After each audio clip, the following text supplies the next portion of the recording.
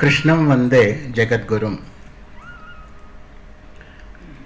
ಭಾರತೀಯ ವಿದ್ಯಾಭವನ ಬೆಂಗಳೂರು ಹಾಗೂ ಇಸ್ಕಾನ್ ಸಂಸ್ಥೆಗಳ ಜಂಟಿ ವತಿಯಿಂದ ನಡೀತಾ ಇರತಕ್ಕಂತಹ 5 ದಿನಗಳ ಭಾಗವತ ಸಂದೇಶ ಸಮ್ಮೇಳನದ 3ನೇ ದಿನದ ಪ್ರಾರಂಭವನ್ನು ಇಂದು ನಾವು ಗಮಕ ವಾಚನದಿಂದ ಮಾಡ್ತಾ ಇದ್ದೀವಿ. ಭಾಗವತದ ಕೆಲವು ಆಯ್ದ ಭಾಗಗಳನ್ನು ಈಗ ನಮಗೆ ಉಣಬಡಿಸ್ತಕ್ಕಂಥವರು ವಿದ್ವಾನ್ ಕೆ ಸುಬ್ರಹ್ಮಣ್ಯ ಹಾಗೂ ಅವರ ತಂಡದವರು. ಸುಬ್ರಹ್ಮಣ್ಯ ಅವರ ಪರಿಚಯ ಈ ರೀತಿಯಾಗಿದೆ. ಅವರ ಸ್ವಂತ ಸ್ಥಳ ಕಡಬ ಗ್ರಾಮ, ತುಮಕೂರು ಜಿಲ್ಲೆ. ವೃತ್ತಿಪರರಾಗಿ ಅವರು ಬೆಂಗಳೂರಿನಲ್ಲಿ ನೆಲೆಸಿದ್ದಾರೆ. ವಿಜ್ಞಾನ ಪದವೀಧರರು, ಸ್ನಾತಕೋತ್ತರ ತಾಂತ್ರಿಕ ಡಿಪ್ಲೊಮಾ ಬೆಂಗಳೂರು ವಿಶ್ವವಿದ್ಯಾಲಯ, ಟಾಟಾ ವಿಜ್ಞಾನ ಸಂಸ್ಥೆ ಮತ್ತು ಸರ್ CV ರಾಮನ್ ಸಂಶೋಧನಾ ಸಂಸ್ಥೆಯಲ್ಲಿ ತಾಂತ್ರಿಕ ವಿಭಾಗದಲ್ಲಿ 47 ವರ್ಷಗಳ ಸುದೀರ್ಘ ಸೇವೆಯ ನಂತರ ನಿವೃತ್ತಿ ಜೀವನ. ವಿಶ್ರಾಂತಿ ಜೀವನದಲ್ಲಿ ಬೆಂಗಳೂರು ಕರ್ನಾಟಕ ಸಂಸ್ಕೃತ ವಿಶ್ವವಿದ್ಯಾಲಯದಲ್ಲಿ ಅಪರೂಪವಾದಂತಹ ಸಾಮವೇದದ ಅಧ್ಯಯನ. 2015ರ ಸ್ನಾತಕೋತ್ತರ ಪದವಿಯಲ್ಲಿ ಚಿನ್ನದ ಪದಕ ಅವರಿಗೆ ಲಭಿಸಿದೆ. ನಂತರ ಸಾಮವೇದದ ಮತ್ತೊಂದು ವಿಭಾಗ ಲಕ್ಷಣ ಸ್ನಾತಕೋತ್ತರ ಅಧ್ಯಯನ ಮುಗಿಸಿ ಸದ್ಯದಲ್ಲೇ ಫಲಿತಾಂಶ ಹೊರಬರಲಿದೆ. ವಿದ್ಯಾರ್ಥಿ ಜೀವನದಿಂದಲೇ ಸಂಗೀತಾಭ್ಯಾಸ, ಸೀನಿಯರ್ ಪರೀಕ್ಷೆ, ಗಮಕ ಕಲೆಯ ಹವ್ಯಾಸಕ್ಕೆ ತೊಡಗಿಸಿಕೊಂಡು ಕನ್ನಡ ಸಾಹಿತ್ಯ ಪರಿಷತ್ತು ನಡೆಸುತ್ತಿದ್ದ ಗಮಕ ಪರೀಕ್ಷೆಯಲ್ಲಿ ಯಶಸ್ವಿ ತೇರ್ಗಡೆ. ಗಮಕ ಕಲೆಯ ಅನೇಕ ಗುರುಗಳ ಹತ್ತಿರ ಅವರು ಅಭ್ಯಾಸವನ್ನು ಮಾಡಿದ್ದಾರೆ. ಗಮಕ ತರಗತಿಗಳು, ಶಿಕ್ಷಕರಿಗೆ ವಿದ್ಯಾರ್ಥಿಗಳ ಕಾರ್ಯಾಗಾರ, ಗಮಕ ಪ್ರಚಾರದಲ್ಲಿ ಕರ್ನಾಟಕದ ಹಲವೆಡೆ ಪಾಲ್ಗೊಂಡಿದ್ದಾರೆ. ಸಂಘ ಸಂಸ್ಥೆಗಳಲ್ಲಿ ಬೆಳಗಾಂ ವಿಶ್ವ ಕನ್ನಡ ಸಮ್ಮೇಳನ, ಆಕಾಶವಾಣಿ ಗಮಕ ಹಬ್ಬ ಮತ್ತು ಇನ್ನಿತರ ಗಮಕ ಕಾರ್ಯಗಳನ್ನು ಅವರು ನಡೆಸ್ಕೊಂಡು ಬಂದಿದ್ದಾರೆ. ಮಲ್ಲೇಶ್ವರಂ ಗಾಂಧಿ ಸಾಹಿತ್ಯ ಸಂಘ, ಕರ್ನಾಟಕ ಗಮಕ ಪರಿಷತ್ತು, ಹಿರಿಯ ನಾಗರಿಕರ ವೇದಿಕೆ ಮುಂತಾದ ಸಂಘ ಸಂಸ್ಥೆಗಳಲ್ಲಿ ಸಾರ್ಥಕ ಸೇವೆ ಸಲ್ಲಿಸಿದ್ದಾರೆ. ಅಂತಹ ಹಿರಿಯ ಗಮಕ ವಿದ್ವಾಂಸರು ಇಂದು ನಮ್ಮೊಡನೆ ಇರತಕ್ಕಂತಹದ್ದು ನಮ್ಮ ಸೌಭಾಗ್ಯ. ಈ ಲುಪ್ತಪ್ರಾಯವಾಗಿರ್ತಕ್ಕಂತಹ ಗಮಕ ಕಲೆಯನ್ನು ತಮ್ಮೊಂದಿಗೆ ಅದು ಪರಿಸಮಾಪ್ತಿ ಆಗಬಾರದು ಅನ್ನೋ ದೃಷ್ಟಿಯಿಂದ ಅವರು ತಮ್ಮ ಮಗಳು ಹಾಗೂ ಮೊಮ್ಮಗಳನ್ನು ಕೂಡ ಈ ಕಲೆಯಲ್ಲಿ ತರಬೇತಿಗೊಳಿಸಿದ್ದಾರೆ. ಅವರೂ ಕೂಡ ಇವತ್ತು ನಮ್ಮ ಮುಂದೆ ಇರತಕ್ಕಂಥದ್ದು ನಮ್ಮ ಸೌಭಾಗ್ಯ. ಕೆ ಸುಬ್ರಹ್ಮಣ್ಯ ಅವರಿಗೆ ಶ್ರೀಮತಿ ಜ್ಯೋತ್ಸ್ನಾ ಮಂಜುನಾಥ್ ಮಗಳು ಪಿಟೀಲ್ ಸಹಕಾರ ನೀಡಲಿದ್ದಾರೆ. ಹಾಗೆ ಅವರ ಮೊಮ್ಮಗಳು ಕುಮಾರಿ ಸುರಭಿ ಭಾರದ್ವಾಜ್ ಅವರು ಕೂಡ ತಮ್ಮೊಡನೆ ಸಹಕರಿಸ್ತಾ ಇದ್ದಾರೆ. ಈ ಎಲ್ಲ ಗಮಕ ವಿದ್ವಾಂಸರಿಗೂ ಕೂಡ ಭಾರತೀಯ ವಿದ್ಯಾಭವನ ಬೆಂಗಳೂರು ಹಾಗೂ ಇಸ್ಕಾನ್ ಸಂಸ್ಥೆಗಳಿಂದ ಹೃತ್ಪೂರ್ವಕವಾಗಿರ್ತಕ್ಕಂತಹ ಸ್ವಾಗತ. ಎಲ್ಲರಿಗೂ ನಮಸ್ಕಾರ.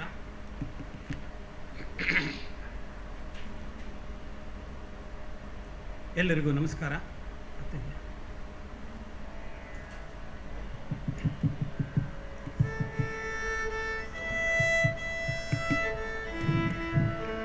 ಎಲ್ಲರಿಗೂ ನಮಸ್ಕಾರ. ಈ ದಿವಸ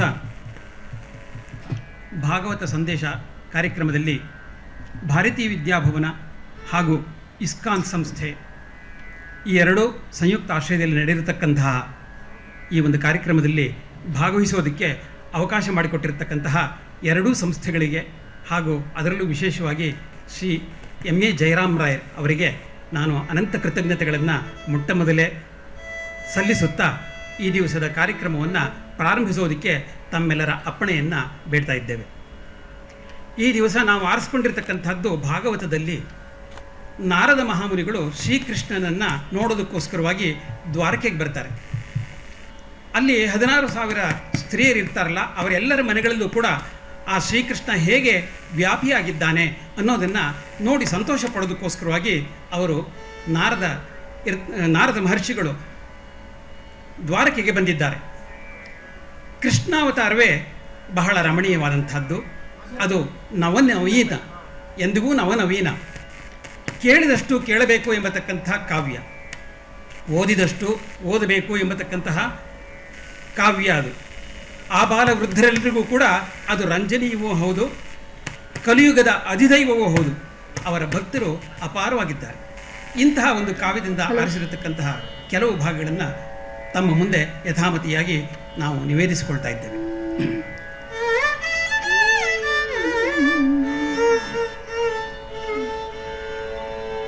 ಶ್ರೀವರನು ಶಾಶ್ವತನು ಅಖಿಲ ವೇದಾವಳಿ ಸಂಸ್ತುತ್ಯನೋ ಅಮಿತ ಗುಣಾವಲಂಬನನು ಅಂಬುಜೋದ್ಭವ ಮುಖ್ಯ ಸುರವಂದ್ಯ ದೇವದೇವನು ಅಶೇಷಧರಣಿ ದೇವ ಗೋದ್ವಿಜ ರಕ್ಷಣಾರ್ಥ ಕೃತಾವತಾರನೋ ಮಾಳ್ಕೆ ಯೋಗಕ್ಷೇಮವನು ನಮಗೆ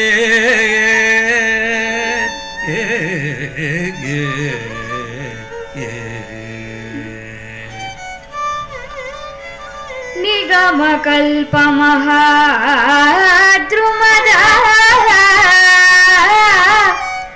ಶಾಖೆಗಳ ತುದಿಯಲ್ಲಿ ತೋರ್ಪ ಪರರಿಗೆ ಬಗೆಯಬಾರದ ಪರಮ ತತ್ವ ರಸಾಯನವ ಸೊಗೈಸುವ ಭಾಗವತ ಬಲವನು ಜಗಕ್ಕೆ ದಯೆಯಿಂದಿತ್ತ ಕರುಣಾಳುಗಳ ದೇವನು ಶುಕನು ಮಾಲ್ಕೆ ಶುಭೋದಯವ ನಮಗೆ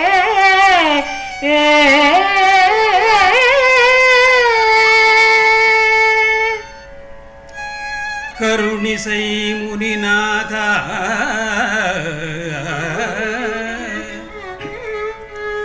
ಕಲಿಮಲಹರವೆನಿಪ ಕೃಷ್ಣನ ಸುಮಂಗಳ ಚರಿತವನು ಕರುಣಿಸೈ ಮುನಿನಾಥ ಷೋಡಶ ಸಹಸ್ರವಧೂ ಕದಂಬವನು ನೆರೆದು ಪಟ್ಟದ ರಾಣಿಯರೆಲ್ಲರಿಗೆ ತುಷ್ಟಿಯ ನಿಂತು ಹೇಳಾಚರಿಸಿದನೋ ನರವೇಷದಿಂದ ಪಟ್ಟದ ರಾಣಿಯರೆಲ್ಲರಿಗೆ ತುಷ್ಟಿಯ ನಿಂತುಗಾಚರಿಸಿದನೋ ಎಂದನ ಮುನಿಪ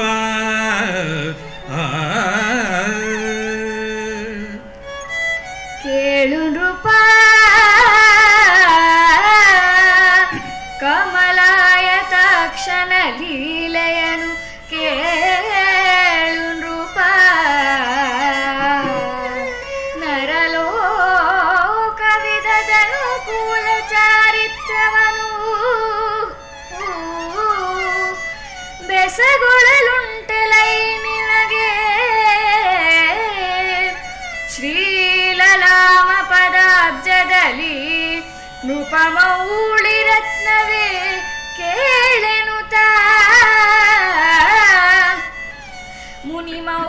ಮುನಿಮೌಳಿ ಮಂಡಿತ ಚರಣಗೆ ಅಭಿವರ್ಣಿಸಿದ ನರಸಂಗೆ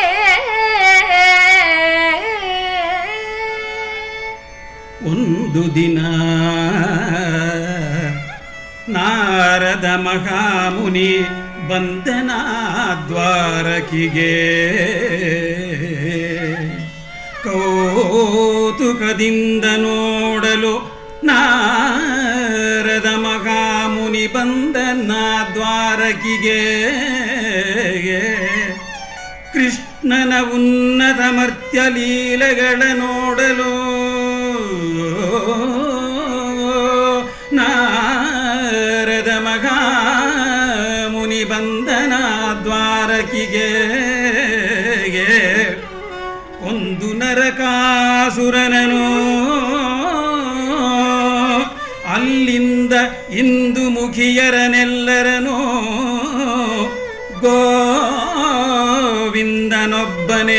ಮದುವೆಯಾದ ವಾರ್ತೆಯನ್ನು ಕೇಳಿ ಕೌತುಕದಿಂದ ನೋಡಲು ನಾರದ ಮಹಾಮುನಿ ಬಂದನ ದ್ವಾರಕೆಗೆ.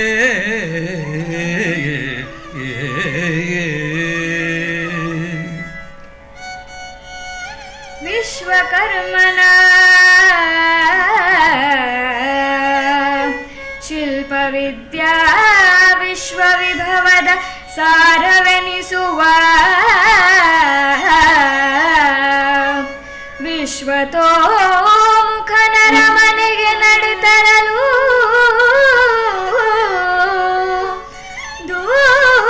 ದೂರದಲ್ಲಿ ವಿಶ್ವವಂದ್ಯನ ಬರವ ಕಾಣುತ್ತಾ ವಿಶ್ವಪತಿ ವಂದಿತನು ಮುದದಲ್ಲಿ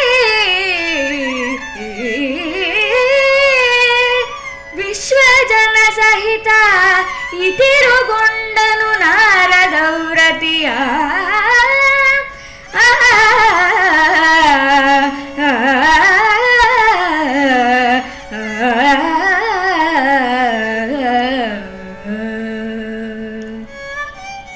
ಇಳಿದು ಸಿರಿಮಂಚವನೋ ಮುನಿಪದ ಜಲರುಹಕ್ಕೆ ತಲೆವಾಗಿ, ಇಳಿದು ಸಿರಿಮಂಚವನು ಕೃಷ್ಣನೋ ನಾರದ ಮುನಿಪದ ಜಲರುಹಕ್ಕೆ ತಲೆವಾಗಿ, ಕೈ ಮುಗಿದು ಅಲಘುಮತಿಯನ್ನು ಕುಳ್ಳಿರಿಸಿ ಪರ್ಯಂಕ ಮಧ್ಯದಲ್ಲಿ ನಾರದ ಮಹಾಮುನಿಯನು ಪರ್ಯಂಕ ಮಧ್ಯದಲ್ಲಿ ಕುಳ್ಳಿರಿಸಿ ತೊಳೆದು ಮುನಿ ಚರಣಗಳನ್ನು ತಜ್ಜಲವನಾಂತನೋ ಮಕುಟ ಮಧ್ಯದಲ್ಲಿ ಒಲವದೆಂತುಟೋ ಭಕುತರಲಿ ಭೂಪಾಲ ಕೇಳೆಂದ.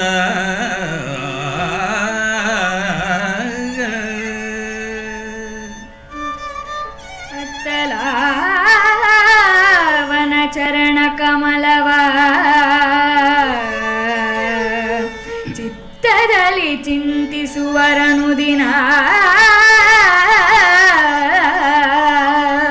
ಕೃತ್ತಿವಾಸ ವಿರಿಂಚಿ ಮುಖ್ಯ ಮರರು ಮುನಿವರರು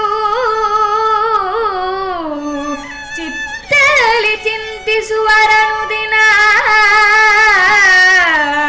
ಕೃತ್ತಿವಾಸ ವಿರಿಂಚಿ ಮುಖ್ಯ ಮರರು ಮುನಿವರರು ಇತ್ತಲ ಪರದೈವವೆರಗಿದುದು ಉತ್ತಮನ ಪದಕ್ಕೆ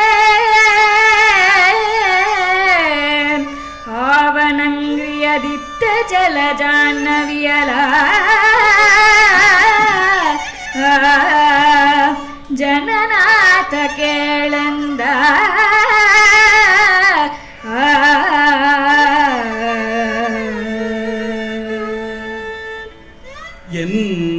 ಎಂದನವನತನಾಗುತ್ತ ಕೃಷ್ಣನು ಅವನತನಾಗುತ್ತ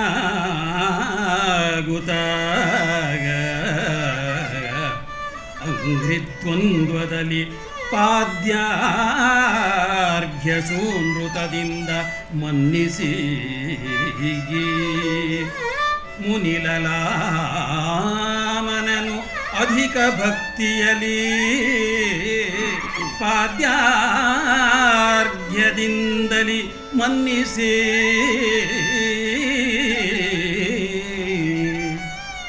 ಇಂದು ವಿಜಯಂಗೈದಿರಿತ್ತಲೋ ವಂದ್ಯ ಚರಣರು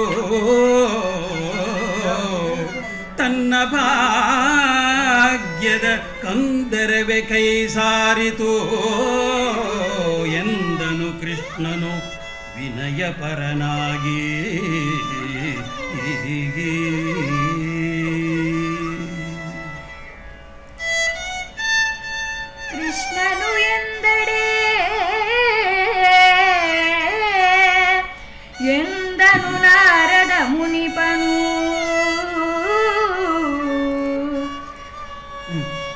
ಅಚ್ಯುತನಂದನವನು ನಡೆ ನೋಡಿ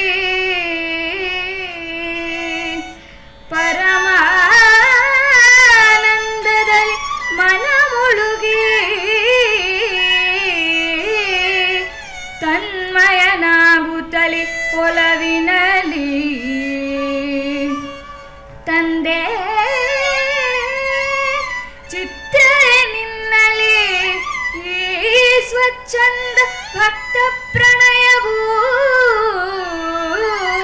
ಚಿತ್ರ ನಿನ್ನಲಿ ಈ ಸ್ವಚ್ಛಂದ ಭಕ್ತ ಪ್ರಣಯವೂ ಎಲೆಗೋವಿಂದ ಭುವನಾಧಾರ ಮೂರ್ತಿಯಲಿ ಅಮಳ ಕೀರ್ತಿಯಲಿ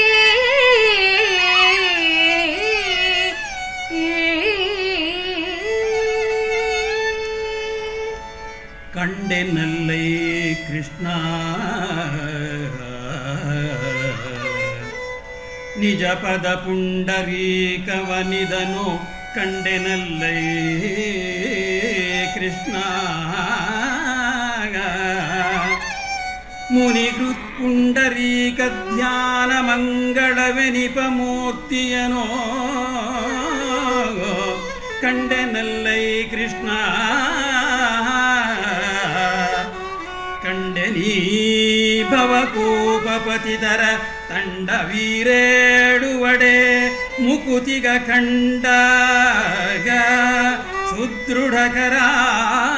ಸುದೃಢಕರಾವಲಂಬನವೋ ಎಂದನ ಮುನಿಪ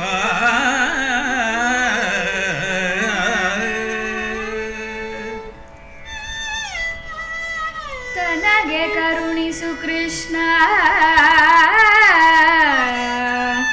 ನಿಜ ಪದವನ ಜಬಕುತಿಯ ನೆನುತ ಕರುಣಾವನದಿಯನು ಬೀಳ್ಕೊಂಡು ಸುಮ್ಮನೆ ಬರುತ್ತಾ ಮತ್ತೊಂದು ಮನೆಗೆ ಕಂಡನದರುಳು ಧನುಜಹರನನು ನೆತ್ತವನು ನಿಜ ವನಿತೆಯೊಡನಾಡುತ್ತ ಕುಳ್ಳಿರಲು ಉತ್ತವನೆ ಮಲಗಿ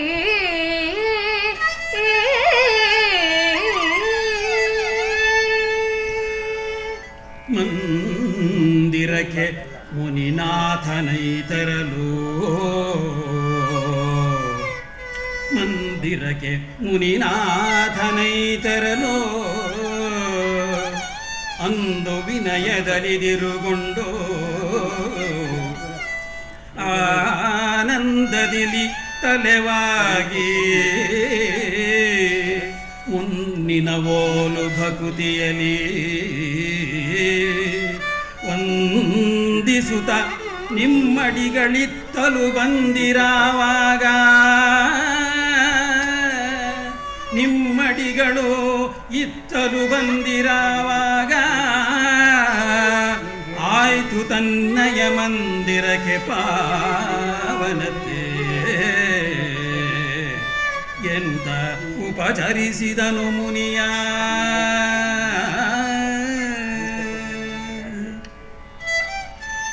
ಎಂದಳೇ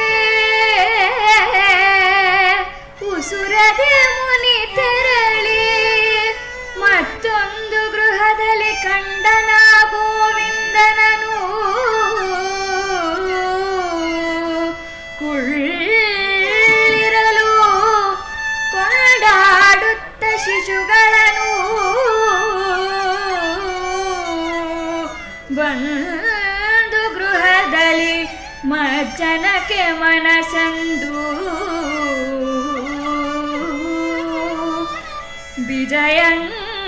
ವಿಜಯಂಗೈವುದನು ಮತ್ತೊಂದು ಗೃಹದಲ್ಲಿ ಹೋಮವನು ಮಾಡುತ್ತಿರಲು ನಾರದನು ಕಂಡ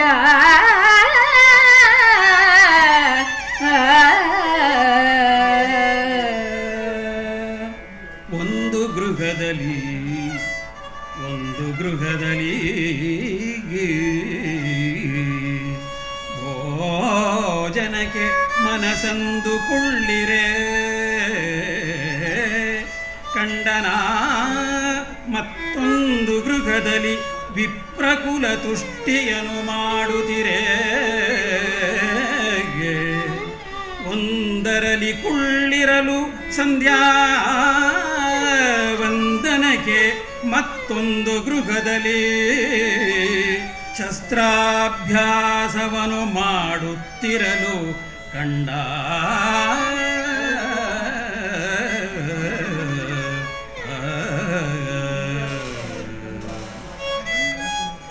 ಒಂದು ಭವನದಲ್ಲಿ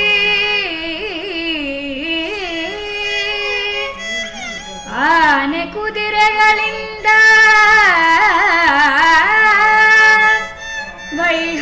ವೈಹಾಳಿಯನು ಮಾಡ್ಪುದನು ಒಂದು ಭವನದಲ್ಲಿರಲು ಸಿರಿ ಮಂಚದಲ್ಲಿ ಸತಿ ಸಹಿತ ವಂದಿಗಳ ಕೈವಾರವನು ಮತ್ತೊಂದರಲ್ಲಿ ಚಿತ್ತವಿಸುತ್ತಿಹುದನು ಮುಂದೆ ನೋಡುತ್ತನಗುತ್ತ ನಡೆತರುತ್ತಿರ್ದನ ಮುನಿಪ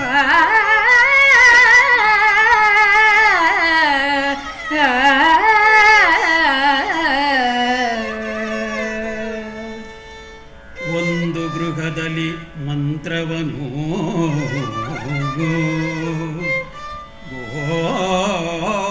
ಗೋವಿಂದನುದ್ಧವನೆ ಮಾಡ್ಪುದನು ಒಂದು ಗೃಹದಲ್ಲಿ ಮಂತ್ರವನು ಗೋವಿಂದನುದ್ಧವನೊಡನೆ ಮಾಡ್ಪುದನು ಒಂದರಲಿ ಜಲ ಕೇಳಿಯೊಳಗೆ ಸೆದಿರಲು ಸತಿಯರಲಿ ಒಂದು ಗೃಹದಲ್ಲಿ ಅಲಂಕರಿಸಿ ಗೋವೃಂದವನು ವಿಪ್ರರಿಗೆ ಕೊಡುವುದನು ಒಂದು ಗೃಹದಲ್ಲಿ ಹಾಸ್ಯರಸದೊಳಗಿರಲು ಮುನಿಕಂಡ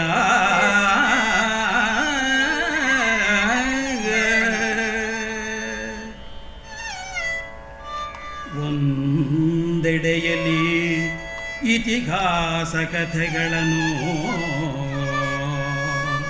ಅಂದು ಕೇಳುತ್ತ ಇತಿಹಾಸ ಕಥೆಗಳನ್ನು ಒಂದೆಡೆಯಲ್ಲಿ ಕೇಳುದ ಪುಣ್ಯಚರಿತವನು ಮತ್ತೊಂದೆಡೆಯಲ್ಲಿ ಕೇಳುದ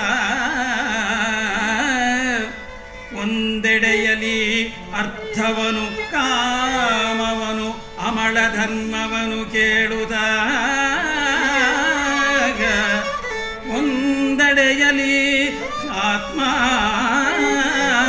ಆತ್ಮಾಶ್ರಿತರಿಗೆ ಆನಂದವನು ಮಾಡುತ್ತಲಿರೆ ಕಂಡ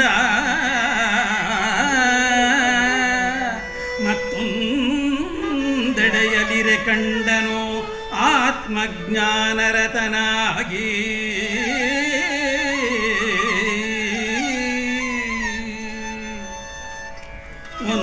ಒಂದೆಡೆಯಲಿರೆ ಕಂಡನು ಆ ನಿಜನಂದನರ ಗುರು ಸೇವೆಯಲಿರುವುದನು ಕಂಡನು ಮತ್ತೊಂದೆಡೆಯಲಿರೆ ಸಂಧಿಯಲಿ ವಿಗ್ರಹವನನ್ಯರಲಿ ಕಂಡನೋ ಒಂದೆಡೆಯಲಿ ಉತ್ಸಾಹಿಸುತ್ತ ನಿಜನಂದನ ವೈವಾಹಿಕವ ಕಂಡನೋ ಮತ್ತೊಂದೆಡೆಯ ಕನ್ಯಾವಿವಾಹವ ಕಂಡನ ಮುನಿಪ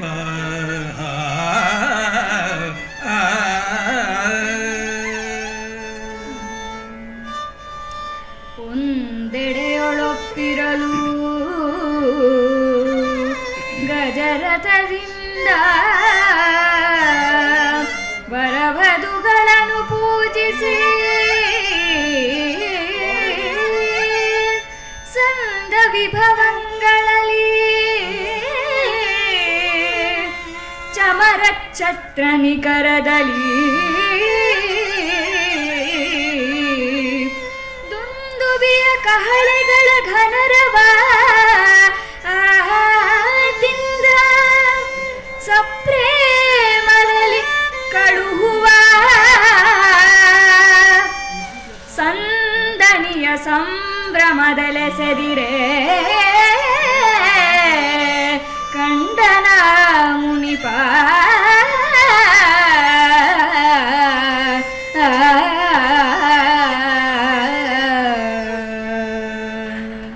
ಅರಿಯದಂತಿರೆ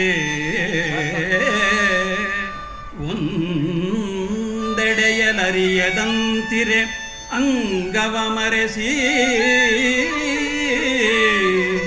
ನಗರ ಪರೀಕ್ಷೆಯಲ್ಲಿ ಸಂಚರಿಸುತ್ತಿರಲು ಒಬ್ಬನ ಗೃಹಾಂತರಂಗದಲ್ಲಿ ಗುಪಿತದಲ್ಲಿ ಇರಲು ಕಂಡನ ಶೇಷ ಮಾಯೇಶ್ವರನ ಅಖಂಡ ಮಾಯೇಶ್ವರನ ಕಂಡನೋ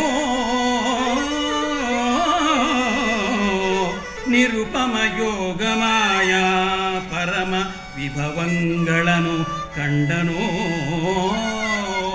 ವಿಸ್ಮಿತನಾಗುತ್ತಾ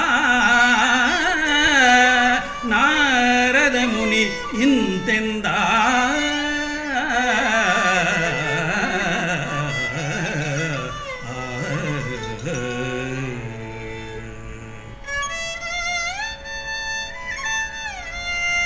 ಮರಸಲೇತಕ್ಕೆ ನಿಜವನಿದನು ಆರರಿಯಲರಿವರು ಕೃಷ್ಣ ನಿನ್ನಯ ನಿರುಗಿಯನು ಆರರಿಯಲರಿವರು ಕೃಷ್ಣ ನಿನ್ನಯ ನಿರುಗಿಯನು ನಿಗಮೌಗವೆತ್ತಲು ಯೋಗಿ ಮನದೊಡನೆ ಹರಸಿ ಕಾಣವು ಯೋಗ ಮಾಯನು ಅರಿಯಲು ಈ ಲೋಕಕ್ಕೆ ಹಿತವನು ಮೆರೆವ ಈ ಲೋಕಕ್ಕೆ ಹಿತವನು ಮೆರೆವ ನಿಜ ಲೀಲಾ ವಿಧಾನವನು ಅರಿವರಾರೆಂದ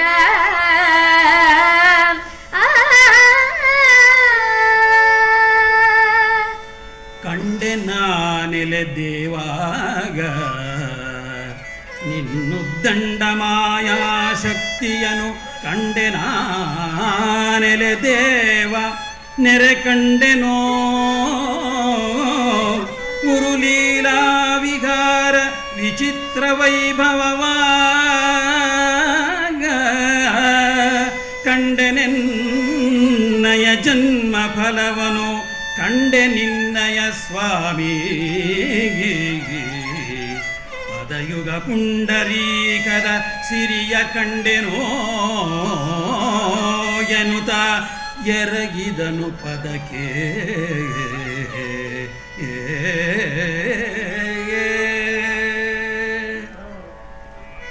ಎತ್ತಿದನು ನಸುನಗುತ್ತಾ ಮುನಿಪದ ಮಸ್ತಕವನು ಎತ್ತಿದನು ನಸುನಗುತ್ತಾ ಏಳೆನುತ ಎತ್ತಿದನು ಮುನಿಪನ ಮಸ್ತಕವನೋ ತರ್ಕೈಸುತ್ತ ಭಕುತಿಯ ದೊರೆಯನು ಅಧಿಕ ಮನೋನುರಾಗದಲ್ಲಿ ಕರ್ತೃವಾಣಿ ಜಗಕ್ಕೆ ಧರ್ಮದ ಕರ್ತೃವಾನೆಲೆ ಮುನಿಪಾಗ ತತ್ಪದ ಭೋಕ್ತೃವಾನು ಇದಕ್ಕೆ ವಿಸ್ಮಯವೆಂದನ ಸುರಾರಿ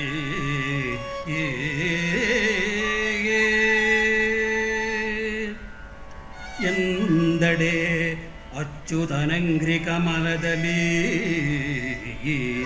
ದ್ವಂದ್ವದಲ್ಲಿ ತಲೆವಾಗಿ ಪರಮಾನಂದದಲ್ಲಿ ಮುಳುಗಿ ಕರುಣಿಸೋ ಕೃಷ್ಣ ಕರುಣಿಸೋ ನಿಜ ಪದದ ಕುಂದದ ಚಲಿತ ಭಕ್ತಿಯನ್ನು ಕರುಣಿಸೋ ಕೃಷ್ಣ ತನಗಿಂದು ಕರುಣಿಸೋ ದೇವರ ಕೀರ್ತಿಯನು ಸುರವೃಂದದಲ್ಲಿ ವಿಸ್ತರಿಸುವೆನು ತಾನೆನುತ ಬೀಳ್ಕೊಂಡ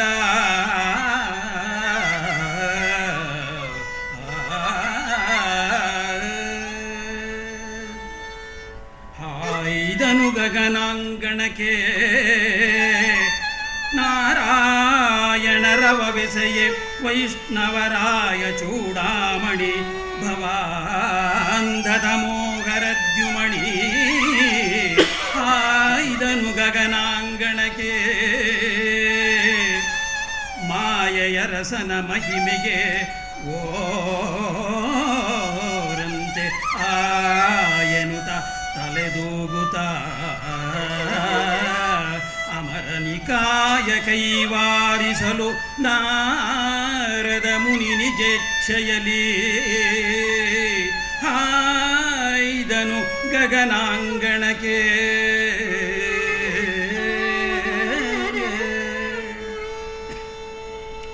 ಅರಸ ಕೇಳಿಂತೋ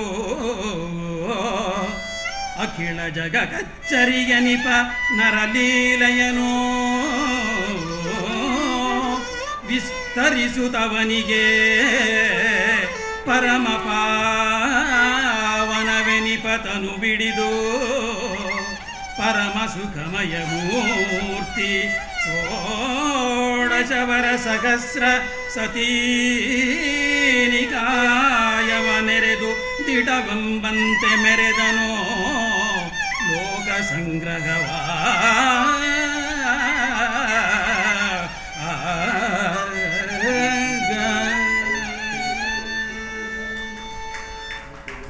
ಮಾನ್ಯರೇ, ಈ ಒಂದು ಅವಕಾಶ ನೀಡೋದಕ್ಕೋಸ್ಕರವಾಗಿ ಭಾರತೀಯ ವಿದ್ಯಾಭವನದ ಆಡಳಿತ ವರ್ಗದವರಿಗೂ ಇಸ್ಕಾನ್ ವರ್ಗದವರಿಗೂ ಶಾಂತಚಿತ್ತರಾಗಿ ಕೇಳಿದ ತಮ್ಮೆಲ್ಲರಿಗೂ ಕೂಡ ವಂದನೆಯನ್ನು ಅರ್ಪಿಸಿ ನಮ್ಮ ಕಾರ್ಯಕ್ರಮವನ್ನು ಮುಕ್ತಾಯ ಮಾಡ್ತಾ ಇದ್ದೇವೆ. ಎಲ್ಲರಿಗೂ ನಮಸ್ಕಾರ. ಇಲ್ಲಿಯವರೆಗೂ ಕೂಡ ಶ್ರೀಮದ್ ಭಾಗವತದ ಒಂದು ಮುಖ್ಯ ಘಟ್ಟವಾಗಿರತಕ್ಕಂತಹ ಪ್ರಸಂಗವನ್ನು ನಮ್ಮ ಮುಂದೆ ಸುಶ್ರಾವ್ಯವಾಗಿ ಗಮಕ ರೂಪದಲ್ಲಿ ನಡೆಸಿಕೊಟ್ಟಂತಹ ವಿದ್ವಾನ್ ಕಡಬ ಸುಬ್ರಹ್ಮಣ್ಯ ಹಾಗೂ ಮಿಕ್ಕ ಕಲಾವಿದರು ಅಂತ ನಾನು ಹೇಳೋದಿಲ್ಲ. ಯಾಕೆ ಅಂತ ಹೇಳಿದ್ರೆ ಅದು ಇಟ್ಸ್ ಅ ಫ್ಯಾಮಿಲಿ ಆಫ್ ಕಲಾವಿದಾಸ್. ಅವರ ಮಗಳು ಅವರ ಮೊಮ್ಮಗಳು ಜೊತೆಯಲ್ಲಿ ಅವ್ರು ನಡೆಸ್ಕೊಟ್ಟಿರೋದು ನಶಿಸಿ ಹೋಗ್ತಾ ಇರ್ತಕ್ಕಂಥ ಗಮಕ ಕಲೆಯಲ್ಲಿ ತಮ್ಮ ಜೊತೆ ಅದು ಹೋಗಬಾರ್ದು ಅನ್ನೋ ದೃಷ್ಟಿಯಿಂದ ಮಗಳಿಗೆ ಮತ್ತು ಮೊಮ್ಮಗಳಿಗೂ ಕೂಡ ಅದನ್ನು ಪಾಠ ಹೇಳಿ ಮುಂದುವರಿಸ್ತಾ ಇರತಕ್ಕಂಥ ಮಹನೀಯರು ಸುಬ್ರಹ್ಮಣ್ಯ ಅವರು ನಿಜಕ್ಕೂ ಕೂಡ ಅಭಿನಂದನಾರ್ಹರು. ಈಗ ಅವರಿಗೆ ಗೌರವ ಸಮರ್ಪಣೆ ಸನ್ಮಾನ್ಯ ಶ್ರೀ ಪತ್ಯಶ್ರೀಧರ ಅವರು ದಯಮಾಡಿ ವೇದಿಕೆಗೆ ಬಂದು ಎಲ್ಲ ಕಲಾವಿದರಿಗೂ ಕೂಡ ಗೌರವ ಸಮರ್ಪಣೆ ನಡೆಸಬೇಕು ಅಂತ ಭಾರತೀಯ ವಿದ್ಯಾಭವನ ಹಾಗೂ ಇಸ್ಕಾನ್ ಪರವಾಗಿ ನಾನು ಪ್ರಾರ್ಥಿಸ್ತಾ ಇದ್ದೀನಿ.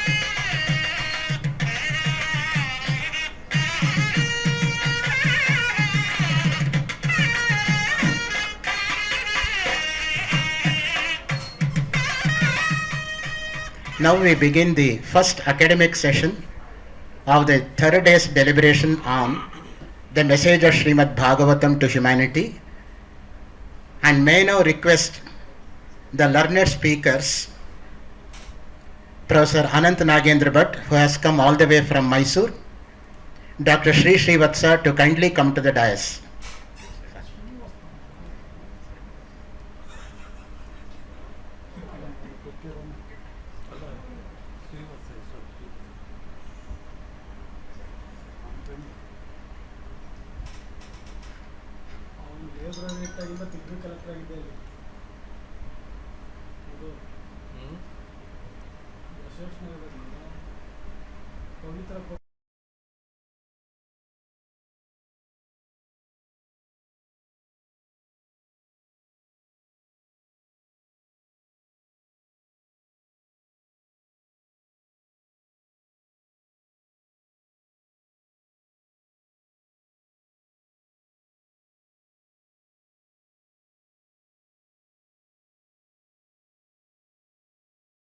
Sir Anant Nagendra Bhatt. He has the distinction of both a traditional degree as well as a modern degree. He has done Vidwan course in Advaita Vedanta from Maharaja Sanskrit College, Mysore. He is an MA first class first rank in Sanskrit from Mysore University. His PhD dissertation was a Rasa theory of later Alankarikas. And incidentally, he will be speaking on Rasa in Bhagavata today. That's the relevance. His entire thesis itself is on Rasa. Therefore, who can shed a better light on Rasa than Professor Bhatt? Therefore, he is here very aptly, and he has been kind enough to accept our invitation. Rasa theory of the later Alankarikas, that was his PhD dissertation. And he has also the degree of Agama Pravina. He knows the Agamas. Agatam Shivavaktrebhyah Gatancha Girijamukhe Matitam Vasudevena Tasmat Agama Uchyate. That's the definition of Agama. He is also an Agama Pravina. He is working for more than 2 decades at Postgraduate Department of Studies in Sanskrit, University of Mysore. He has got 10 books and 45 research articles being published in learned journals. He has been a very successful guide for PhD students. 6 of his students have got PhD under his able guidance. 5 of the other scholars are working under him right now. And many have received MPhil degrees under his able guidance. He has attended many national and international seminars. In fact, he presented a paper in the same auditorium when we conducted a seminar on Upanishads. And again he is here with us. He has been on the examination board of number of universities. Very recently, he has chaired the board of studies meeting at Tumkur University. Just 5 days ago, he was Shravanabelugola, again participating in a very learned conference on Jainism. He is a very busy person, and in spite of his busy schedule, he is with us this morning, having come all the way from Mysore. With these few words, I request Professor Anant Nagendra Bhatt to take over and give his paper on Rasa theory according to Srimad Bhagavatam. Over to Professor Bhatt.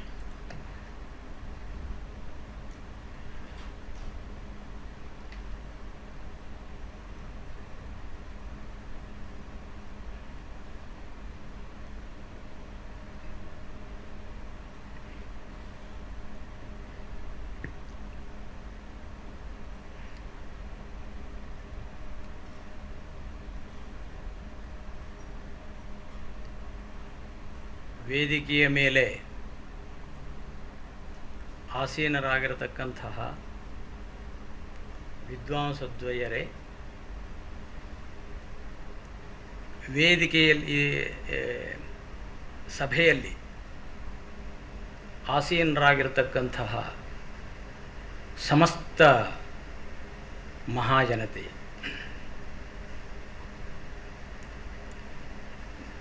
ಭಾಗವತದಲ್ಲಿ ರಸ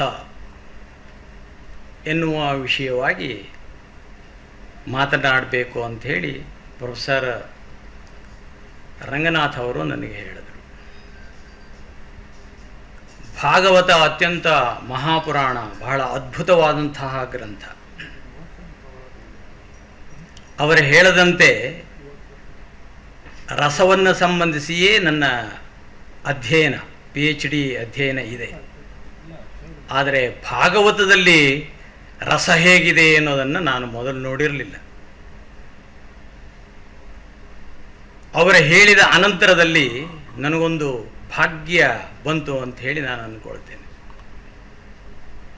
18,000 ಶ್ಲೋಕವನ್ನು ಹೊಂದಿರತಕ್ಕಂತಹ ಮಹಾಭಾಗವತ ಎಲ್ಲಿ ನೋಡಿದರೂ ರಸಮಯ, ಎಲ್ಲಿ ನೋಡಿದರೂ ರಸಮಯ. ಪ್ರತಿಯೊಂದು ಶ್ಲೋಕವೂ ಸಹ ರಸವತ್ತಾಗಿದೆ. ಅಂತಹ ಮಹಾಪುರಾಣವನ್ನು ಮತ್ತೊಮ್ಮೆ ನೋಡ್ತಕ್ಕಂತಹ ಭಾಗ್ಯವನ್ನು ಕಲ್ಪಿಸಿಕೊಟ್ಟಂತಹ ಈ ಭಾರತೀಯ ವಿದ್ಯಾಭವನ, ಹಾಗೆ ನಮಗೆಲ್ಲರಿಗೂ ಇಲ್ಲಿ ಕೂತು ವ್ಯವಸ್ಥಿತವಾಗಿ ನೋಡಿ ಕೇಳಲಿಕ್ಕೆ ಅವಕಾಶವನ್ನು ಮಾಡಿಕೊಟ್ಟಿರ್ತಕ್ಕಂತಹ ಈ ಇಸ್ಕಾನ್ ಸಂಸ್ಥೆಗೂ ಸಹ ಪ್ರಪ್ರಥಮವಾಗಿ ನಾನು ವಂದಿಸಿ ಧನ್ಯವಾದವನ್ನು ಹೇಳಿ ಒಂದೆರಡು ಮಾತುಗಳನ್ನು ಹೇಳ್ತೇನೆ. ನಮಗೆ ಏನು ಬೇಕು, ನಮ್ಮ ಉದ್ದೇಶ ಏನು? ನಮಗೆ ಬೇಕಾಗಿರತಕ್ಕಂತಹದ್ದೇ ಆನಂದ. ಪ್ರತಿಯೊಬ್ಬರು ನಮ್ಮ ಜೀವನದ ಉದ್ದೇಶವೇ ಆನಂದ. ನಾವು ಎಲ್ಲರೂ ಸಹ ಆನಂದಕ್ಕೋಸ್ಕರವಾಗಿಯೇ, ಸುಖಕ್ಕೋಸ್ಕರವಾಗಿಯೇ ಪ್ರಯತ್ನ ಪಡ್ತಾ ಇದ್ದೇವೆ. ನಾವು ಸುಖಕ್ಕೋಸ್ಕರವಾಗಿಯೇ ದುಡಿತಾ ಇದ್ದೇವೆ. ಆನಂದಕ್ಕೋಸ್ಕರವಾಗಿಯೇ ಪ್ರತಿಯೊಂದು ಕಾರ್ಯವೂ ಸಹ ನಮ್ಮದಿದೆ. ಇಂತಹ ಆನಂದವನ್ನು ನಾವು 3 ಬಗೆಗಳಾಗಿ ಕಾಣಬಹುದು. ಒಂದು ಲೌಕಿಕವಾದಂತಹ ಆನಂದ, ಮತ್ತೊಂದು ಕಾವ್ಯಾನಂದ, ಮತ್ತೊಂದು ಬ್ರಹ್ಮಾನಂದ. ಹೀಗೆ 3 ಪ್ರಧಾನವಾಗಿ, ಇಷ್ಟೇ ಆನಂದ ಅಂತಲ್ಲ, ಪ್ರಧಾನವಾಗಿ ನಾವು ವಿಭಾಗ ಮಾಡಬಹುದು. ಈ ಲೌಕಿಕ ಆನಂದ ಏನಿದೆ, ಪತ್ನಿ, ಪುತ್ರ, ಮಿತ್ರ ಇತ್ಯಾದಿ ವಸ್ತುವನ್ನು ಆಧರಿಸಿ ಇದೆ.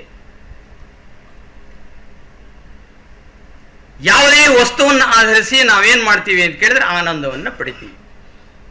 ಅಂತಹ ಆನಂದವನ್ನು ಪಡೆಯೋದಕ್ಕೋಸ್ಕರವಾಗಿ ಅತ್ಯಂತ ಕಷ್ಟಪಡ್ತೀವಿ. ನೋಡಿ, ಅಂದ್ರೆ ಈ ಆನಂದವನ್ನು, ಲೌಕಿಕವಾದಂತಹ ಆನಂದವನ್ನು ಪಡೆಯೋದಕ್ಕೆ ನಮಗೆ ಏನಿದೆ ಅಂತ ಕೇಳಿದ್ರೆ ಕಷ್ಟ ಇದೆ. ಲೌಕಿಕವಾದಂತಹ ಯಾವುದೇ ಆನಂದವನ್ನು ಪಡೆಯೋದಕ್ಕೂ ಸಹ ಕಷ್ಟವಿದೆ. ಹಣವನ್ನು ಸಂಪಾದನೆ ಮಾಡ್ತೀವಿ, ಸಂಪಾದನೆ ಮಾಡಬೇಕಾದ್ರೆ ಕಷ್ಟ. ಅದನ್ನ ರಕ್ಷಣೆ ಮಾಡಬೇಕು, ಅದಕ್ಕೂ ಕಷ್ಟಪಡ್ತೀವಿ. ಯಾರು ಹೊಡ್ಕೊಂಡು ಹೋಗ್ಬೋದು ಅಂತ ಹೇಳಿ ಎಚ್ಚರಿಕೆಯಿಂದ ನೋಡ್ತಾ ಇರ್ತೀವಿ. ಆಮೇಲೆ ಅದನ್ನು ಅನುಭವಿಸಿದ್ರೂ ಸಹ ಕಷ್ಟವೇ. ನಾವು ಸಂಪಾದಿಸತಕ್ಕಂತಹದ್ದನ್ನ ನಾವು ಒಳ್ಳೆಯ, ಉದಾಹರಣೆಗಾಗಿ ಷಡ್ರಸೋಪೇತವಾಗಿರತಕ್ಕಂತಹ ಭೋಜನ ಕಷ್ಟಪಟ್ಟು ಸಂಪಾದನೆ ಮಾಡಿದ್ದೀವಿ, ಕಷ್ಟಪಟ್ಟು ರೆಡಿ ಮಾಡಿದ್ದೀವಿ, ತಯಾರಿ ಮಾಡಿದ್ದೀವಿ. ಅದು ಎಲ್ಲವನ್ನೂ ಹಾಗೆ ನಾವು ತಿಂದುಬಿಟ್ರೆ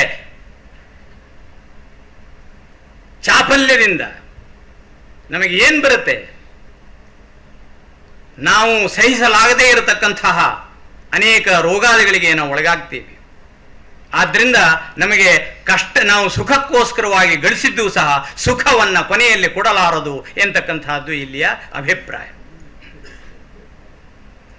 ಅರ್ಥಾತ್ ಲೌಕಿಕವಾದಂತಹ ಯಾವ ಆನಂದ ಇದೆಯೋ ಅದು ಸುಖವನ್ನ ಕೊಡಲಾರದು. ಲೌಕಿಕವಾದಂತಹ ಆನಂದ ಕೊನೆಯಲ್ಲಿ ಸುಖವನ್ನು ಕೊಡಲಾಗದು. ಆಯಿತು, ಸುಖವನ್ನು ಕೊಡದಿದ್ರೂ ಪರವಾಗಿಲ್ಲ, ಅದು ಶಾಶ್ವತವೋ? ಲೌಕಿಕವಾದಂತಹ ಆನಂದ ಅಶಾಶ್ವತ, ಯಾವತ್ತೂ ಸಹ ಶಾಶ್ವತವಾಗಿರತಕ್ಕಂತಹದ್ದು ಅಲ್ಲ. ಎಷ್ಟೇ ಹಣ ಸಂಪಾದನೆಯನ್ನು ಮಾಡಲಿ, ಏನನ್ನೇ ಸಂಪಾದನೆಯನ್ನು ಮಾಡಲಿ, ನಾವು ಬಿಟ್ಟು ಹೋಗಲೇಬೇಕಾಗತ್ತೆ. ಅದು ನಮ್ಮದಲ್ಲ. ಪುನಃ ನಾವು ಪುನರಪಿ ಜನನಂ ಪುನರಪಿ ಮರಣಂ ಪುನರಪಿ ಜನನೀ ಜಠರೇ ಶಯನಂ ಇಹ ಸಂಸಾರೇ ಬಹುದುಸ್ತಾರೆ. ಇದು ಭಗವಂತ ಈಗ ಮಹಾ ವ್ಯಕ್ತಿಗಳು ಹೇಳಿರತಕ್ಕಂಥದ್ದು. ಇದು ಶಂಕರ ಭಗವತ್ಪಾದರಿಂದ ಉಕ್ತವಾಗಿರತಕ್ಕಂಥದ್ದು. ಹಾಗೆ ಅನೇಕ ಎಲ್ಲ ಶ್ರೇಷ್ಠ ಜ್ಞಾನಿಗಳು ಸಹ ಇದನ್ನೇ ಹೇಳಿದ್ದಾರೆ.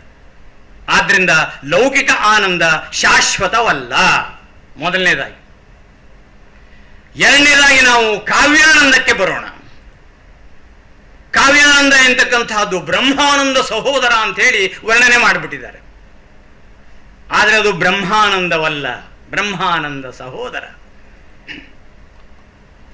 ಬ್ರಹ್ಮಾನಂದ ಸಹೋದರ ಎಂದಾಗ ಅದು ಬ್ರಹ್ಮಾನಂದವಲ್ಲ ಎಂತಕ್ಕಂತಹದ್ದು ಅಲ್ಲಿ ನಮಗೆ ಸೂಚ್ಯವಾಗಿ ಹೇಳದಂತೆ ಆಯಿತು.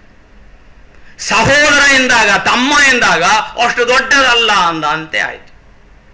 ಇಂತಹ ಒಂದು ಕಲ್ಪನೆ ನಮಗೆ ಕಂಡುಬರುತ್ತೆ. ಆದರೆ ನಮಗೆ ಕಾವ್ಯಾನಂದ ಎಂತಕ್ಕಂಥದ್ದು ಒಂದು ವಿಶೇಷವಾಗಿ ಈ ಲೌಕಿಕ ಆನಂದಕ್ಕಿಂತಲೂ ಸ್ವಲ್ಪ ವಿಲಕ್ಷಣವಾಗಿರ್ತಕ್ಕಂಥದ್ದು ಅಂತೇಳಿ ನಮ್ಮ ಕಾವ್ಯ ಮೀಮಾಂಸಕರು ಹೇಳ್ತಾರೆ. ಅದು ನಮಗೆ ಏನು ಕೊಡುತ್ತೆ ಅಂತ ಕೇಳಿದ್ರೆ ಆನಂದವನ್ನು ಕೊಡುತ್ತೆ, ಸುಖವನ್ನು ಕೊಡುತ್ತೆ. ಅದಕ್ಕೋಸ್ಕರವಾಗಿ ನಾವು ಸೀರಿಯಲ್ ನೋಡ್ತೀವಿ, ಸಿನಿಮಾ ನೋಡ್ತೀವಿ, ನಾಟಕವನ್ನು ನೋಡ್ತೀವಿ, ಸಂಗೀತವನ್ನು ಕೇಳ್ತೀವಿ, ಕೆಲವು ದೃಶ್ಯ ಕಾವ್ಯ, ಕೆಲವು ಶ್ರವ್ಯ ಕಾವ್ಯ ಇತ್ಯಾದಿ ಎಲ್ಲ ಇರುತ್ತಲ್ಲ. ಇವೆಲ್ಲ ಏನು ಅಂತ ಕೇಳಿದ್ರೆ ಈ ಕಾವ್ಯವೇ. ನಮ್ಮ ಸಂಸ್ಕೃತದ ದೃಷ್ಟಿಯಿಂದ ಇವೆಲ್ಲವೂ ಕಾವ್ಯ, ನಾಟಕವೂ ಕಾವ್ಯವೇ. ಅದಕ್ಕೆ ದೃಶ್ಯ ಕಾವ್ಯ ಅಂತ ಹೇಳಿ ನಾವು ಹೇಳ್ತೀವಿ. ಆ ನಾಟಕವೇ ಏನಾಗಿದೆ ಅಂತ ಕೇಳಿದ್ರೆ ಇವತ್ತು ಸಿನಿಮಾ ಆಗಿದೆ, ಸೀರಿಯಲ್ ಆಗಿದೆ, ನಾವೆಲ್ಲ ನೋಡ್ಬಿಟ್ಟು ಆನಂದ ಪಡ್ತೀವಿ. ಆದರೆ ಆ ಆನಂದವೂ ಸಹ ಏನಾಗಿದೆ ಅಂತ ಕೇಳಿದ್ರೆ ಅದು ಶಾಶ್ವತವಲ್ಲ. ಅದು ಸಹ ಏನು ಅಂತ ಕೇಳಿದ್ರೆ ಅದು ಎಷ್ಟು ದಿನ ನೆನಪಿರುತ್ತೋ ಅಷ್ಟು ದಿನ ನಾವು ನೋಡ್ಕೊಬಿಟ್ಟು ನಾವು ಆನಂದ ಪಡ್ತಾ ಇರ್ತೀವಿ. ಪಕ್ಕದ ಮನೆ ರಾಯಣ್ಣ ರಾಜಕುಮಾರ ಏನು ವೇಷ ಹಾಕಿರ್ತಾನೆ ಅಂತ ಕೇಳಿದ್ರೆ ಕೃಷ್ಣನ ವೇಷವನ್ನು ಹಾಕಿರ್ತಾನೆ. ಪಕ್ಕದ ಮನೆ ಜಯಮ್ಮ ಸೀತೆಯ ವೇಷವನ್ನು ಹಾಕಿರ್ತಾಳೆ. ನೋಡಿ, ಇದೆಲ್ಲ ಏನು ಅಂತ ಕೇಳಿದ್ರೆ ಇಲ್ಲಿ ವಾಸ್ತವಿಕತೆ ಇಲ್ಲ. ಲೌಕಿಕ ಆನಂದಕ್ಕಿಂತಲೂ ಇದು ಅತ್ಯಂತ ವಿಲಕ್ಷಣವಾಗಿರತಕ್ಕಂತಹದ್ದು. ಇಲ್ಲಿ ವಾಸ್ತವಿಕವಾದ ಅಂಶವಿಲ್ಲ. ಈ ವಾಸ್ತವಿಕವಾದಂತಹ ಅಂಶವಿಲ್ಲದೆ ಇದ್ರೂ ಸಹ ನಾವೇನ್ ಮಾಡ್ತೀವಿ ಅಂತ ಕೇಳಿದ್ರೆ ಅಲ್ಲಿ ನಟನೆ ಮಾಡ್ತಾ ಇರತಕ್ಕಂತಹ ರಾಮ ಬಂದ, ಲಕ್ಷ್ಮಣ ಬಂದ, ಸೀತೆ ಬಂದ್ಲು, ನಾವು ಹೇಳ್ತೀವಿ. ಸೀತೆಯೋ ಸೀತೆಯಲ್ಲ, ಆದ್ರೆ ಸೀತೆ ಎಲ್ಲವೋ ಹೌದು ಸೀತೆ. ಯಾಕೆಂದ್ರೆ ಸೀತೆ ಕೊಡ್ತಕ್ಕಂಥ ಆನಂದ ನಮಗೆ ಕೊಡ್ತಾ ಇದೆ. ರಾಮನು ರಾಮನಲ್ಲ, ಆದ್ರೆ ರಾಮನಲ್ಲವೋ ಹೌದು ಅಂಥ ಆನಂದ ನಮಗೆ ಅಲ್ಲಿಂದ ಸಿಗ್ತಾ ಇದೆ. ನಾವೇನ್ ಮಾಡ್ತೀವಿ ಅಂತ ಕೇಳಿದ್ರೆ ರಾಮನು ಕಾಡಿಗೆ ಹೊರಟಂತಹ ಒಂದು ಸನ್ನಿವೇಶ ನಾವು ಕಣ್ಣೀರು ಹಾಕ್ತೀವಿ. ರಾಮ ಯಾವತ್ತೂ ಹೋಗ್ಬಿಟ್ಟಿದ್ದಾನೆ. ಇವತ್ತು ಸ್ಟೇಜ್ ಮೇಲೆ ಇರತಕ್ಕಂತಹ ವ್ಯಕ್ತಿಗಳ ನಟನೆಯಿಂದ ನಾವು ಕಣ್ಣೀರನ್ನ ಹಾಕ್ತೀವಿ. ಅಂದ್ರೆ ಅರ್ಥಾತ್ ಏನು ಅಂತ ಕೇಳಿದ್ರೆ ಆ ರೂಪವನ್ನ ಇಲ್ಲಿ ತಂದು ಅದೇ ನಟನೆ ಅಂತ ಹೆಸರು. ಇದೂ ಸಹ ನಮಗೆ ಏನು ಕೊಡುತ್ತೆ ಅಂತ ಕೇಳಿದರೆ ನಮಗೆ ಸರಿಯಾದಂತಹ ಆನಂದ. ಎಷ್ಟು ದಿನ ನೆನಪಿರುತ್ತೋ ಅಷ್ಟು ದಿನ, ಮರುದಿನ ಮತ್ತೊಂದು ಸೀರಿಯಲ್ ನೋಡ್ತೀವಿ ನಾವು. ಅರ್ಥಾತ್ ಅದನ್ನು ನಾವು ಮರೆತಿದ್ದೀವಿ. ಅದರಲ್ಲಿ ವಿಗಲಿತ ವೇದ್ಯಾಂತರವಾದಂತಹ ಆನಂದ ಆವಾಗ ಉಂಟಾದರೂ ಸಹ ಅದು ಸಂಪೂರ್ಣವಾಗಿ ನಮಗೆ ಜೀವನ ಪರ್ಯಂತ ಕೊಡ್ತಕ್ಕಂತಹದ್ದಲ್ಲ ಅಂತ ಅರ್ಥ. ಆದ್ದರಿಂದ ಅದೂ ಸಹ ಶಾಶ್ವತವಲ್ಲ. ನಾವು ಸುಮ್ಮನೆ ಸಿನಿಮಾ ನೋಡ್ಕೊಂಡು ಕೂತ್ಕೊಂಡ್ರೆ ಪ್ರಯೋಜನವಿಲ್ಲ. ಲೌಕಿಕ ಆನಂದವೂ ಪ್ರಯೋಜನವಿಲ್ಲ, ಇದೂ ಪ್ರಯೋಜನವಿಲ್ಲ ಎಂದಂತೆ ಆಯ್ತು. ನಮಗೆ ಹಾಗಾದ್ರೆ ಏನು ಬೇಕು ಅಂತ ಕೇಳಿದ್ರೆ ಶಾಶ್ವತವಾದಂತಹ ಆನಂದ ಬೇಕು. ಆ ಶಾಶ್ವತವಾದಂತಹ ಆನಂದ ಯಾವುದರಿಂದ ಸಿಗತ್ತೆ ಅಂತ ಕೇಳಿದ್ರೆ ಉಪನಿಷತ್ತುಗಳೇ ಹೇಳಿರ್ತಕ್ಕಂತಹ ಮಾರ್ಗದಿಂದ ಸಿಗತ್ತೆ, ಪುರಾಣಗಳಲ್ಲಿ ಹೇಳಿರ್ತಕ್ಕಂತಹ ಮಾರ್ಗದಿಂದ ಸಿಗತ್ತೆ. ಮಹಾ ವ್ಯಕ್ತಿಗಳು ಅನೇಕ ಮಾರ್ಗಗಳನ್ನು ನಮಗೆ ಬೋಧನೆ ಮಾಡಿಬಿಟ್ಟಿದ್ದಾರೆ. ಯಾವುದೋ ಒಂದು ಮಾರ್ಗವನ್ನು ಅನುಸರಿದರೂ ಸಹ ನಮಗೆ ಶಾಶ್ವತವಾದಂತಹ ಆನಂದ ಸಿಗತ್ತೆ. ಆ ಆನಂದವೇ ಏನು ಅಂತ ಕೇಳಿದರೆ ಮುಕ್ತಿ. ಅದು ಮುಕ್ತಿ ಅಂತ ಹೇಳಿ ಹೆಸರು. ಅದು ಭುಕ್ತಿಯಲ್ಲ, ಮುಕ್ತಿ. ಆ ಮುಕ್ತಿ ಅಂದ್ರೆ ಏನರ್ಥ? ಬಿಡುಗಡೆ ಅಂತ ಅರ್ಥ. ಲಿಬರೇಷನ್. ಏನು ಮುಕ್ತಿ ಕೊಡುತ್ತೆ ಅಂತ ಕೇಳಿದ್ರೆ ಈ ಜನ್ಮ ಮರಣಾದಿಗಳಿಂದ ಅದು ಮುಕ್ತಿಯನ್ನು ಕೊಡುತ್ತೆ. ನಾವು ಅದನ್ನು ಪಡೆದು ಬಿಟ್ರೆ ನಮಗೆ ಜನ್ಮ ಮರಣ ಎನ್ನುವಂತಹದ್ದು ಇರುವುದಿಲ್ಲ, ಕಷ್ಟ ಇರುವುದಿಲ್ಲ. ಪ್ರತಿನಿತ್ಯ ನಾವು ಅಲ್ರಾಮ್ ಇಟ್ಕೊಂಡ್ಬಿಟ್ಟು ಹೇಳ್ಬೇಕಾದ್ದಿಲ್ಲ. ಕಷ್ಟಪಟ್ಟು ನಾವು ದುಡಿಯೋದಕ್ಕೋಸ್ಕರವಾಗಿ ಆಫೀಸ್ಗೆ ಹೋಗ್ಬೇಕಾ ಅಂತ ಅಗತ್ಯವಿಲ್ಲ. ನಮಗೆ ಏನ್ ಸಿಗುತ್ತೆ ಅಂತ ಕೇಳಿದ್ರೆ ಯಾವ ರೋಗವೂ ಇಲ್ಲ, ಎಂತಹದ್ದು ಇಲ್ಲ. ಅಂತಹ ಒಂದು ಸನ್ನಿವೇಶ ಮುಕ್ತಿ ಅಂತ ಹೇಳ್ತಾರೆ. ಆ ಮುಕ್ತಿ ಹಾಗಾದ್ರೆ ಹೇಗೆ ಸಿಗುತ್ತೆ? ಅನೇಕ ಮಾರ್ಗಗಳಿದೆ ಅಂತ ಹೇಳ್ಬಿಟ್ಟು. ಆದರೆ ನೋಡಿ, ಭಕ್ತಿ ಎನ್ನುವಂತಹದ್ದು ಒಂದು ಮಾರ್ಗವಿದೆ, ಅದು ಅತ್ಯಂತ ಸುಲಭ ಅಂತ ಹೇಳಿ ಮಹಾತ್ಮರು ಹೇಳ್ತಾರೆ. ಆ ಭಕ್ತಿ ಮಾರ್ಗವನ್ನು ಅನುಸರಿಸ್ಬಿಟ್ರೆ ನಾವು ಬಹಳ ಸುಲಭವಾಗಿ ಭುಕ್ತಿಯನ್ನ ಬಿಟ್ಟು ಮುಕ್ತಿಯನ್ನ ಪಡಿಬಹುದು. ಆ ಭಕ್ತಿಯನ್ನೇ ಈ ಶ್ರೀಮದ್ ಭಾಗವತದಲ್ಲಿ ವ್ಯಾಸ ಮಹರ್ಷಿಗಳು ನಮಗೆ ಸೊಗಸಾಗಿ ತಿಳಿಸ್ಕೊಟ್ಬಿಟ್ಟಿದ್ದಾರೆ. ಆ ಭಕ್ತಾಗ್ರೇಸರಾಗಿರ್ತಕ್ಕಂತಹ ವ್ಯಕ್ತಿಗಳ ಜೀವನ ಹೇಗೆ ನಡೆದಿದೆ, ಎಂಥವರು ಭಕ್ತಾಗ್ರೇಶ್ವರರು? ಪ್ರಹ್ಲಾದ, ನಾರದ, ಪರಾಶರ, ಪುಂಡರೀಕ, ವ್ಯಾಸ ಇವರೆಲ್ಲ ಭಕ್ತಾಗ್ರೇಸರರು. ಅವರು ತಮ್ಮ ಜೀವನವನ್ನ ಹೇಗೆ ಮಾಡಿಕೊಂಡಿದ್ದಾರೆ ಅಂತ ಕೇಳಿದರೆ, ಆ ಭಗವಂತನ ಭಕ್ತಿಯಲ್ಲಿ ತಮ್ಮ ಜೀವನವನ್ನ ಸಾರ್ಥಕಗೊಳಿಸ್ಕೊಂಡ್ಬಿಟ್ಟು ಮೋಕ್ಷ ಸಂಪಾದನೆಯನ್ನು ಮಾಡಿದ್ದಾರೆ. ಮೋಕ್ಷ ಅಂದ್ರೆ ಏನು ಅಂತ ಕೇಳಿದರೆ ಆ ಭಗವಂತನ ತಾದಾತ್ಮ್ಯ ಅಂತ ಹೇಳಿ ಕೆಲವರು ಹೇಳ್ತಾರೆ, ಭಗವಂತನ ಸಾನ್ನಿಧ್ಯ ಅಂತ ಕೆಲವರು ಹೇಳ್ತಾರೆ. ಏನೇ ಇರಲಿ, ಅಲ್ಲಿ ನಮಗೆ ಜನ್ಮ ಮರಣಾದಿಗಳಾಗಿರತಕ್ಕಂತಹ ಪುನರಪಿ ಜನನ ಪುನರಪಿ ಮರಣ ಎಂತಕ್ಕಂಥದ್ದು ಇಲ್ಲ. ಅದೇ ಮೋಕ್ಷ. ಅದು ಶಾಶ್ವತವಾದಂತಹ ಆನಂದ ರೂಪವಾಗಿರತಕ್ಕಂತಹದ್ದು ಅಂತ ಹೇಳಿ ಅಲ್ಲಿ ಹೇಳ್ತಾ ಇದ್ದಾರೆ. ಆದ್ದರಿಂದ ಭಾಗವತ ಎಂತಕ್ಕಂತಹದ್ದು ಭಕ್ತಿ ರಸವನ್ನ ಹೇಳಿರತಕ್ಕಂತಹ ಮಹದ್ ಗ್ರಂಥ. ಅಲ್ಲಿ ಹೇಳಿರತಕ್ಕಂತಹ ಮಾರ್ಗವನ್ನ ನಾವು ಅನುಸರಿಸಿದರೆ ಖಂಡಿತವಾಗಿಯೂ ನಮ್ಮ ಇಷ್ಟಾರ್ಥವಾಗಿ ಪರಮ ಪುರುಷಾರ್ಥವಾಗಿರತಕ್ಕಂತಹ ಮೋಕ್ಷ ಸಿಗತ್ತೆ. ಅದೇ ಪುರುಷಾರ್ಥ. ನಮ್ಮ ಜೀವನದಲ್ಲಿ ಪಡೆಯಬೇಕಾಗಿರತಕ್ಕಂತಹದ್ದು ಅದೇ. ಪುರುಷಾರ್ಥಗಳ 4 ಆದರೂ ಸಹ ಮೋಕ್ಷವನ್ನು ಪರಮ ಪುರುಷಾರ್ಥ ಅಂತ ಹೇಳ್ತೀವಿ. ಧರ್ಮ, ಅರ್ಥ, ಕಾಮ, ಮೋಕ್ಷ ಎಂತಕ್ಕಂತಹದ್ದು ಚತುರ್ವಿಧ ಪುರುಷಾರ್ಥಗಳಲ್ಲಿ ಧರ್ಮ, ಅರ್ಥ, ಕಾಮ ಅದು ಇಹಲೋಕಕ್ಕೆ ಸಂಬಂಧಪಟ್ಟಂತಹದ್ದು ಅಂತ ಹೇಳಿ ಹೇಳ್ತಾರೆ. ಮೋಕ್ಷ ಎಂತಕ್ಕಂತಹದ್ದು ಪರಮ ಪುರುಷಾರ್ಥ. ಅದೇ ನಮ್ಮದು ಏನು ಅಂತ ಕೇಳಿದ್ರೆ ಗುರಿ, ನಮ್ಮ ಗೋಲು. ಗೋಲಿಯಲ್ಲ, ಗೋಲ್, ನಮ್ಮ ಉದ್ದೇಶ, ನಮ್ಮ ಮೋಟೋ. ನಾವು ಅದನ್ನು ಪಡೆಯತಕ್ಕಂತಹದ್ದೇ ನಮ್ಮ ಮುಖ್ಯ ಗುರಿಯಾಗಬೇಕು ಅನ್ನುವಂತಹದ್ದನ್ನು ಶ್ರೀಮದ್ ಭಾಗವತದಲ್ಲಿ ಅತ್ಯಂತ ರಮಣೀಯವಾಗಿ ಪ್ರತಿಪಾದನೆ ಮಾಡಿದ್ದಾರೆ. ಇಲ್ಲಿ ರಮಣೀಯವಾಗಿ ಅಂದರೆ 2 ಬಗೆಯಾಗಿರತಕ್ಕಂತಹದ್ದು. ನಮಗೆ ಬೇಜಾರು ಬರಲ್ಲ ನೋಡಿ. ನಾವು ವೇದಾದಿಗಳನ್ನು ಹೇಳಬೇಕಾದ್ರೆ ನಮಗೆ ಅರ್ಥವೇ ಆಗಲ್ಲ. ವೇದದಲ್ಲಿಯೂ ಹೇಳಿದೆ, ಆದರೆ ನಮಗೇನಾಗಿದೆ ಅಂತ ಕೇಳಿದ್ರೆ ಅರ್ಥವಾಗಲ್ಲ. ಅಲ್ಲಿ ವಿಷಯ ಮಾತ್ರ ಪ್ರತಿಪಾದನೆ. ನೋಡಿ, ಅಲ್ಲಿ ಹೇಳ್ತಾನೆ, ರಸೋ ವೈಸಃ ರಸಗುಹ್ಯೇವಾಯಂ ಲಬ್ಧ್ವಾನಂದೀ ಭವತಿ ಅಂತ ಹೇಳ್ತಾನೆ. ಹೀಗೆ ಹೇಳ್ಬಿಟ್ರೆ ನಮಗೆ ಅಷ್ಟು ರಂಜನೀಯವಾಗಿ ಕಾಣಿಸೋದಿಲ್ಲ. ಆದರೆ ಭಾಗವತದಲ್ಲಿ ಹಾಗಲ್ಲ, ಕಥಾರೂಪವಾಗಿ ಅದೇ ವಿಚಾರವನ್ನ ಸ್ಪಷ್ಟಪಡಿಸಿದ್ದಾನೆ. ಹಾಗಾದರೆ ನಾನಲ್ಲಿ ವೇದ ಮಂತ್ರವನ್ನು ಹೇಳಿದ್ನಲ್ಲ, ಅದು ಏನು ಅಂತ ಕೇಳಿದರೆ ಅದು ಇವತ್ತು ಬೇಕು ನಮಗೆ. ಅದೇ ಬೇಕಾಗಿರತಕ್ಕಂಥದ್ದು. ರಸೋ ವೈಸಃ ಅಂದ್ರೆ ಅವನೇ ರಸ ಅಂತ ಹೇಳ್ತಾ ಇದ್ದಾನೆ. ಅವನು ಅಂದ್ರೆ ಯಾರು? ಇಲ್ಲಿ ಭಗವಾನ್ ಅಂತ ಅರ್ಥ. ಭಗವಾನ್ ಅಂತಂದ್ರೆ ನಾವು ತಿಳ್ಕೊಂಡಂತಹ ಭಗವಂತನಲ್ಲ, ಸಮಸ್ತ ವಿಶ್ವಕ್ಕೂ ಒಡೆಯನಾಗಿರತಕ್ಕಂತಹ, ಈಶನಾಗಿರತಕ್ಕಂತಹ, ಈ ಸಮಸ್ತ ವಿಶ್ವವನ್ನೂ ಸಹ ಆಳ್ತಾ ಇರತಕ್ಕಂತಹ, ಸೃಷ್ಟಿ ಸ್ಥಿತಿ ಸಂಹಾರವನ್ನ ಸದಾ ಕಾಲದಲ್ಲಿ ಮಾಡ್ತಾ ಇರತಕ್ಕಂತಹ, ನಮಗೆಲ್ಲರಿಗೂ ಸಹ ಏನ್ ಬೇಕೋ ಅದನ್ನ ಪೂರೈಸ್ತಾ ಇರತಕ್ಕಂತಹ ಯಾವ ಮಹಾನ್ ಶಕ್ತಿ ಇದೆಯೋ ಅದನ್ನು ನಾವು ಭಗವಂತ ಅಂತ ಹೇಳ್ತೀವಿ.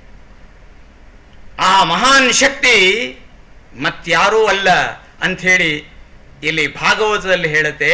ಹಾಗಾದ್ರೆ ಯಾರು ಅಂತ ಕೇಳಿದ್ರೆ ಶ್ರೀ ಭಗವಾನ್ ವಿಷ್ಣು. ಶ್ರೀಹರಿ, ಶ್ರೀಕೃಷ್ಣ. ಹೌದಾ? ಆದರೆ ಎಲ್ಲರೂ ಒಪ್ಪುವುದಿಲ್ವಲ್ಲ ಅಂತ ಕೇಳಿದ್ರೆ, ಮೌಢ್ಯ ಇರತಕ್ಕಂತಹ ವ್ಯಕ್ತಿಗಳು ಅದನ್ನು ಒಪ್ಪುವುದಿಲ್ಲ. ಯಾತಕ್ಕೆ ಅಂತ ಕೇಳಿದ್ರೆ, ಕೃಷ್ಣ ಅಂದ್ರೆ ಯಾರು ಅಂತ ಗೊತ್ತಿಲ್ಲ, ವಿಷ್ಣು ಅಂದ್ರೆ ಯಾರು ಅಂತ ಗೊತ್ತಿಲ್ಲ. ನಾವು ಕಲ್ಪನೆ ಮಾಡಿಕೊಂಡು ಯಾವನೋ ಒಬ್ಬ ವ್ಯಕ್ತಿಯನ್ನು ಕೃಷ್ಣ ಅಂತ ನಾವು ಹೇಳ್ತೀವಿ.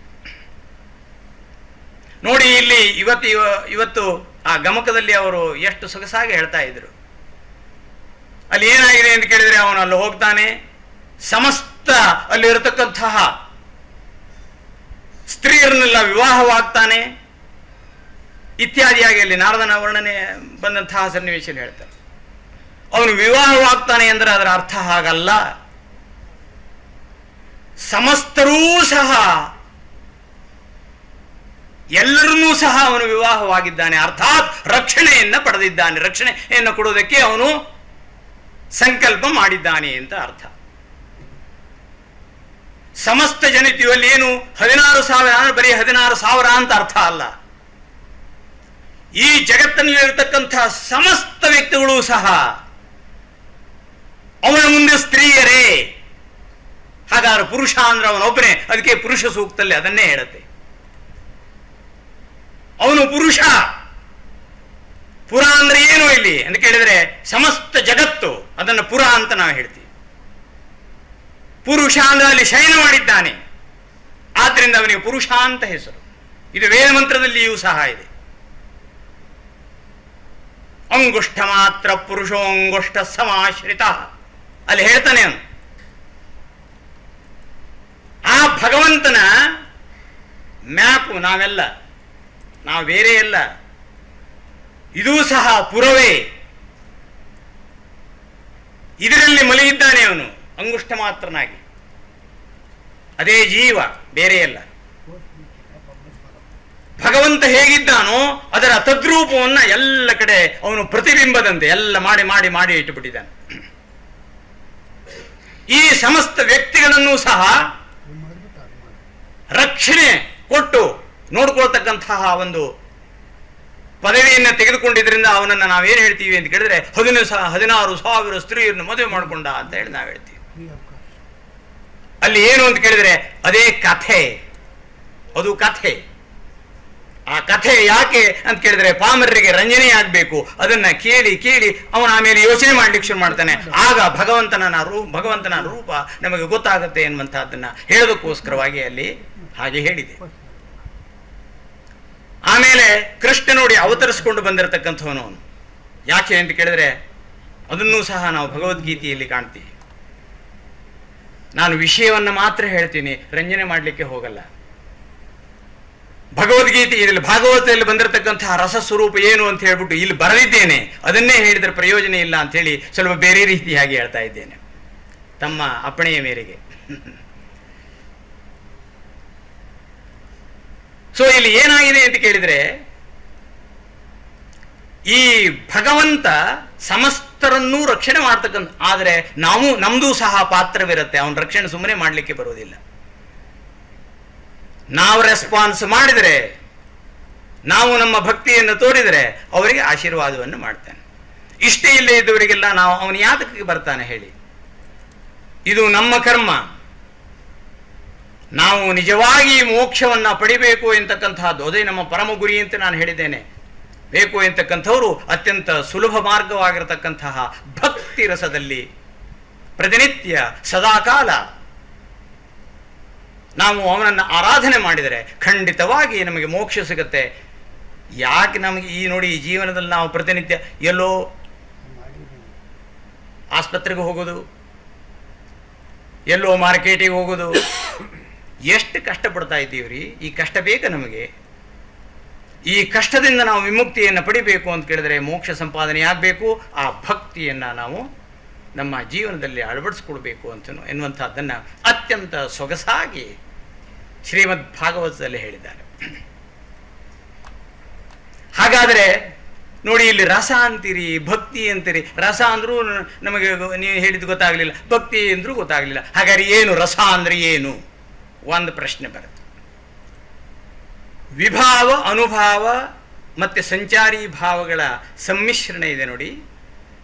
ಅದು ಏನು ಮಾಡುತ್ತೆ ಅಂತ ಕೇಳಿದರೆ ನಮ್ಮಲ್ಲಿರ್ತಕ್ಕಂತಹ ಒಂದು ಸ್ಥಾಯಿ ಭಾವವನ್ನು ಉದ್ಬೋಧಗೊಳಿಸುತ್ತೆ. ನಮ್ಮಲ್ಲೇ ಇರತಕ್ಕಂತಹದ್ದು ಸ್ಥಾಯಿ ಭಾವ, ಸಾಯಿಬಾಬಾ ಅಲ್ಲ, ಸ್ಥಾಯಿನ್ ಅಂದರೆ ಯಾವತ್ತೂ ಇರತಕ್ಕಂತಹ ಒಂದು ಭಾವ, ನಮ್ಮ ಹುಟ್ಟಿನಿಂದಲೇ ಬಂದಿರತಕ್ಕಂತಹ ಭಾವ. ಅದಕ್ಕೆ ಒಂದೆರಡು ಸಣ್ಣ ಉದಾಹರಣೆಯನ್ನು ನಾನು ಹೇಳ್ತೇನೆ ನೋಡಿ. ಅಳುವನ್ನು ನಮ್ಮ ತಾಯಿ ನಮಗೆ ಕಲಿಸಿಲ್ಲ, ನಗುವನ್ನು ನಮಗೆ ತಾಯಿ ಕಲಿಸಿಲ್ಲ. ನಾವು ಉದಾಹರಣೆಗಾಗಿ ಒಂದು ಸಣ್ಣ ಮಗು ಕೆಲವೇ ದಿನ ಆಗಿದೆ ಹುಟ್ಟಿ, ಒಂದು 5-6 ದಿನ ಕಣ್ಣು ಬಿಟ್ಟಿದೆ ಅಷ್ಟೇ, ಅದಕ್ಕೆ ಹಿಂಗಂದ್ರೆ ಅದು ನಗುತ್ತೆ. ಈ ನಗುವನ್ನು ತಾಯಿ ಕಲಿಸಿತ್ತ? ಇಲ್ಲ, ಅದು ನಮ್ಮ ಹುಟ್ಟಿನಿಂದ ಬಂದಿರತಕ್ಕಂಥದ್ದು. ಸುಮ್ಮನೆ ಆ ಮಗುವಿಗೆ ಸುಮ್ಮನೆ ಚಿವುಟಿ, ಒಂಚೂರು ಚಿವುಟಿ, ಅದೇನು ಮಾಡುತ್ತೆ, ಈ ಅಂತ ಅಳುತ್ತೆ. ಆ ಅಳುವನ್ನು ತಾಯಿ ಕಲಿಸಿತ್ತ? ಇಲ್ಲ. ಅಂದ್ರೆ ಅದರ ಅರ್ಥ ಏನು? ಹುಟ್ಟಿನಿಂದಲೇ ಬಂದಿದೆ.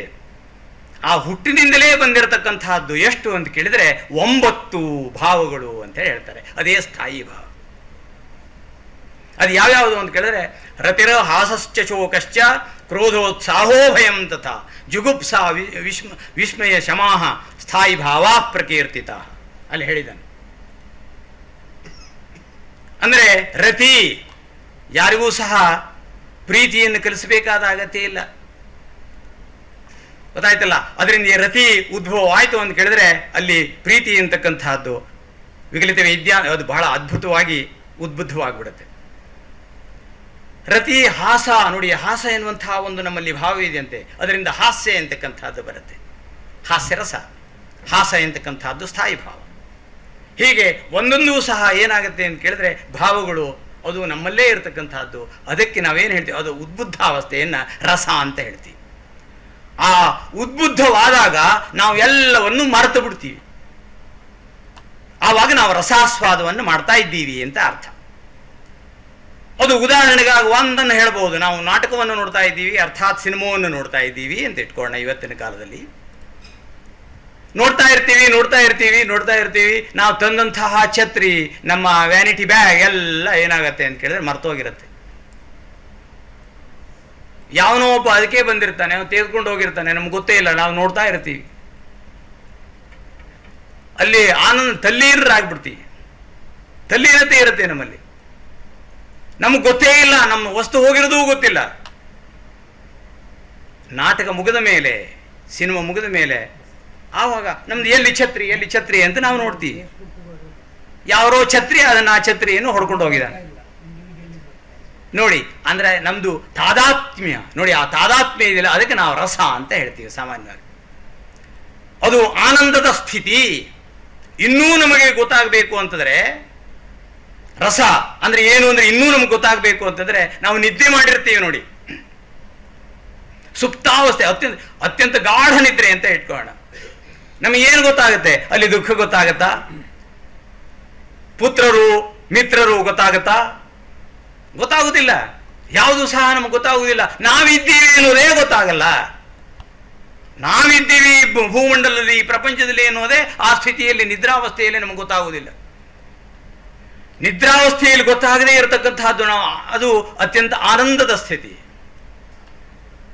ತುಂಬಾ ಆನಂದದ ಸ್ಥಿತಿ. ನಮಗೆ ಏನು ನೋಡಿ, ಹಸಿವೆ ಗೊತ್ತಾಗಲ್ಲ, ದುಃಖ ಗೊತ್ತಾಗಲ್ಲ, ಪುತ್ರ ಮಿತ್ರಾದಿಗಳು ಗೊತ್ತಾಗಲ್ಲ, ನಾವಿದ್ದೀವಿ ಅನ್ನೋದೇ ಗೊತ್ತಾಗಲ್ಲ. ಅಂದಮೇಲೆ ಇನ್ನೇನು ಇಂತಹ ಸ್ಥಿತಿ? ಇದು ಏನು ಅಂತ ಕೇಳಿದ್ರೆ ಇದು ಆನಂದದ ಸ್ಥಿತಿ ಅಂತ ಹೇಳ್ತಾನೆ. ಅದೇ ಸ್ಥಿತಿ ಮೋಕ್ಷಾವಸ್ಥೆಯಲ್ಲಿ ನಮಗಿರುತ್ತೆ ಅಂತ ಹೇಳ್ತಾನೆ. ನಮ್ಮಲ್ಲೇ ಇರತಕ್ಕಂತಹದ್ದೇ. ನಾವು ಆ ಭಗವಂತನ ಆನಂದಮಯವಾದಂತಹ ಅವನ ರೂಪದ ಒಂದು ಆಸ್ವಾದನೆಯಲ್ಲಿ ತಲ್ಲೀನರಾಗಿ ಸದಾ ಕಾಲದಲ್ಲಿ ಇರ್ತೀವಿ.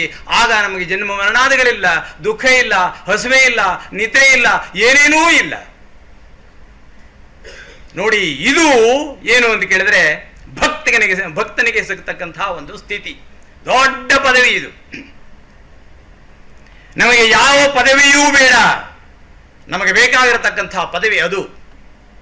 ಇದು ನಮ್ಮ ಗುರಿ ಅಂತ ನಾನು ಹೇಳ್ತಾ ಇದ್ದೇನಲ್ಲ, ಎಲ್ಲ ಮಹಾತ್ಮರು ಸಹ ನಮಗೆ ಅದನ್ನು ಉಪದೇಶ ಮಾಡಿದ್ದಾರೆ. ಸುಮ್ಮನೆ ಜೀವವನ್ನು ಮಾಡ್ಕೋಬೇಡಿ, ಸುಮ್ಮನೆ ಆಸೆ ಪಡಬೇಡಿ. ಅದರಿಂದ ಯಾವ ಪ್ರಯೋಜನ ಇಲ್ಲ, ನಿಮಗೆ ಪ್ರಯೋಜನ ಇರೋದನ್ನ ಮಾಡಿ ಅಂತ ಹೇಳಿ ನಮಗೆ ಅವರು ಹೇಳ್ಕೊಡ್ತಾ ಇದ್ದಾರೆ. ಅದನ್ನೇ ನಾವು ಹೇಳ್ತೀವಿ ನೋಡಿ.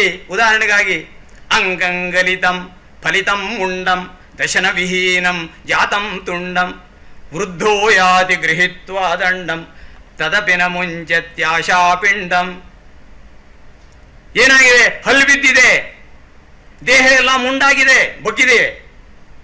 ಅಂಗಂ ಗಲಿತಂ ಫಲಿತಂ ಮುಂಡಂ ದಶನ ವಿಹೀನಂ ಜಾತಂ ತುಂಡಂ. ಅವನು ತುಂಡನಾಗಿದ್ದಾನೆ, ಹೌದಾನೆ? ಅವನು ವೃದ್ಧನಾಗಿದ್ದಾನೆ. ಹೇಗೆ ಹೋಗ್ತಾ ಇದ್ದಾನೆ? ದಂಡವನ್ನು ಹಿಡಿದು ಹೋಗ್ತಾ ಇದ್ದಾನೆ. ಆದರೂ ಕೂಡ ಆಶಾಪಿಂಡ ಎನ್ನುವಂತಹದ್ದು ಹೋಗ್ತಾ ಇಲ್ಲ ಎನ್ನುವಂತಹದ್ದು ನೋಡಿ. ಅವರು ಯಾತಕ್ಕೆ ಹೇಳಿದ್ದಾರೆ? ಹಾಸ್ಯವನ್ನು ಮಾಡಿದ್ದಾರೆ. ಇಷ್ಟಾದ್ರೂ ಬುದ್ಧಿ ಬರಲ್ಲ ನಿಮಗೆ ಅಂತ ಹೇಳಿ ಹೇಳಿದ್ದಾನೆ ಅಷ್ಟೇ. ಎಂತಹ ಮಾತ್ರ ಇದು. ಆದ್ರಿಂದ ನಾವು ಏನ್ ಮಾಡಬೇಕು ಅಂತ ಕೇಳಿದ್ರೆ, ಗೋವಿಂದಂ ಭಜ. ಆ ಭಜ ಗೋವಿಂದಂ ಸ್ತೋತ್ರ ಇದೆಯಲ್ಲ, ಸಂಪೂರ್ಣ ವೇದಾಂತಮಯ. ನಮಗೆ ಬೇಕಾಗಿರತಕ್ಕಂತಹ ವಿಷಯವನ್ನ ಅಲ್ಲಿ ಪ್ರತಿಪಾದನೆ ಮಾಡಿದೆ. ಅದು ಹೇಗೆ ಅಂತ ಕೇಳಿದ್ರೆ, ವಿಡಂಬನೆಯಿಂದ. ಇನ್ನೂ ನಾವು ಅರ್ಥವನ್ನು ಮಾಡಿಕೊಂಡಿಲ್ಲ ಅಂತ ಕೇಳಿದ್ರೆ ನಮಗೆ ಖಂಡಿತವಾಗಿ ಬುದ್ಧಿ ಬರುವುದಿಲ್ಲ. ಅದಕ್ಕೆ ಕಾರಣ ಏನು ಅಂತ ಕೇಳಿದ್ರೆ, ನಮ್ಮ ಸಂಸ್ಕಾರ. ಆ ಸಂಸ್ಕಾರ ಅಷ್ಟು ಗಾಢವಾಗಿದೆ. ಆ ಸಂಸ್ಕಾರ, ಆ ಗಾಢವಾಗಿರತಕ್ಕಂತಹ ಸಂಸ್ಕಾರವನ್ನ ತೊರಿಬೇಕು ಅಂತ ಕೇಳಿದ್ರೆ ನಾವೇನ್ ಮಾಡಬೇಕು? ಈ ಶ್ರೀಮದ್ ಭಾಗವತ ಇತ್ಯಾದಿ ಗ್ರಂಥಗಳಲ್ಲಿ ಹೇಳಿರ್ತಕ್ಕಂತಹ ಮಾರ್ಗವನ್ನು ಅನುಸರಿಸಬೇಕು. ಈಗ ನಾವು ರಸ ಅಂದ್ರೆ ಏನು ಎನ್ನುವಂತಹ ಒಂದು ಭಾಗವನ್ನು ಹೇಳಿ, ಯಾಕೆಂದ್ರೆ ನಾನು ಮಧ್ಯದಲ್ಲಿ ಕಟ್ ಮಾಡಿಬಿಟ್ಟು ಮುಂದೆ ಹೋಗ್ತಾ ಇರ್ತೇನೆ. ಹೇಳುವಷ್ಟು ವಿಷಯ ಬಹಳ ಇವೆ, ಯಾಕೆಂದ್ರೆ ಮುಂದೂ ಜನ ಇದ್ದಾರೆ. ಈ ಭಕ್ತಿ ರಸವನ್ನ, ಇದು ಭಕ್ತಿ ರಸ ಹೌದೋ ಅಲ್ಲೋ ಅಂತ ಹೇಳಿ ಒಂದು ಪ್ರಶ್ನೆ ಬರುತ್ತೆ. ಇದು ಕಾವ್ಯಮೀಮಾಂಸಕರು ಏನು ಹೇಳ್ಬಿಟ್ಟಿದ್ದಾರೆ ಅಂತ ಕೇಳಿದ್ರೆ, ಇದು ರಸವಲ್ಲ, ಭಕ್ತಿ ಅಂತಕ್ಕಂಥದ್ದು ಭಾವ. ರತಿರ್ದೇವಾದಿ ವಿಷಯ ಭಾವಪ್ರೋಕ್ತ ಅಂತ ಹೇಳಿ ಅಲ್ಲಿ ಹೇಳ್ತಾನೆ. ವ್ಯಭಿಚಾರಿ ತಥಾಂಜಿತ ಭಾವಪ್ರೋಕ್ತ ಅಂತೇಳಿ. ರಸ ಎನ್ನುವಂತಹದ್ದು ಅದು ಭಾವವಾಗತ್ತೆ ಹೊರತು ಏನಾಗಲ್ಲ ಅಂತ ಕೇಳಿದ್ರೆ ಅದು ರಸವಾಗುವುದಿಲ್ಲ. ಆದರೆ ಅವರ ದೃಷ್ಟಿಕೋನ ಹೇಗಿತ್ತು ಅಂತ ಕೇಳಿದ್ರೆ ಕಾವ್ಯಮಯವಾದಂತಹ ದೃಷ್ಟಿಕೋನಕ್ಕೆ ಸಂಬಂಧಿಸಿ ಇತ್ತು. ಆದರೆ ವಾಸ್ತವಿಕವಾಗಿ ರಸ ಅಂದ್ರೆ ಅದೇನೆ ಅಂತ ಹೇಳಿ ಈ ಭಕ್ತಿ ರಸ ಪ್ರತಿಪಾದಕರಾಗಿರತಕ್ಕಂತಹ ಕೆಲವು ಕಾವ್ಯಮೀಮಾಂಸಕರು ಹೇಳ್ಬಿಟ್ಟಿದ್ದಾರೆ. ಹೇಗೆ ಹೇಳಿದ್ದಾರೆ ಅಂತ ಕೇಳಿದ್ರೆ, ದೇವಾದಿ ವಿಷಯಕವಾಗಿರತಕ್ಕಂತಹದ್ದೆಲ್ಲವೂ ಭಾವ ಹೌದು, ನಾವು ಒಪ್ಕೊಳ್ತೀವಿ. ಆದರೆ ಶ್ರೀಕೃಷ್ಣ ವಿಷಯಕವಾಗಿರತಕ್ಕಂತಹ ಅಥವಾ ವಿಷ್ಣು ಸಂಬಂಧವಾಗಿರತಕ್ಕಂತಹ ಸಮಸ್ತ ದೇವತೆಯ ಯಾವ ಭಕ್ತಿ ಇದೆಯೋ ಅದನ್ನು ನಾವು ರಸ ಅಂತಲೇ ಹೇಳಬೇಕು ಅಂತ ಹೇಳಿ ಅವರು ಹೇಳ್ತಾರೆ. ಅದರಲ್ಲಿ ಪ್ರಧಾನವಾಗಿ ಹೇಳಿರ್ತಕ್ಕಂಥವರು ಮಧುಸೂದನ ಸರಸ್ವತಿಗಳು, ರೂಪಗೋಸ್ವಾಮಿ, ಆಮೇಲೆ ಕವಿ ಕರುಣಾಮೃತಕಾರನಾಗಿರ್ತಕ್ಕಂಥವನು ಭಾವಪ್ರಕಾಶಕಾರ, ಇವರೆಲ್ಲ ಹೇಳಿದ್ದಾರೆ. ಅಂದ್ರೆ ಅದರ ಅರ್ಥ ಏನು? ಭಕ್ತಿ ಅಂತಕ್ಕಂಥದ್ದು ರಸವಾಗತ್ತೆ, ಆದರೆ ಎಲ್ಲಾ ದೇವತೆಯ ವಿಷಯವಾಗಿರ್ತಕ್ಕಂತಹ ಭಕ್ತಿ ರಸವಾಗಲಾರದು. ನಮಗೆ ಮೋಕ್ಷವನ್ನು ಕೊಡತಕ್ಕಂತಹ ಯಾವ ವ್ಯಕ್ತಿ ಇದ್ದಾನೋ ಆ ದೇವತೆಯ, ಅರ್ಥಾತ್ ಅವನು ಪರಬ್ರಹ್ಮನ, ಇಲ್ಲಿ ವಿಷ್ಣು ಕೃಷ್ಣ ಅಂತಂದ್ರೆ ಪರಬ್ರಹ್ಮ ಎನ್ನುವಂತಹ ಅರ್ಥ. ಸಾಮಾನ್ಯವಾಗಿರತಕ್ಕಂತಹ ಇಂದ್ರ, ಅಗ್ನಿ, ವಾಯು, ಕುಬೇರ ಇಂತಹ ದೇವತೆ ಎಲ್ಲ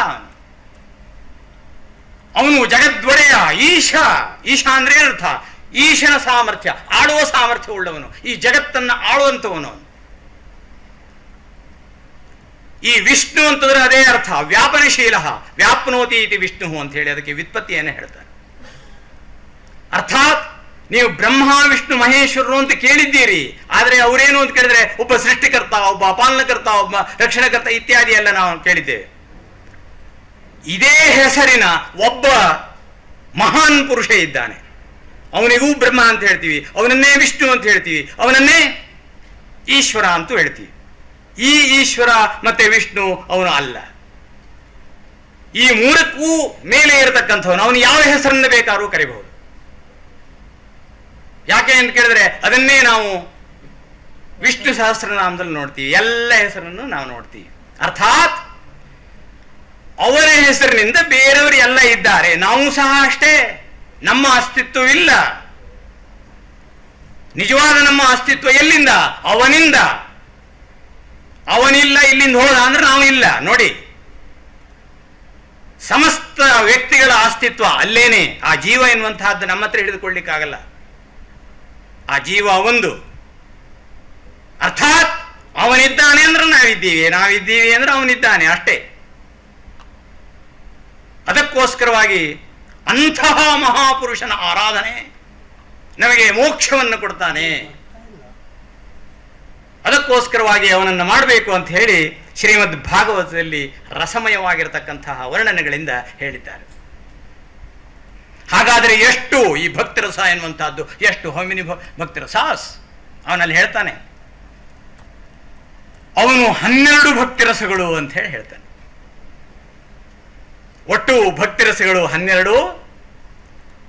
ಅದರಲ್ಲಿ 7 ಗೌಣ ಭಕ್ತಿರಸ, ಆಮೇಲೆ ಉಳಿದ 5 ಪಂಚ 5. ಅದು ಎಷ್ಟು ಅಂತ ಕೇಳಿದ್ರೆ ಅದು ಮುಖ್ಯವಾಗಿರತಕ್ಕಂತಹ ಭಕ್ತಿರಸ ಅಂತ ಹೇಳಿ ಹೇಳ್ತಾನೆ.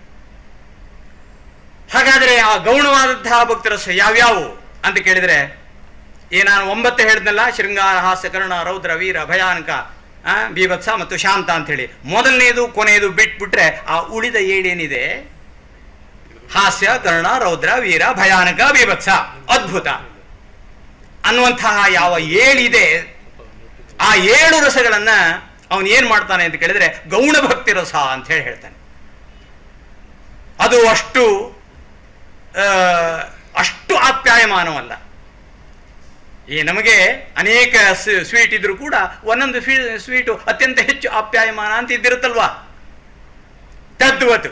ಆದರೆ ಅದು ಗೌಣ ಅಂತ ಹೆಸರು ಹೊರತುನು ಅದು ಸಂಪೂರ್ಣ ತ್ಯಾಜ್ಯ ಎನ್ನುವಂತಹ ಅರ್ಥದಲ್ಲಿ ಅವನು ಹೇಳಿಲ್ಲ. ಆನಂತರ ಉಳಿದಿರತಕ್ಕಂತಹದ್ದು ನೋಡಿ, ಮೊದಲನೆಯ ಶೃಂಗಾರ, ಆ ಶೃಂಗಾರ ಮತ್ತೆ ಕೊನೆಯ ಶಾಂತ, ಅದೆರಡನ್ನು ಸೇರಿಸಿ ಇನ್ನು 3 ಸೇರಿಸ್ಬಿಟ್ಟಿದ್ದಾನೆ. ವತ್ಸಲ, ಪ್ರೀತ ಮತ್ತೆ ಮಧುರ ಮತ್ತು ಪ್ರೇಯ. ಆ ಮಧುರ ಎನ್ನುವಂತಹದ್ದೇ ಶಾಂತ ಅಂತ ಕಾಣಿಸ್ತದೆ, ಇದು ಶೃಂಗಾರ. ಆದ್ರಿಂದ ಏನು ಅಂತ ಕೇಳಿದ್ರೆ ಈ 5 ಅದು ಮುಖ್ಯ ಭಕ್ತಿ ರಸ. ಅದನ್ನ ಹೆಚ್ಚು ಶ್ರೀಮದ್ ಭಾಗವತದಲ್ಲಿ ಅಲ್ಲಲ್ಲಿ ಹೇಳಿದ್ದಾರೆ. ಅಲ್ಲಲ್ಲಿ ಅಲ್ಲ, ಎಲ್ಲ ಕಡೆಗೂ ಹೇಳಿದ್ದಾರೆ. ಅದಕ್ಕೆ ನಾನು ಆ ಗೌಣ ಭಕ್ತಿ ರಸಗಳನ್ನ ಬಿಟ್ಟು ಒಂದೆರಡು ಭಕ್ತಿ ರಸಗಳನ್ನ ನಾನು ಇಲ್ಲಿ ಹೇಳಿದ್ದೇನೆ. ಅದನ್ನ ಒಂದು ಸ್ಯಾಂಪಲ್ ಹೇಳ್ಬಿಡ್ತೀನಿ ಅಷ್ಟೇ. ಅದರಲ್ಲಿ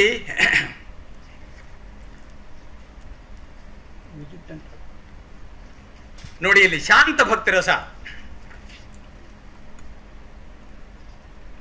ಅವನು ಅದಕ್ಕೆಲ್ಲ ಶಾಸ್ತ್ರೀಯವಾಗಿ ಬರ್ಕೊಂಡ್ಬಿಟ್ಟು ಹೋಗಿದ್ದಾನೆ. ಆ ಶಾಸ್ತ್ರೀಯ ವಿಚಾರನ್ನ ತರೋದಿಲ್ಲ. ಮುಂದೆ ಬಹುಶಃ ಪ್ರಿಂಟ್ ಮಾಡ್ಬೋದು, ಆಸಕ್ತಿ ಉಳ್ಳವರು ಅದನ್ನು ನೋಡ್ಬೋದು, ಅಥವಾ ತಾವೇನೇ ಶ್ರೀಮದ್ ಭಾಗವತದಲ್ಲಿ ಸಿಗುತ್ತೆ, ಅದನ್ನು ತಾವು ಓದ್ಬೋದು. ಅದೇನು ದೊಡ್ಡದೇನಲ್ಲ. ಆದರೆ ಇಲ್ಲಿ ಒಂದೆರಡು ಶ್ಲೋಕಗಳನ್ನು ಮಾತ್ರ ನಾನು ಉದಾಹರಿಸ್ತೇನೆ ತಮ್ಮ ಮುಂದೆ. ಅತ್ರ ಶಾಂತರಸಃ ಸ್ಥಾಯಿ ಸಮಾಸ ಆಂಧ್ರಾತು ಸಾದ್ವಿಧ ಶಾಂತೋದ್ವಿಧೈವ ಪಾರೋಕ್ಷ್ಯ ಸಾಕ್ಷಾತ್ ವಿಭೇತತಃ ಅಂತ ಹೇಳ್ತಾ ಇದ್ದಾನೆ. ಈ ಶಾಂತರಸಕ್ಕೆ ಇದಕ್ಕೆ ಪಾರೋಕ್ಷ್ಯ ಎಂತಕ್ಕಂತಹ ಒಂದು ಉದಾಹರಣೆಯನ್ನು ಪ್ರಪ್ರಥಮವಾಗಿ ಕೊಡ್ತಾನೆ. ಪ್ರಯಸ್ಯತಿ ಮಹಾಫಲ ಸಫಲತಾಂ ಕಿಮಷ್ಟಾಂಗಿಕ ಮುನೀಶ್ವರ ಪುರಾತನಿ ಪರಮಯೋಗಚರ್ಯಾಪ್ಯಸೌ ನರಾಕೃತಿ ವರಾಂಬುದ್ಯುತಿರ್ಧರಂ ಪರಬ್ರಹ್ಮ ಮೇ ವಿಲೋಚನ ಚಮತ್ಕೃತಿಂ ಕಥಯ ಕಿನ್ನು ನಿರ್ಮಾಸ್ಯತಿ ಅಂಥೇಳಿ ಇಲ್ಲಿ ಭಾಗವತೆಯಲ್ಲಿ ಒಂದು ಶ್ಲೋಕ ಬರುತ್ತೆ. ಇದಕ್ಕೆ ನಾನು ಹೀಗೆ ಅರ್ಥವನ್ನು ಮಾಡಿದ್ದೇನೆ. ಒಬ್ಬ ಭಕ್ತ ಮತ್ತೊಂದು ಭಕ್ತ ಶ್ರೇಷ್ಠನನ್ನ ಕುರಿತು ಇಲ್ಲಿ ಹೇಳ್ತಕ್ಕಂತಹ ಮಾತಿದು. ಎಲೇ ಮುನೀಶ್ವರನೇ, ನೀನೇ ಹೇಳು, ನನ್ನ ಈ ಮಹಾ ತಪಸ್ಸಿಗೆ ಮತ್ತು ಪುರಾತನವಾದ ಅಷ್ಟಾಂಗದಿಂದ ಕೂಡಿದ ಯೋಗ ಕಾರ್ಯವು ಯಾವಾಗ ಫಲಿಸೀತು? ಇನ್ನೂ ಅವನಿಗೆ ಫಲ ಸಿಕ್ಕಿಲ್ಲ. ನಮ್ಮ ಫಲ ಯಾವುದು ಅಂತ ಕೇಳಿದ್ರೆ ಆ ಭಗವಂತನ ಸಾಕ್ಷಾತ್ಕಾರ ಇನ್ನೂ ಸಿಕ್ಕೇ ಇಲ್ಲ. ನನಗೆ ಯಾವಾಗಪ್ಪ ಸಿಗೋದು ನಾನು ಇಷ್ಟನ್ನು ತಪಸ್ ಮಾಡಿದೆ, ಇಷ್ಟು ನಾನು ಅವನನ್ನು ಭಕ್ತಿಯಿಂದ ಧ್ಯಾನ ಮಾಡಿದೆ, ಆದರೂ ಕಾಣಲೇ ಇಲ್ವಲ್ಲ, ಯಾವಾಗಪ್ಪ ಸಿಗೋದು ಅಂತ ಕೇಳ್ತಾ ಇದ್ದಾನೆ. ನವೀನ ನೀಲ ಮೇಘಶ್ಯಾಮನಾಗಿ ಮನುಷ್ಯಾಕೃತಿಯನ್ನು ಪಡೆದ ಭಗವಂತನಾದ ಪರಮಾತ್ಮನು ನನಗೆ ಗೋಚರಿಸುವಾಗ ಯಾವ ನಯನದಿಂದ, ಯಾವಾಗ ಈ ನಯನೆಯಿಂದ ಕಾಣಲಿ ಅಂತ ಹೇಳಿ ಕೇಳ್ತಾ ಇದ್ದಾನೆ. ಇಲ್ಲಿ ಶ್ರೀಕೃಷ್ಣನು ಇನ್ನೂ ಭಕ್ತನಿಗೆ ಪ್ರತ್ಯಕ್ಷವಾಗಿಲ್ಲ ಎಂತಕ್ಕಂಥದ್ದು ಎಲ್ರಿಗೂ ಕಂಡು ಬರ್ತಕ್ಕಂತಹ ಒಂದು ಅಂಶ. ಇನ್ನೂ ಅವನಿಗೆ ಕಂಡು ಬಂದಿಲ್ಲ, ಇನ್ನೂ ಶ್ರೀಕೃಷ್ಣನ ಸಾಕ್ಷಾತ್ಕಾರ ಎಂತಕ್ಕಂಥದ್ದು ಅವನಿಗೆ ಆಗಲಿಲ್ಲ.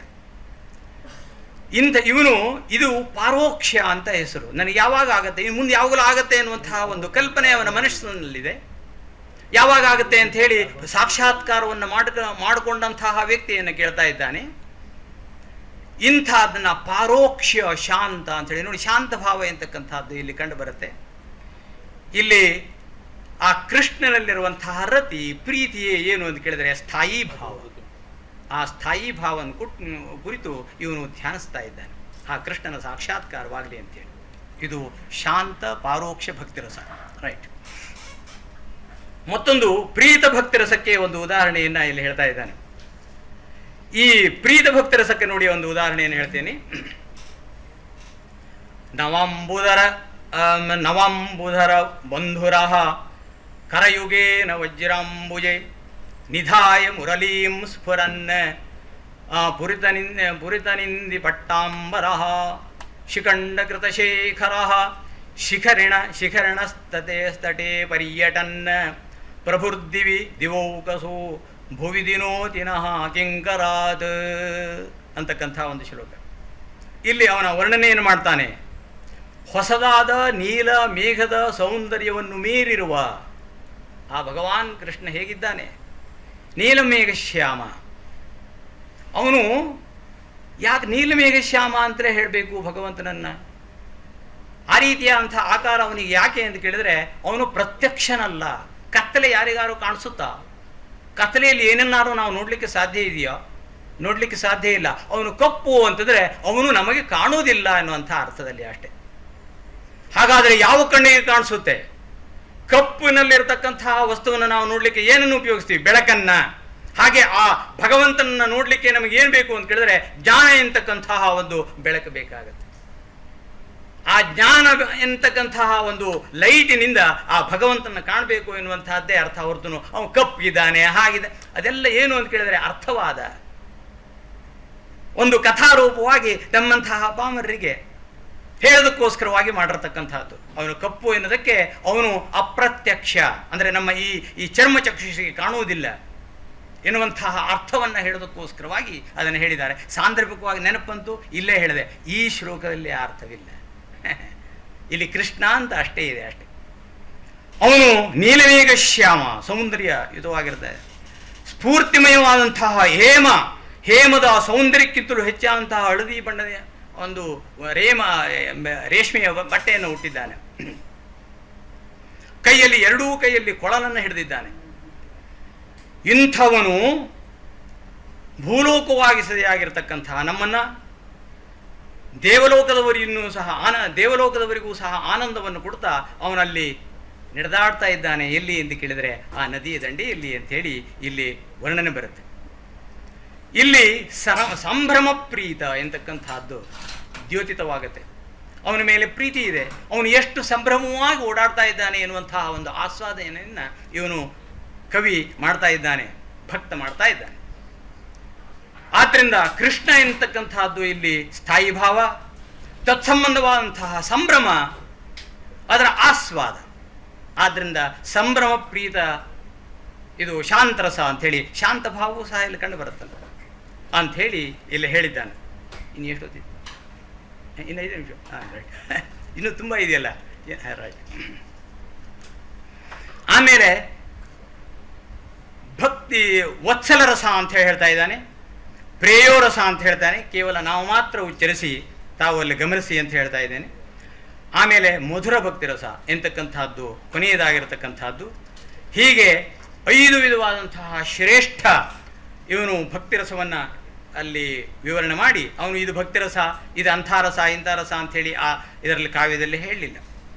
ಅಲ್ಲಿರತಕ್ಕಂತಹ ಶ್ಲೋಕಗಳನ್ನು ಗಮನಿಸಿ ಅಲ್ಲಿ ಬರತಕ್ಕಂತಹ ಅಂಶವನ್ನು ಆಧರಿಸಿ ಇಂತಹ ರಸ ಅಲ್ಲಿ ಇದೆ ಎನ್ನುವಂತಹದ್ದನ್ನು ನಾವು ಹುಡುಕಬೇಕಾಗತ್ತೆ ಅಷ್ಟೆ. ಅದೇ ಕೆಲಸವನ್ನು ನಾನು ಮಾಡಿದ್ದೇನೆ, ಬಹಳ ಗೌಪ್ಯವಾಗಿ ಮಾಡಿದ್ದೇನೆ. ಅತ್ಯಂತ ಸೂಕ್ಷ್ಮವಾಗಿ ಇರತಕ್ಕಂತಹ ಒಂದು ಸನ್ನಿವೇಶ ಅದು. ವಿಶೇಷವಾದಂತಹ ವಿದ್ವಾಂಸರು ಅದನ್ನು ಗಮನಿಸೋದಕ್ಕೆ ಸಾಧ್ಯವಾಗತ್ತೆ.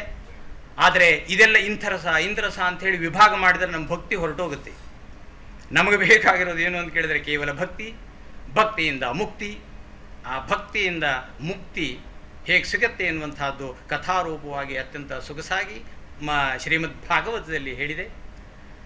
ಅದಕ್ಕೆ ಸಂಬಂಧಿಸಿ ನಾವೆಲ್ಲರೂ ಮೋಕ್ಷವೇ ಬೇಕಾದರೆ ಈ ಮಾರ್ಗವನ್ನು ಅನುಸರಿಸೋಣ.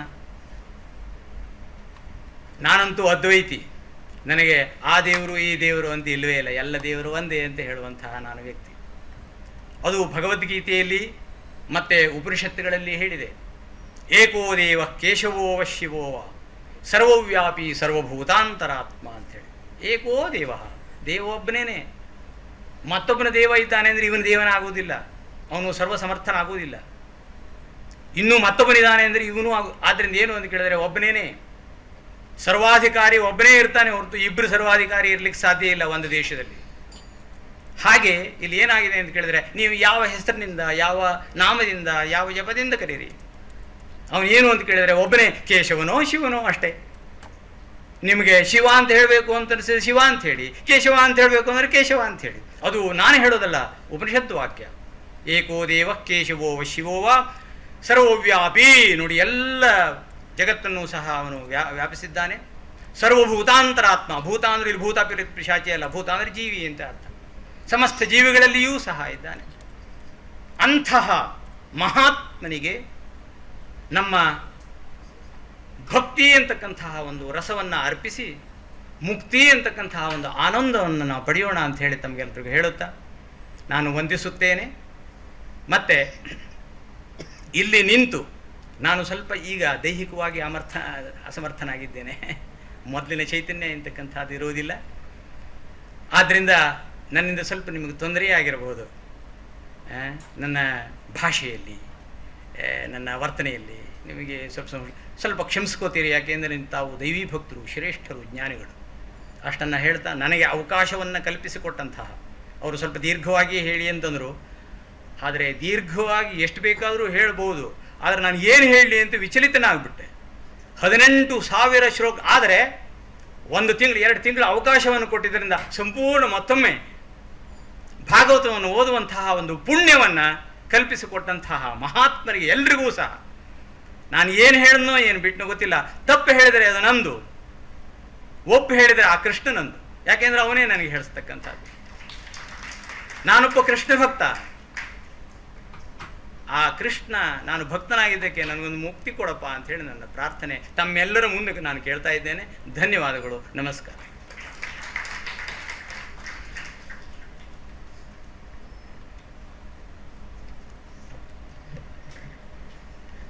ಆಂಗ್ಲ ಭಾಷೆಯಲ್ಲಿ 23 ಪುಟ ಇರತಕ್ಕಂಥ ಸುದೀರ್ಘ ಪ್ರಬಂಧವನ್ನು ಪಾರ್ಟ್ ಆಫ್ ತಮ್ಮ ಥೀಸಿಸ್ನ 2 ತಿಂಗಳ ಕೆಳಗೆ ಕೊಟ್ಟಿರ್ತಕ್ಕಂಥ ಎನ್ ಭಟ್ ಅವರು ಕನ್ನಡದಲ್ಲಿ ಇವತ್ತು ಲೌಕಿಕ ದೃಷ್ಟಿಯಿಂದ ಜನಸಾಮಾನ್ಯರಿಗೆ ಹೇಗೆ ಬೇಕು ಅನ್ನೋದನ್ನು ಇಟ್ಕೊಂಡು ಮಾತಾಡಿದ್ದಾರೆ.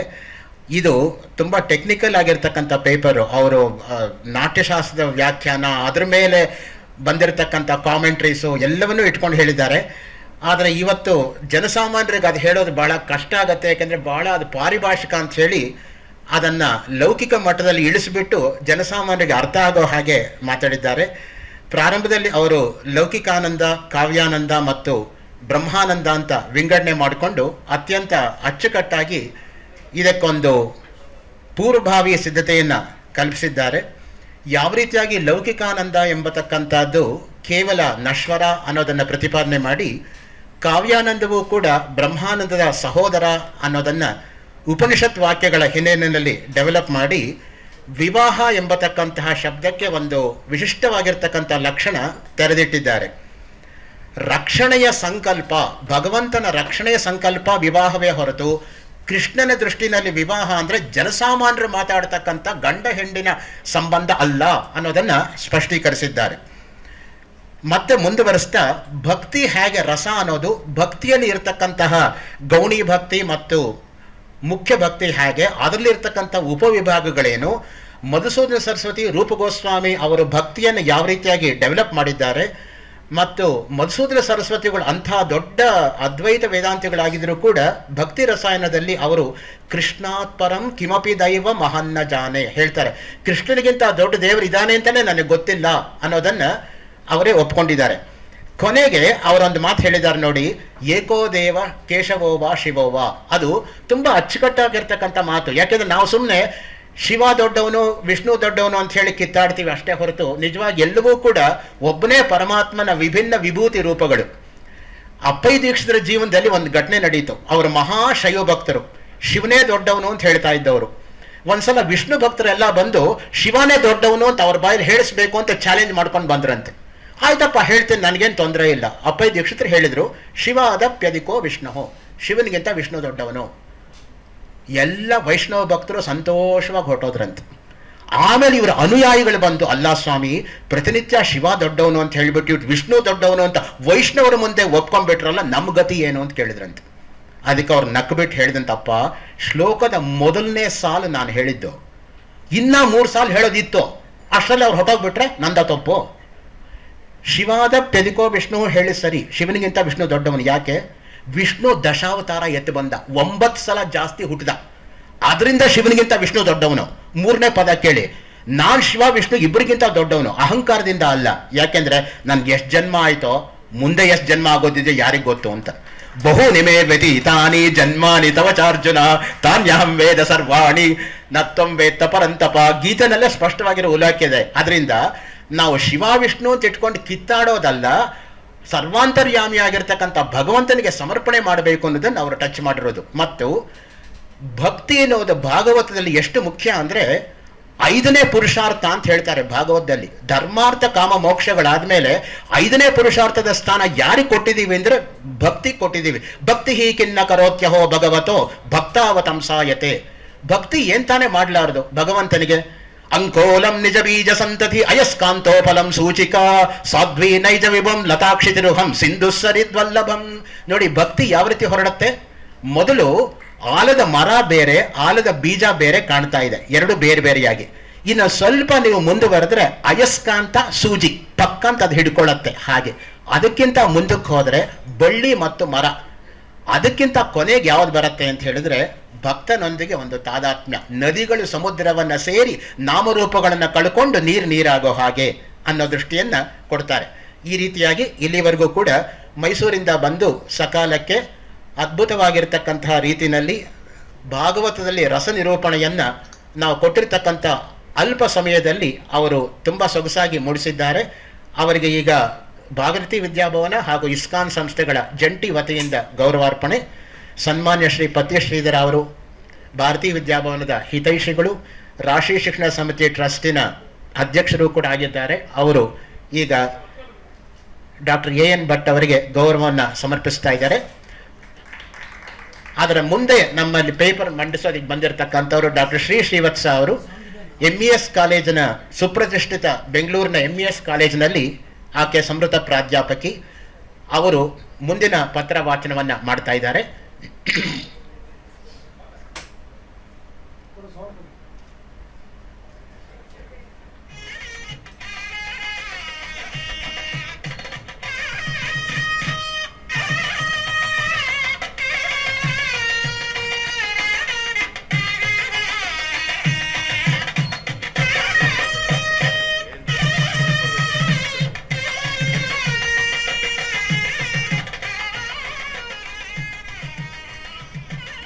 Let me introduce our next learned speaker, Dr. Srivatsa. Basically, she is a student of science and holds MA and MPhil degrees in Sanskrit. She was awarded PhD degree by Bengaluru University for her thesis on the Navarasas in Srimad Ramayana in the year 2000.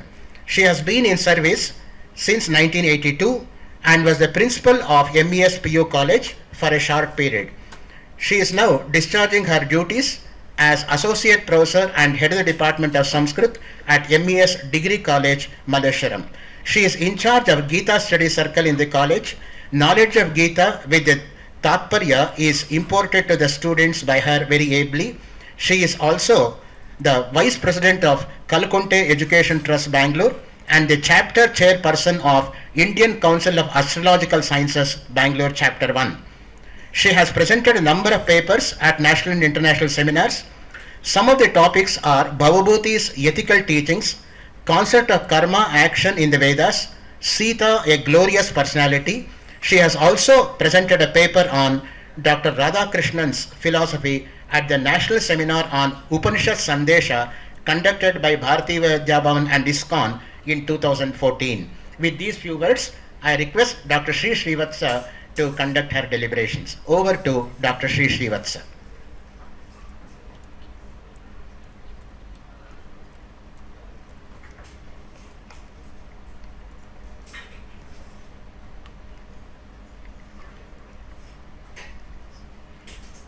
May I now request Vidwan Shankar Bhatta sitting there to kindly come to the dais, please. He will be the next speaker, Vidwan Shankar Bhatta.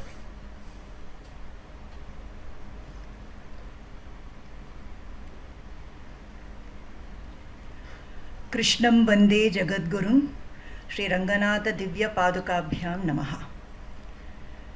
Namas Sadase, Sadasaspataye.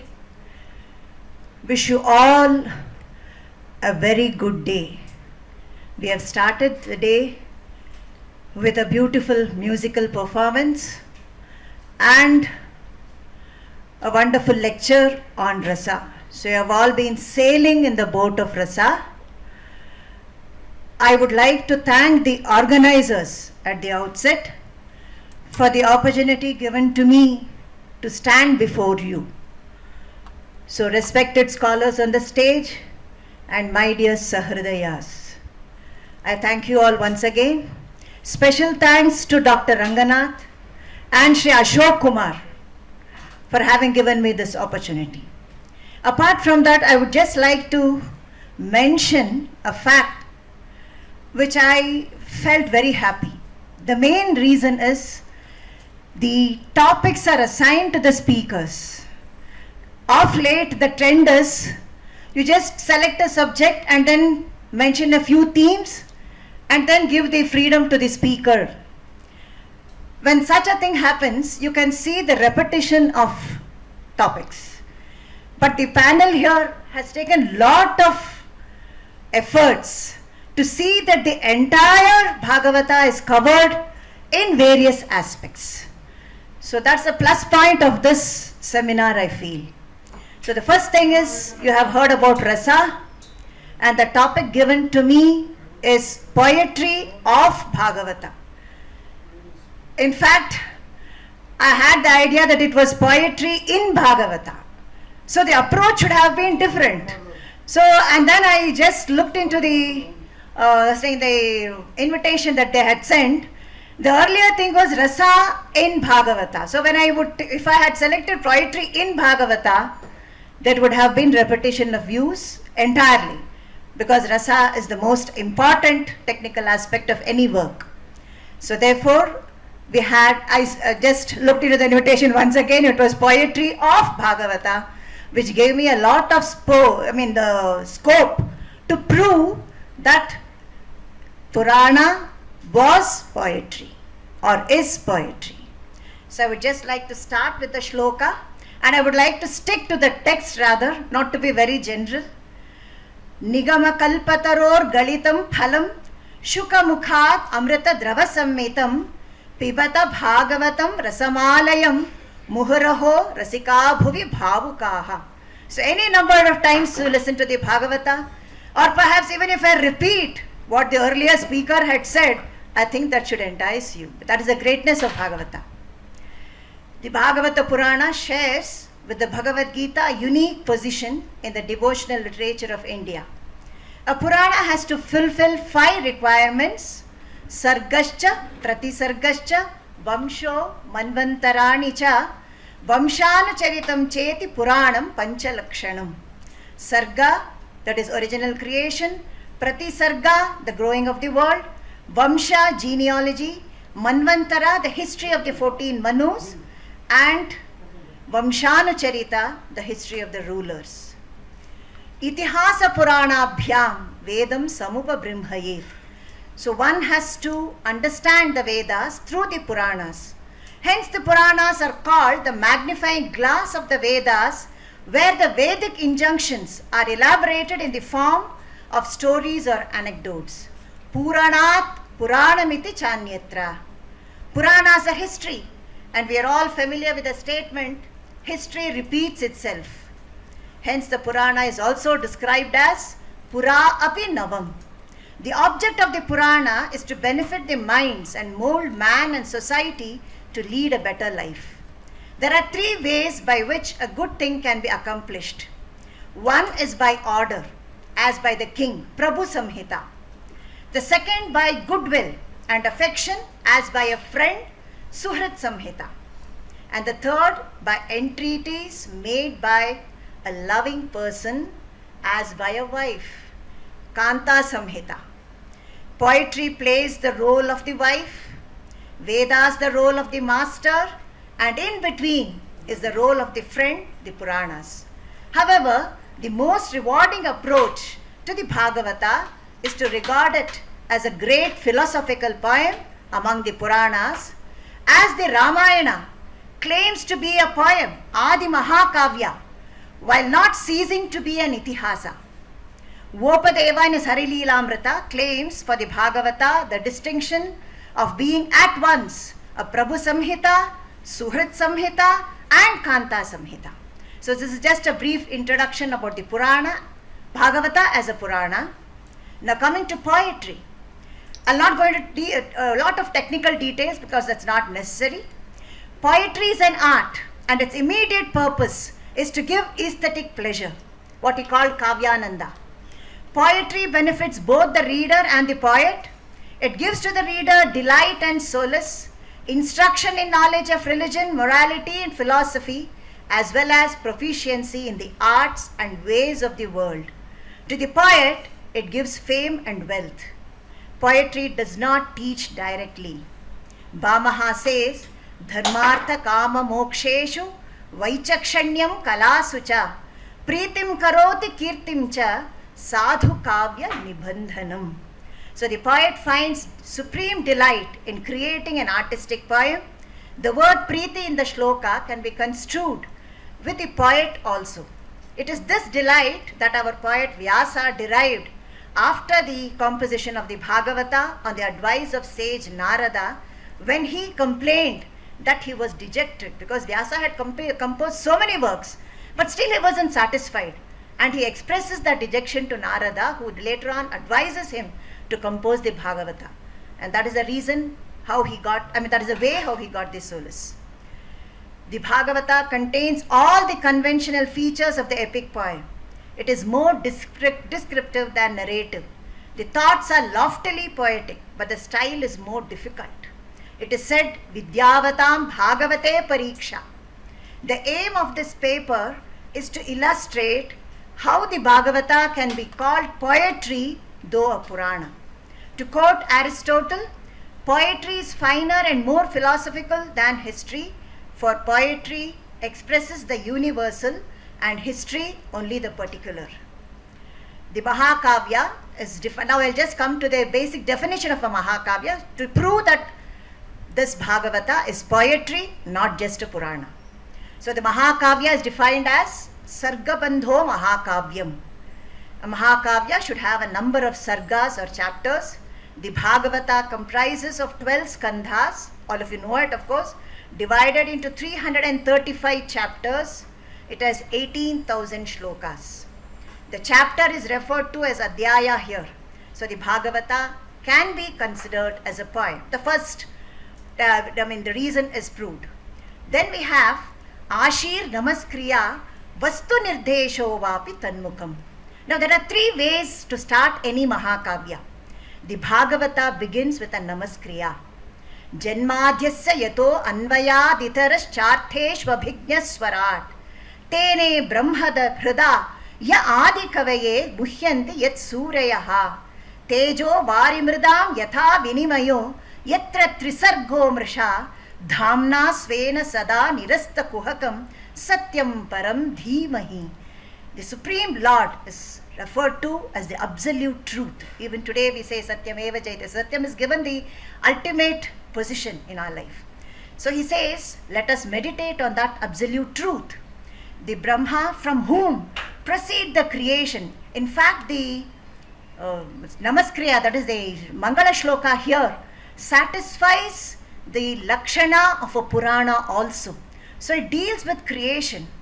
And then he says, he being present as the material cause as well as the efficient cause, both, who is omniscient and independent, who revealed to Brahma by a mere thought the Veda, without the help of which even the learned are unable to comprehend the glory of the Lord, who was responsible for the first combining of fire, water and earth, for whom the creation by the gunas does not really exist, and who by his glory repels everything that might delude the understanding. What more do we want?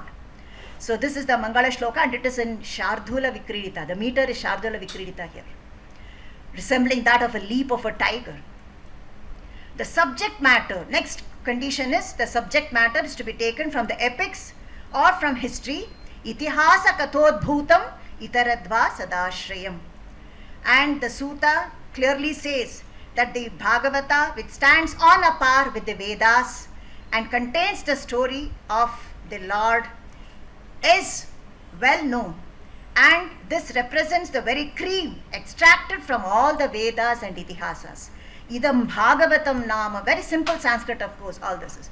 Idam Bhagavatam Nama Puranam Brahma Samhitam Uttama Shloka Charitam Chakara Bhagavan Rishihi Sarva Veda Itihasanam Saram Saram Samudhritam. So it is the essence of all the Vedas. The work should deal with the Purusharthas.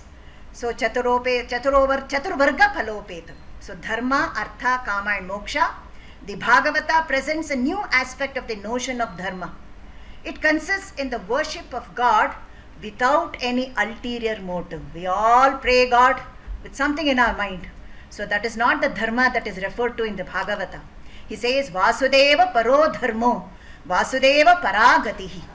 All virtue aims at the realization of Vasudeva, and all destinies culminate in Vasudeva. The Sutta says, Nishreyasaya Lokasya Dhanyam Swastyayanam Mahat. Vedavyasa taught this blessed, benedictory and great Purana for the highest good of mankind. What more is needed? A prayer of Kunti suggests the greatest goal, that is moksha, liberation. Vipadas santuna shashvat tatra tatra jagadguro bhavato darshanam yatsyat apunar bhavadarshanam. May calamities befall us at every step through eternity.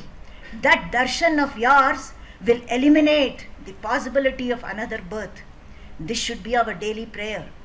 Narada too has indicated to Vyasa as to how actions dedicated to the Lord, who is the ruler of the universe as well as the supreme Brahman, serve as the cure for the threefold agony. We always say tapatraya, tapatraya. So what are those? He says, etat samsuchitam brahmas tapatraya chikitsitam yadishvare bhagavati karma brahmani bhavitam. Now next is regarding the hero. So Chaturodhata Nayakam, the hero should be skillful and noble. Now there is some difference of opinion because the Bhagavata has reference to other incarnations, the other stories regarding Vishnu. But in the very beginning of the discourse, when the sages request Suta, he says that Lord Krishna disguised himself in a human semblance and performed feats that were beyond human power. Kritavan kila viryani saha ramena keshavaha ati martyani bhagavan gudha kapata manushaha. Krishna indeed is the hero of the poem. This is now what I am going to tell is going to bring out the beauty of the descriptions in the Bhagavata. Dandan has listed the description of objects, places, events, etc., numbering 18 as an essential feature of a poem, Kavya. Nagararnava Shailartu, Chandrarkodaya Varnanaihi, Udyana Salila Krida, Madhupana Ratotsavaihi, Vipralambair Vivahaischa, Kumarodaya Varnanaihi, Mantraduta Prayanaji Nayakabhyudayairapi. Now, just as the cooking of rice is confirmed by testing one grain, the poetry of Bhagavata can be enjoyed by perusing the Dashamaskandha. There are descriptions, because when I got this invitation, I thought that there has already been a seminar on Puranas, Mahapurana. Why is it being repeated, Bhagavatanta? So that itself shows the greatness of Bhagavata. Perhaps in the years to come, there may be a separate seminar on the Dashamaskandha of Bhagavata. I think that could be a good topic to be spoken about. We can spend our time regarding that. So he says, there are I could say there are descriptions galore, but only a few are presented here. See the Vaibhava. So Sri Shuka describes Mathura as a city with high gateways and portals made of crystal and fitted with huge doors of gold and embellished with ornamental arches, also of gold, over them. It had granaries of copper and brass, all costly items, which we cannot even dream perhaps, had been rendered difficult of access by a moat, and was adorned with gardens and delightful parks. The entrances of its houses were artistically decorated with pitchers full of water, pitchers, P-I-T-C-H-E-R-S, pitchers full of water and sprinkled with curd and sandal paste. They were surrounded with rows of flowers and crowned with rows of lights. You can imagine the Vivaha Mantapa entrance now. That has been described here. And crowned with rows of lights, with leaves thrust into their mouth and strips of silk tied round their necks, and with plantain and arecanut trees, along with bunches of fruits fixed beside them and flags hoisted near them. Beautiful decoration. If our florists take a cue from this, they could give a better decoration rather. Dadarshatam spatika tunga gopura dvaram brihat hema kapata torana tamrara koshtam parikha durasada udhyana ramyopavanopa apurna kumbai dadichandanokshitaihi prasuna deepavalibihi sapallavaihi sabrinda rambhakramukaihi saketubihi swalankrita dwaragriham sapattikaihi. Vyasa describing the rivers, Nadi has to be described. Vyasa describing the rivers says that hearing the music of Krishna, their rapid flow was arrested, it seems, through love, betrayed by the eddies, the whirlpools, and clasped both the feet of Krishna with the arms of their waves in such a way as to fold them in their embrace, offering lotuses. Samskrita is beautiful here. Nadyastata tadupadarya mukunda geetam avarta lakshita manobhava bhagna vegaha alingana sthagita murmi bhujair murarehe grihnanti pada yugalam kamalopaharaha. They are presenting lotuses to him. The 20th chapter describes the rainy and autumn seasons. The poet in Vyasa stands revealed. Huge clouds endowed with the eyes of lightning and tossed by tempestuous winds poured down water, which brings joy to the world. We are all waiting for our rains. Even as the compassionate, observing the miserable plight of the world, lay down their life and thus bring delight to the world. Taditvanto mahamedhas chandashvasana vepitaha prinanam jivanam hyasya mumuchuhu karuna iva. Vyasa excels in giving excellent comparisons. That which is happening now regarding the Vedas has been indicated by Vyasa. I do not know how he knew that. Dirgadarshi. Marga babhuvuhu sandhigdas trinaishchanna hyasamskritaha nabhyasyamanaha shrutayo dvijaihi kalahata iva. Overgrown with grass and remaining untrodden for a long time, the tracks became doubtful. Indeed, even like the texts of the Vedas, which are not properly studied by the Brahmanas and are consigned to oblivion by force of time. That is what is happening now. Describing autumn, marked with the appearance of lotuses, the poet says the waters regained their transparency, even as the minds of those that have strayed from the path of yoga recover their purity by resuming the practice of yoga. Sharada nirajotpatya nirani prakritim yayuhu brashtanamiva chetamsi punar yoga nishevaya. Chandrodaya in the autumn season is beautifully depicted. The poet says, there appeared the familiar moon painting the face of the east with a red hue by its most soothing rays, just as a lover appearing after a long absence, would smear the face of his beloved with saffron paste. See, all this was not taboo for Vyasa because the intention is different. So Vyasa is certainly a great poet. It's not that Shringara is completely a taboo for all of them. So the way he has described, so the comparison he has given is to be noted here. Tadodu rajaha kakubaha karairmukham prachya vilimpin arunena shantamaihi sacharshaniima udaga chucho mrijan priyaha priyaya iva dirgha darshanaha. Seeing her after a long time. The moonrise does have its effect. Beholding the moon, the friend of lilies in full orb, which shone like the countenance of goddess Lakshmi and possessed of a scarlet hue like that of fresh saffron, and Vrindavana being illumined with its soft rays, Krishna struck a melodious note on his flute that enraptured the mind of the fair-eyed gopi. So he began playing the flute. 5 chapters are dedicated to the Rasa Krida episode, which is commonly known as Rasa Panchadhyayi, which is also referred to as the soul of the Bhagavata.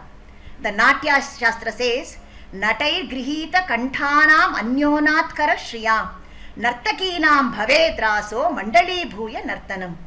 Rasa is the name of a particular dance carried on by a number of women dancing in a circle with their hands interlocked in the company of men who dance with them with their arms placed on the neck of their female partners. Here Krishna took the place of all the men. Tatrati shubhe tabhir Bhagavan Devaki Sutaha Madhye Maninam Haimanam Maha Marakato Yata. Beautiful here. There in the company of those girls, Krishna shone exceedingly bright, like a large emerald strung in the midst of every 2 gold beads. Krishna is said to possess the hue of the sapphire. Here he has been likened to an emerald, apparently due to his color being blended with the golden hue of the gopis and thus appearing green rather than cerulean. Vyasa also defends the Rasa Krida of Krishna. This may give a wrong impression in the minds of the common man. He may say, Adhege, how is it Krishna danced with all the women when they had their husbands? So he says, Anugrahaya bhutanam manusham dehamastitaha bhajate tadrishihi krida yaha shrutva tatparo bhavet. Having assumed a human semblance in order to shower his grace on created beings, the Lord indulges in sports like the Rasa play, by hearing of which exclusive devotion is developed. It is during Rasa Krida Krishna disappeared all of a sudden. The women of Raja felt agonized on not seeing him, just as she-elephants would when they failed to see the leader of their herd. Antarhite Bhagavati Sahasaiva Brajanganaha Atapyanstam Achakshanaha Karinya Iva Yuthapam. This is an illustration of Vipralamba, that is separation from the lover. Coming to Vivaha, I'm just pointing out how Vyasa has successfully described various events. The intentions may be different. So Vyasa has described the marriages of Devaki and Vasudeva, Balarama with Revati, Krishna with Rukmini, Satyabhama, Jambavati, etc. So referring to the marriage procession of Devaki and Vasudeva, the poet says, Shankaturya Mridangascha Nedur Dundubhaya Samam Prayana Prakrame Tavad Varavadvoho Sumangadam. Kumarodaya is the event to be described in a kavya. That is also there. An account of the advent of Krishna is given, the birth. Vyasa refers to Pradyumna. I would like to make a reference to Pradyumna's birth. So Kama, the god of love, being burnt by the anger of Rudra, sought a body. He was born as the son of Rukmini and came to be known as Pradyumna. He proved himself to be equal to his father in every respect. Sayeva jato vaidarbhyam Krishna virya samudbhavaha Pradyumna iti vikhyataha sarvato anavapituhu. Illustration for mantra or counseling can be seen in the advice given by Krishna to Nanda, asking him not to worship Indra. He tells him to use the same materials to worship the cows, Brahmanas and the Govardhana mountain. Tasmat gavam Brahmana adreshta charabhyatam makaha ya indrayaga samarambhar tairayam sadhyatam makaha. Lofty advice regarding karma and gunas is given by Krishna in this chapter. Duta, coming to the next point, we have an excellent message sent to Krishna by Rukmini through a Brahmana, Duta, asking him to save her and take her away. A love letter in 7 shlokas. Rukmini had written it then. Rukmini calls Krishna as Bhuvana Sundara. In a lighter vein, you can say, Kanya Varayate Rupam. A girl always looks for handsomeness in a person. So Rukmini calls him Bhuvana Sundara, most handsome in all the three words, and tells him that her mind had been set on him. She ends up saying that she would lay down her life already through fasting. The Brahmana tells Krishna everything about Rukmini's plight and delivers a message asking him to act without delay. Ityete guhya sandesha yadudeva maya hritaha vimrishya kartum yachatr kriyatam tanantaram. The point should be noted here. Vimrishya. So he gives the choice to Krishna. He has just conveyed his message as a messenger. He has told what Rukmini had asked him to tell, and that was conveyed to Krishna, and he tells him Vimrishya kartum yachatr kriyatam tadanantaram. There is another message for Krishna sent by the kings captured by Jarasandha. It is then that Krishna sets out to Indraprastha to achieve his goal. This is an illustration for prayana. Anartha sauvira maroons thirtva vinashanam harihi giri nadi ratiyaya puragrama prajakaran. So passing through the lands of Anartha, Sauvira, Maru and Kurukshetra and crossing many hills and rivers, Krishna went past many towns, villages, cowherds, hamlets, mines and quarries. So this description is also found. I've just selected one shloka each to prove how he has fulfilled that as a point. Krishna, Bhima and Arjuna proceed to meet with Jarasandha. They disguise themselves as Brahmanas. Later on, revealing their true identity, they convey to Jarasandha their purpose of visit. Yuddham no dehi Rajendra dvandvasho yadi manyase yuddharthino vayam prapta rajanya na annakankshinaha. Describing the fight Aji between Jarasandha and Bhima, Krishna says, Tatas samaye kale viro samyukta vitaretaro jagnatur vajrakalpabhyam gadhabhyam ranadurmado. These two warriors who were fierce in battle struck each other with their maces which were as hard as the thunderbolt. An account of Nayaka Bhyudaya, the last point, can be seen in the conversation between Nanda and the cowherds. Nanda sums up all the achievements of Krishna in the 26th chapter. Such was his greatness that sage Garga remarks, Manye Narayanasya Krishnam Aklishta.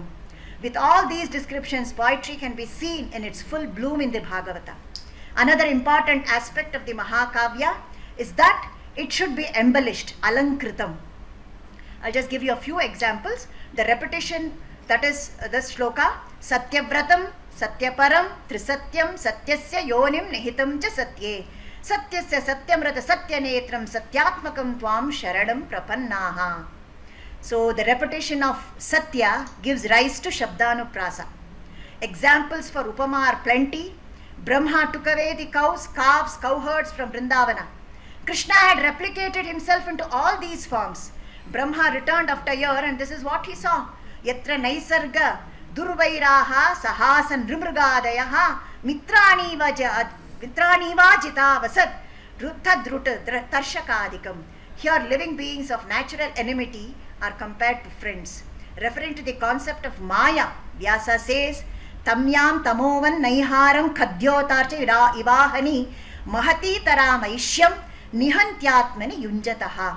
Just as the darkness caused by mist gets merged in that of a night, and even as the light emitted by a firefly is merged in daylight, the interior Maya one, that is the inferior Maya one employing it against a superior, nullifies his own control over that power. So Brahma's power was nothing compared to that of Krishna. The comparisons are very apt. I would like to go to this Drishtanta. I've given many more examples here, but I'll go to Drishtanta. Gireyo varsha darabi hanyamana na vivyatuhu abhibhuyamana vyasanair yathadhoksha chetasaha. Beaten by volleys of rain, mountains did not feel the least agitated any more than those whose mind is fixed on Lord Vishnu. When Krishna lifted the Govardhana mountain, it is said, Kwa saptahayano balaha, kwa mahadri vidharanam. Where is a 7-year-old lad? And where is the lifting of a huge mountain? The difference is vast. This is Vishama Alankara. Similarly, here I would give another example. When Sudama exclaims, Kwaham daridraha prapiyan, kwa Krishnaha Sriniketanaha. Where am I, a pauper and a sinner? And where is Krishna, the abode of the goddess of fortune? Thus, Alankara Prayoga is profuse in the Bhagavata.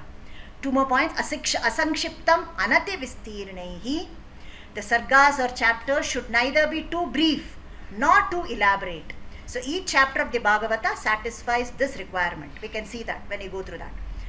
Next, of course, this has been dealt with by the earlier speaker, but I would just give you my approach to that. So Bhattanatha says, Kavyena rasaha bhavyante, because he stressed mainly on the bhakti rasa, whereas you have all the navarasas there. So the next aspect of poetry, because I am talking about poetry, so I am dealing with this. The next aspect of poetry to be dealt with here is rasa. Vishwanatha defines kavya as kavyam, vakyam rasatmakam kavyam. That there are 9 rasas is a well-known fact. The main theme of the Bhagavata is the importance of Hari Bhakti or devotion to God, especially in his manifestation as Krishna. Krishnastu Bhagavan Swayam. Bhakti is nothing but a form of Shringara. And then Shringara can be seen mainly in the, of course there are a lot of praises, various, because there is another paper referring to hymns in the Bhagavata. So that again will deal with Bhakti Rasa. So Shringara can be seen mainly in the description of the Rasa Leela, which has already been referred to as the Rasa Panchadhyayi. Krishna and the gopis are Alambana Vibhavas, Vrindavana garden, full moon, melodious note of the flute are Uddipana Vibhavas, piercing glances, charming smiles, embrace, etc. are Anubhavas, anxiety, joy, shyness, etc. are Vibhichari. All these are portrayed over there in the description of Vyasa. Just one shloka. Bhagavanapi ta ratrihi sharadotphulla mallikaha viksharantum manaschakre yogamayam upashritaha. So finding those nights adorned with full-blown jasmines in autumn, the Lord too made up his mind, falling back upon his Yogamaya. That is to be noted here. Akrura at the behest of Kamsa arrived in Vraja to take Krishna and Balarama to Mathura. The lamentations of the gopis creates pathos in the hearts of the readers. Yasya anuraga lalita smita valgu mantra leelavaloka parirambhana rasa goshtya Nitaha smanaha kshanamiva kshanada vina tam gopyaha katham no atitarema tamo durantam. How shall we be able, in fact, to get over the anguish of separation, which is so difficult to overcome, without him in whose company a number of nights were spent by us as an instant in the Rasa assembly? Thus Karuna Rasa is portrayed. The description of Krishna killing Kamsa gives rise to Raudra Rasa. Kamsa's actions form the Alambana Vibhava. Krishna flew into rage and springing with agility, speedily ascended the dais. Grasping him tightly by the hair, he dragged him hard along the ground. Evam vikathamane vai kamse prakupito avyayaha lagimnotpatya tarasa manchamuttungam aruhat. There are a number of episodes to describe the valor of Krishna resulting in Veera Rasa. He is a true Veera. One such episode is the killing of Kuvalaya Pida, the rogue elephant.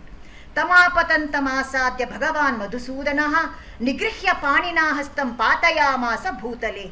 Approaching the elephant, even as it came rushing, Krishna caught hold of its trunk and hurled it down to the ground. The fight between Rukmini's brother, and Krishna is terrible, depicting Bhayanaka Rasa. Krishna tore every weapon that Rukmini took up: an iron club, a sharp-edged spear, a pike, a sword and a shield, a javelin and a bludgeon. Disgust, Vibhatsa is experienced when Krishna is described as binding Rukmini with a scarf and disfiguring him by shaving him in such a way as to leave a part of his moustache and locks. Chailena badhva tam asadhu karinam sasprashrukesham pravapan vyarupayat. There is no dearth of Adbhuta Rasa in the Bhagavata. The cows headed by Balarama complained to Yashoda that Krishna had eaten mud. Krishna, however, asked his mother to examine his mouth, and this is what she saw. The universe, consisting of the moving and the stationary, the atmosphere, the quarters, the mountains, the oceans, the wind, the lightning, the moon and stars, heaven, water, the mind, the indriyas and the 3 gunas. Sa tatra dadrishe visham jagan sthasma chakham dishaha sadri dvipabdhi bhugolam sabvaivagni indu tarakam jyotish chakram jalam tejo nabhaswan viyadevacha vaikarikani indriyani manomatra gunastrayaha. What a great wonder. The number of stories throughout the Bhagavata inculcate viveka and vairagya, leading to the delineation of Shantarasa. Adi madhyavasaneshu vairagyakhyana samyutam hari leela kathavratam amritanandita satsuram. Hasya can be experienced only as a bhava here. When the gopis beg Krishna for his company, Krishna heartily laughs and proceeds to delight them out of compassion. Iti viklavitam tasam shrutva yogeshwareshwaraha prahasya sadayam gopir atma ramopya ariramat. Here hasa and daya are bhavas. Krishna was performing the rasa dance. Smitten with love to witness the amorous sport of Krishna, the celestial ladies fainted and the moon god along with his retinue felt amazed. Vismaya and kama are bhavas. Krishna vikriditam viksha mumuhu khechara striyaha kamarditaha shashankascha sagano vismito abhavat. The term vritta stands for meter. There can be no poetry without meter. Most of the verses in the Bhagavata are in the Anushtup Chandas, 4 verses, 8 syllables each. For example, Kathito Vamsha Vistaro Bhavata Soma Suryayoho Rajnyam Chobhaya Vamshyanam Bharitam Paramadbhutam. The deeds of the kings of solar and lunar dynasties have been told by Shukha. There is reference to Upendra Vrajra. I'll not go into the detail again there. You have Vasanta Tilaka and Vamshasta mainly in most of the shlokas. Coming to the next point, Shravya Vrittaihi Susandibhihi. So the Vrittas should be pleasing to the ears, and of course, when you listen to the Bhagavata, it is certainly pleasing. The Sargas are to be well connected. Since the Bhagavata deals with the entire story of Lord Vishnu, the chapters are neatly divided and connected too.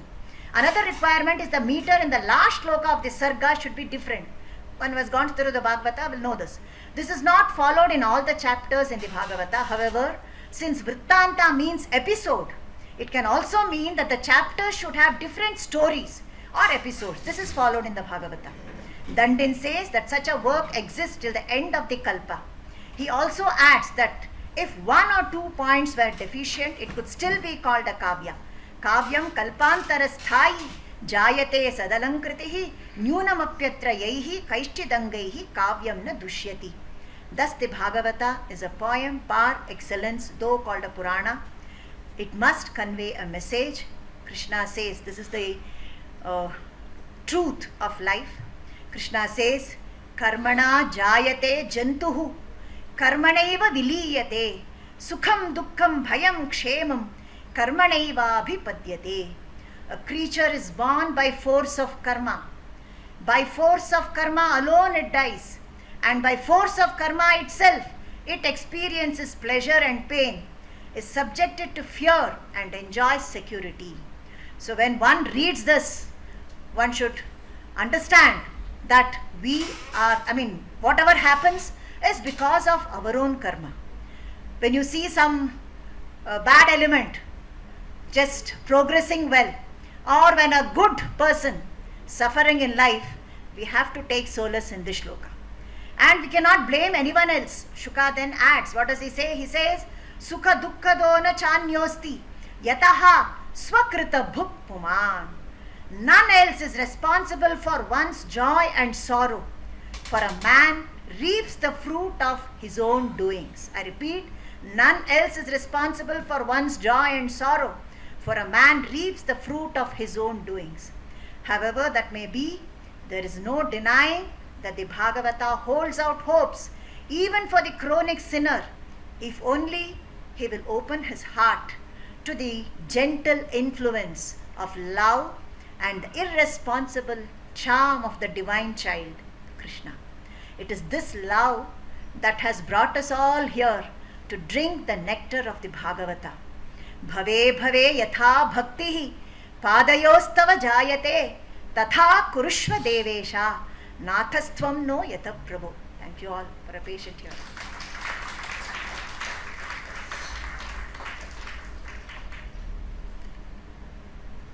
Thank you very much, madam, for your excellently documented research paper, wherein you touched on some of the very basic roots of poetry with all its variations, manifestations and variegations, right from the starting till the end in the short span of time, which only a thorough reader like you and a thorough researcher can present in such a short span of time. You started with the poetry and the purpose of poetry by stating Ananda according to Bhamaha's definition. Dharmartha kama moksheshu vaichakshanyam kalasu cha karoti kirtim pritincha sadhu kavya nishevanam. There are some kavyas which are not sadhu kavyas. Therefore, the word sadhu is the word which is quintessential in this particular context. And you also mentioned how Srimad Bhagavatam satisfies all the definitions of Mahakavya put forth by Vishwanatha in his Sahitya Darpana chapter number 1, wherein he gives 10 characteristics of Mahakavyas, and you elaborated that in the same order, starting from Namaskaratmaka Mangala, which cue Kalidasa took over in his masterly epic Raghuvamsha, which also starts with Namaskaratmaka Mangala. Vagartha iva sampruktav, Vagartha pratipattaye, Jagata pitaro vande Parvati Parameshwaro. That is Namaskaratmaka Mangala. So how exactly Namaskaratmaka Mangala can play a fitting role? And you talked about the subject as the Lord. He himself is the God, which again is a perfect definition of Mahakavya. Yeko Nayakaha Suraha. Preferably you should write an epic based on a God. On no inferior person you should write a God. Unfortunately, I have to state that in modern Sanskrit poetry, there are Mahakavyas which are emerging in the present politicians. Mulayam Singh Yadav Charitam, Rajiv Shraddhanjali Shatakam, Sonia Prashasti Kavyam. So there are so many modern Sanskrit epics which are coming up. Do they really mean that that particular kind of thing it satisfies from the point of view of that? Just to popularize something and just to get award for something, one should not write an epic and glorify somebody to the level of a god. No human being should be elevated to that level. Anyway, she also presented a concept of new aspect of dharma and total surrender to Vasudeva. Let me bring to your kind attention top ranking physicist of Austin, Texas, ECJ Sudarshan. Do you know how he starts a physics experiment? Vasanad Vasudevasya Vasitante Jagatrayam Sarvabhuta Nivasosi Vasudeva Namostute. Without chanting this particular stanza, ECJ Sudarshan, a top ranking physicist who may get a Nobel Prize any day for India, chants with that. That is the role of Vasudeva, which is the most important aspect. Madam, you also mentioned about the Dashamaskanda of Bhagavata, wherein a separate seminar could be conducted. Already ISKCON is planning to do a seminar, not just a seminar, an international seminar on Krishna. So they are already preparing for that. Therefore, certainly on one particular day in a Saptaha or so far, whatever it is, the duration of that international seminar, one day would be definitely dedicated for Dashamaskanda of Bhagavatam, because Dashamaskanda is Bhagavata and Bhagavata is Dashamaskanda, and that is Krishna. You cannot find Dashamaskanda separated from Krishna and Krishna separated from Dashamaskanda. Let me give you the example of whether you call somebody as Dampati Hrasva or Dampati Dirgha. As Nilakanta Dikshita would put it, Kim Dampati Miti Bruyam Utaho Dampati Iti. If I say Dampati, Hrasva, grammarians will catch me that I don't know Sanskrit. If I use Dampati as Dirgha, there are no two people, because Shiva and Parvati are one and the same. So he is an Ardhangini. So how can you call either Dampati or Dampati? Both ways I will be committing a mistake. Which mistake should I commit to eulogize you? Please tell me. This is Nilakanta Dikshita's bhakti to God Shiva. Madam, you also mentioned the concept of the rasa and how exactly the name of rasa comes from Natya Shastra. Therefore, your background of Natya Shastra in culminating the rasa and the poetry aspect of Srimad Bhagavatam is really appreciable, because the crux and the gist of the rasa develops only from Natya Shastra of Bharata and the commentary of Abhinaya Bharati being composed by Abhinava Gupta, who was a 10th century monarch on whose 1000th birthday is being celebrated throughout India, on par with Bhagavad Ramanuja's 1000th birthday, which is also being celebrated by Sahitya Academy during the month of 9th and 10th of next month at Tirupati. And they celebrated on Abhinava Gupta last month at Delhi, and next month they are celebrating a national seminar on Sri Ramanuja at Tirupati in Venkateshwara Vedic University. That is a very relevant point. You also mentioned the concept of Jarasandha and Krishna fight and how exactly Veera Rasa is being projected. And as you very ably put it, all the Navarasas are there in Mahabharata, and also Shanta. Shantopi Navamo Rasaha. That particular statement has been evaluated by rhetoricians from times immemorial. In fact, Dr. V. Raghavan, a doyen among the modern rhetoricians, has written a separate book called Number of Rasas, 1942 Adyar publication, which has been reprinted in 1997 from Raghavan's own house, number 9 Krishnapuram Colony, Chennai. So, the concept of rasa, we have to go only to Raghavan, and the person who worked with Raghavan on the concept of rasa is Professor Kutumba Shastri, who happened to be the Vice Chancellor of 6 Sanskrit universities right now, and he is also at present, I think, Vice Chancellor of Somnath University in Gujarat. Now, coming to the concept of Satya, which you developed so beautifully, the very gist of Indian wisdom lives on Satya. What exactly do you mean by Satya? Trikala abhadyatvam satyatvam.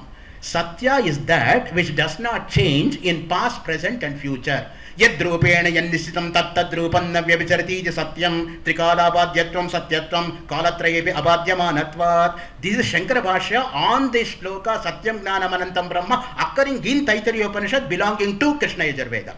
Therefore, that is the role of Satya, which is the very base, because Satyanna pramaditavyam, dharmanna pramaditavyam, bhutyena pramaditavyam, swadhyaya pravachanabhyanna pramaditavyam, yesha adesha, yesha upadesha, yesha vedopanishat on the one hand, satyam vada dharmanchara on the other hand. Therefore, it clearly says what you should do and what you are not supposed to do.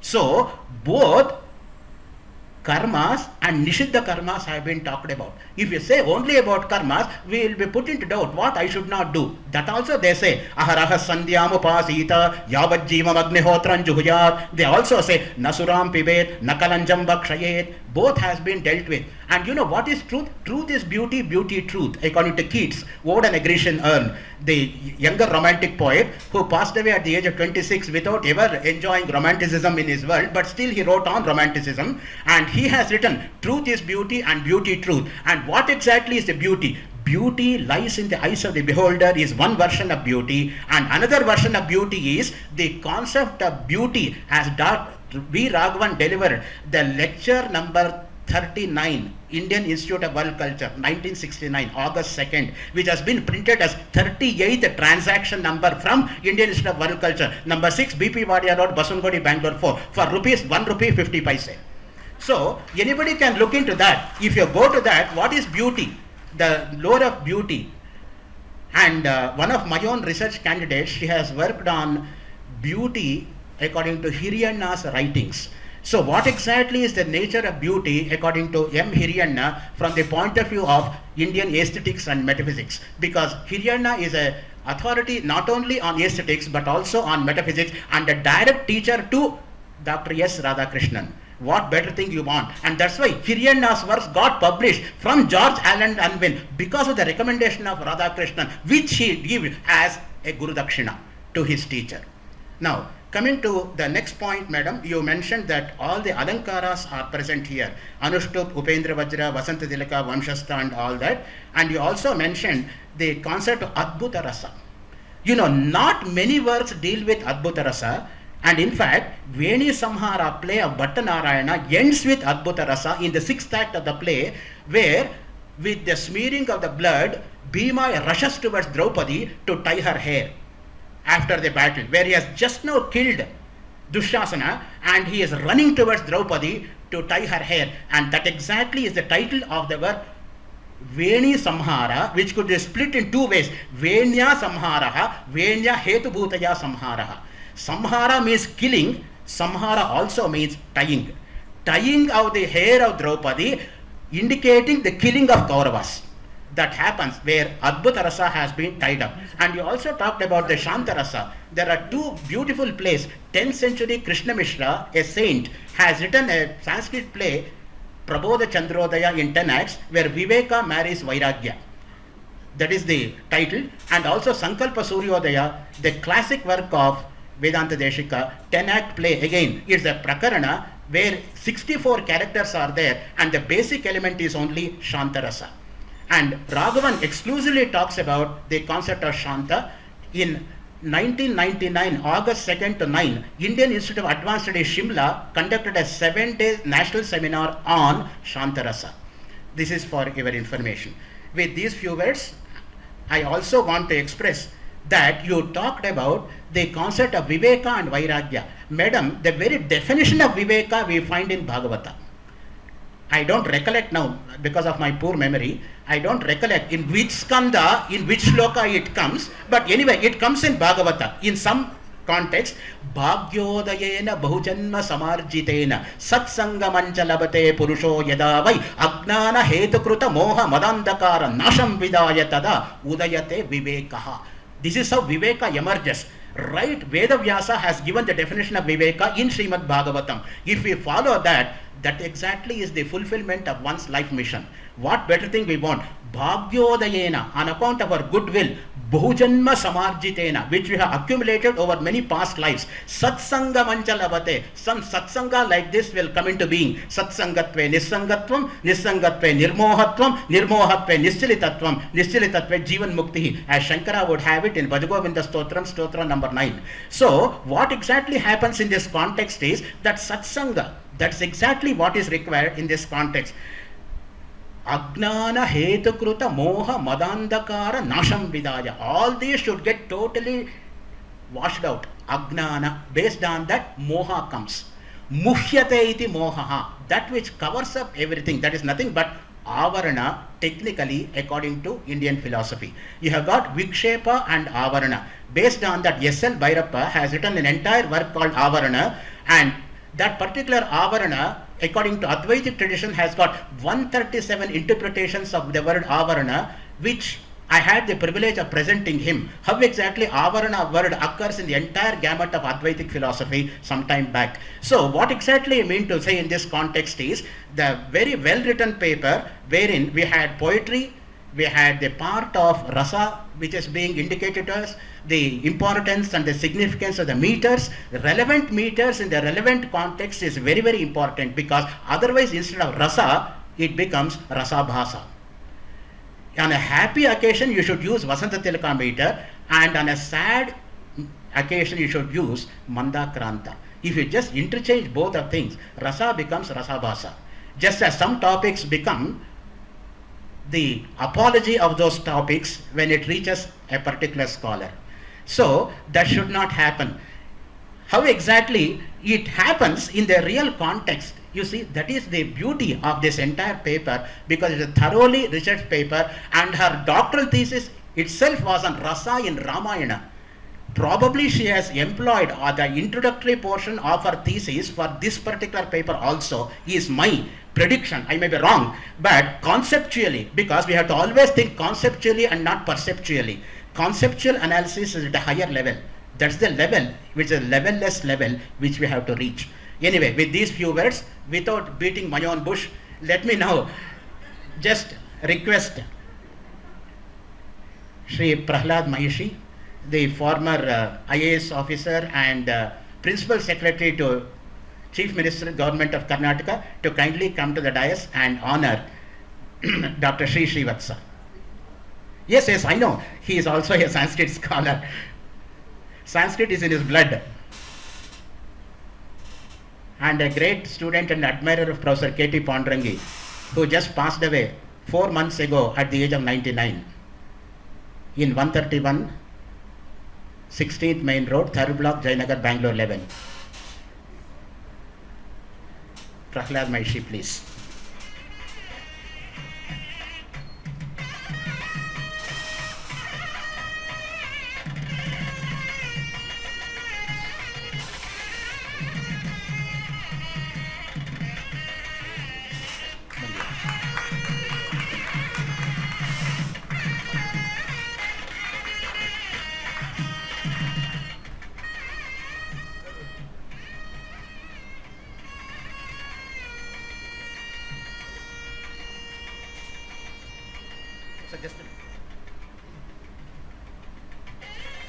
We also have the pleasure of showing our mark of respect to Shri Prahlad Maishi, who has been kind enough to spare some of his most valuable time here and to be with us.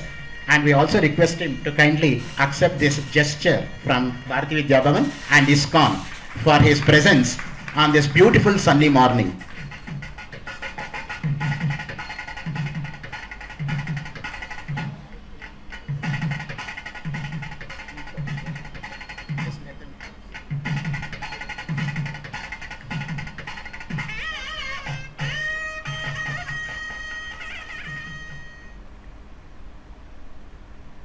Now we proceed to the next paper. We have with us Vidwan Shankar Bhatta, and he will be speaking to us on hymns of Bhagavatam. Here is a very brief resume of Vidwan Shankar Bhatta. He is a double MA, MA in Kannada and MA in Sanskrita. He has done his Vidwan course in Alankara Shastra. He retired as headmaster Kumara Park High School, Bengaluru. He conducts conversational courses in Sanskrit, speaks Sanskrit course under Samskrut Bharati. He is the honorary director of Vedanta Bharati, KR Nagar, Mysore district. With these few words, I request Sri Shankar Bhatta to highlight us on the topic hymns of Bhagavatam. Over to Vidwan Shankar Bhatta.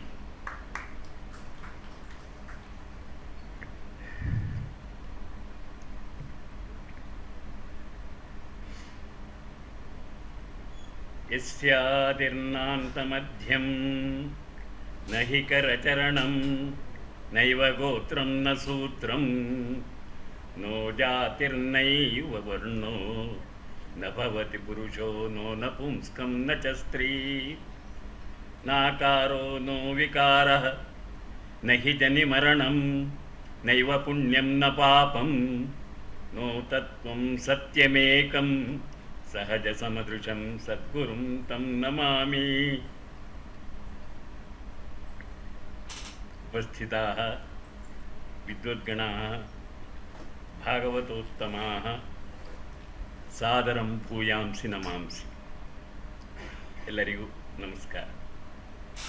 ವಿಷಯ ಭಾಗವತದ ಸ್ತೋತ್ರಗಳು ಅಂತ, ನಾನು ತಪ್ಪಿ ಭಾಗವತದಲ್ಲಿ ಸ್ತೋತ್ರಗಳು ಅಂತ ಬರೆದುಬಿಟ್ಟೆ. ಸ್ವಲ್ಪ ವ್ಯತ್ಯಾಸ ಆಗ್ತದೋ ಏನು, ದಯವಿಟ್ಟು ಕ್ಷಮಿಸಿ. ಭಾಗವತದ ಸ್ತೋತ್ರಗಳಾದರೂ ಕೂಡ ನಾವು ವಿಶ್ಲೇಷಣೆ ಮಾಡಿಕೊಂಡು ಹೋಗುವ.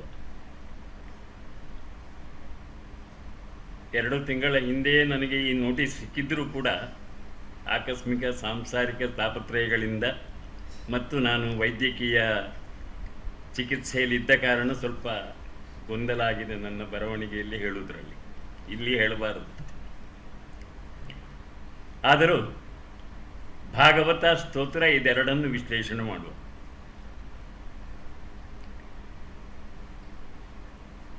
ಭಗವಾನ್ ಭಾಗವತ ಈ 2 ದಿವಸಗಳಲ್ಲಿ ಅದೆಲ್ಲ ಮತ್ತೆ ಮತ್ತೆ ಬಂದಿರಬೇಕು.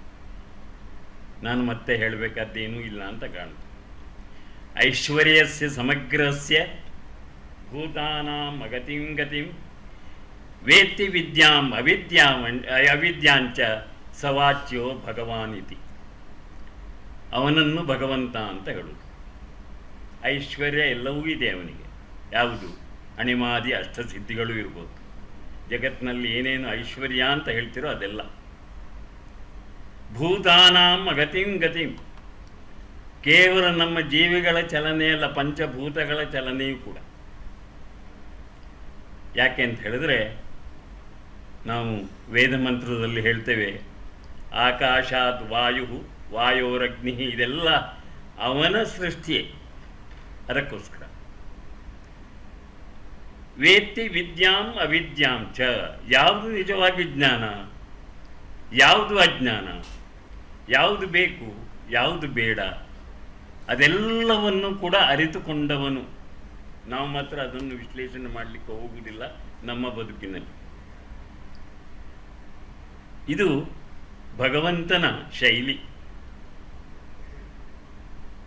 ವೇತ್ತಿ ವಿದ್ಯಾಂ ಅವಿದ್ಯಾಂ ಚ ಸವಾಚ್ಯೋ ಭಗವಾನಿತಿ. ಅಂತಹ ಭಗವಂತನಿಗೆ ಸೇರಿದವರು ನಾವು ಭಾಗವತರು. ಯಾಕೆ ಇಲ್ಲಿ ಭಾಗವತರ ನೆಲೆ ಅಂತ ಹೇಳ್ತೇನೆ ಅಂತ ಹೇಳಿದರೆ, ಭಗವಂತನು ಬಯಸುವ ಕೆಲಸ ಇಲ್ಲಿ ನಡೀತಾ ಇದೆ. ಅದಕ್ಕಾಗಿ ಭಾಗವತ ಜನರು ಮಾಡುವಂತಹ ಅಥವಾ ಭಾಗವತರು ಮಾಡುವಂತಹ ಎಲ್ಲ ಕರ್ತವ್ಯ ಭಗವಂತನಿಗೆ ಪ್ರಿಯವಾದ್ದು. ಅದಕ್ಕಾಗಿಯೇ ಭಾಗವತೋತ್ತಮ ಅಂತ ಹೇಳಿದೆ. ನಾನಿಲ್ಲಿ ಭಾಗವತೋತ್ತಮರು ಯಾರು? ಭಗವಂತನಲ್ಲಿ ತಮ್ಮ ಮನಸ್ಸನ್ನು ಇಟ್ಟುಕೊಂಡವರು, ಸರ್ವದಾ ಭಗವಂತನ ಬಗ್ಗೆ ಚಿಂತಿಸುವವರು, ಭಕ್ತರು. ಯಾರು ಭಕ್ತರು? ಯಾರಿಗೆ ನಿಜವಾಗಿಯೂ ತಮ್ಮೆಲ್ಲ ಇಂದ್ರಿಯಗಳನ್ನು ಕೂಡ ಒಟ್ಟುಗೂಡಿಸಿ ಒಂದೇ ವಿಷಯದಲ್ಲಿ ಇರಿಸುವುದಕ್ಕೆ ಸಾಧ್ಯ ಆಗ್ತದೋ ಅವರು. ಹೇಗೆ ಹೇಳಬೇಕು ನಾವು?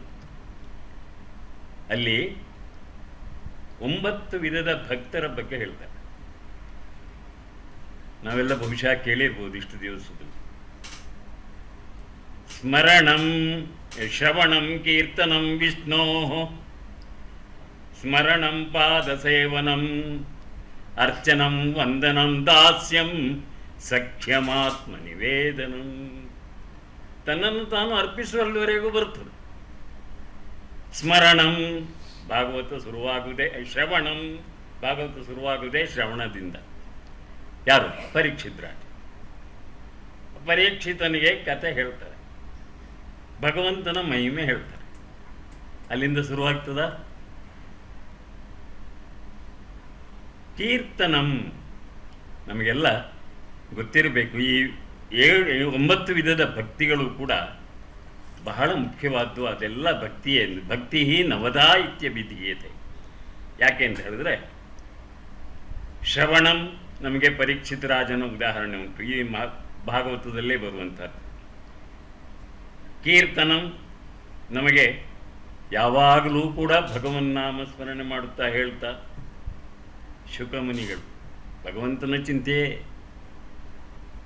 ಯಾಕೆ ಚಿಂತೆ ಬೇಕು ನಮಗೆ? ಈ ಜೀವನದಲ್ಲಿ ನಾವು ಯಶಸ್ಸು ಪಡಿಬೇಕಾದ್ರೆ ಡಿ ವಿ ಜಿಯವರು ಮತ್ತೆ ಮಾತು ಹೇಳ್ತಾರೆ, ನಾವು ನಿತ್ಯ ಎಲ್ಲರ ಜೊತೆಗೆ ಬೆರಿಬೇಕು. ನಿಜ,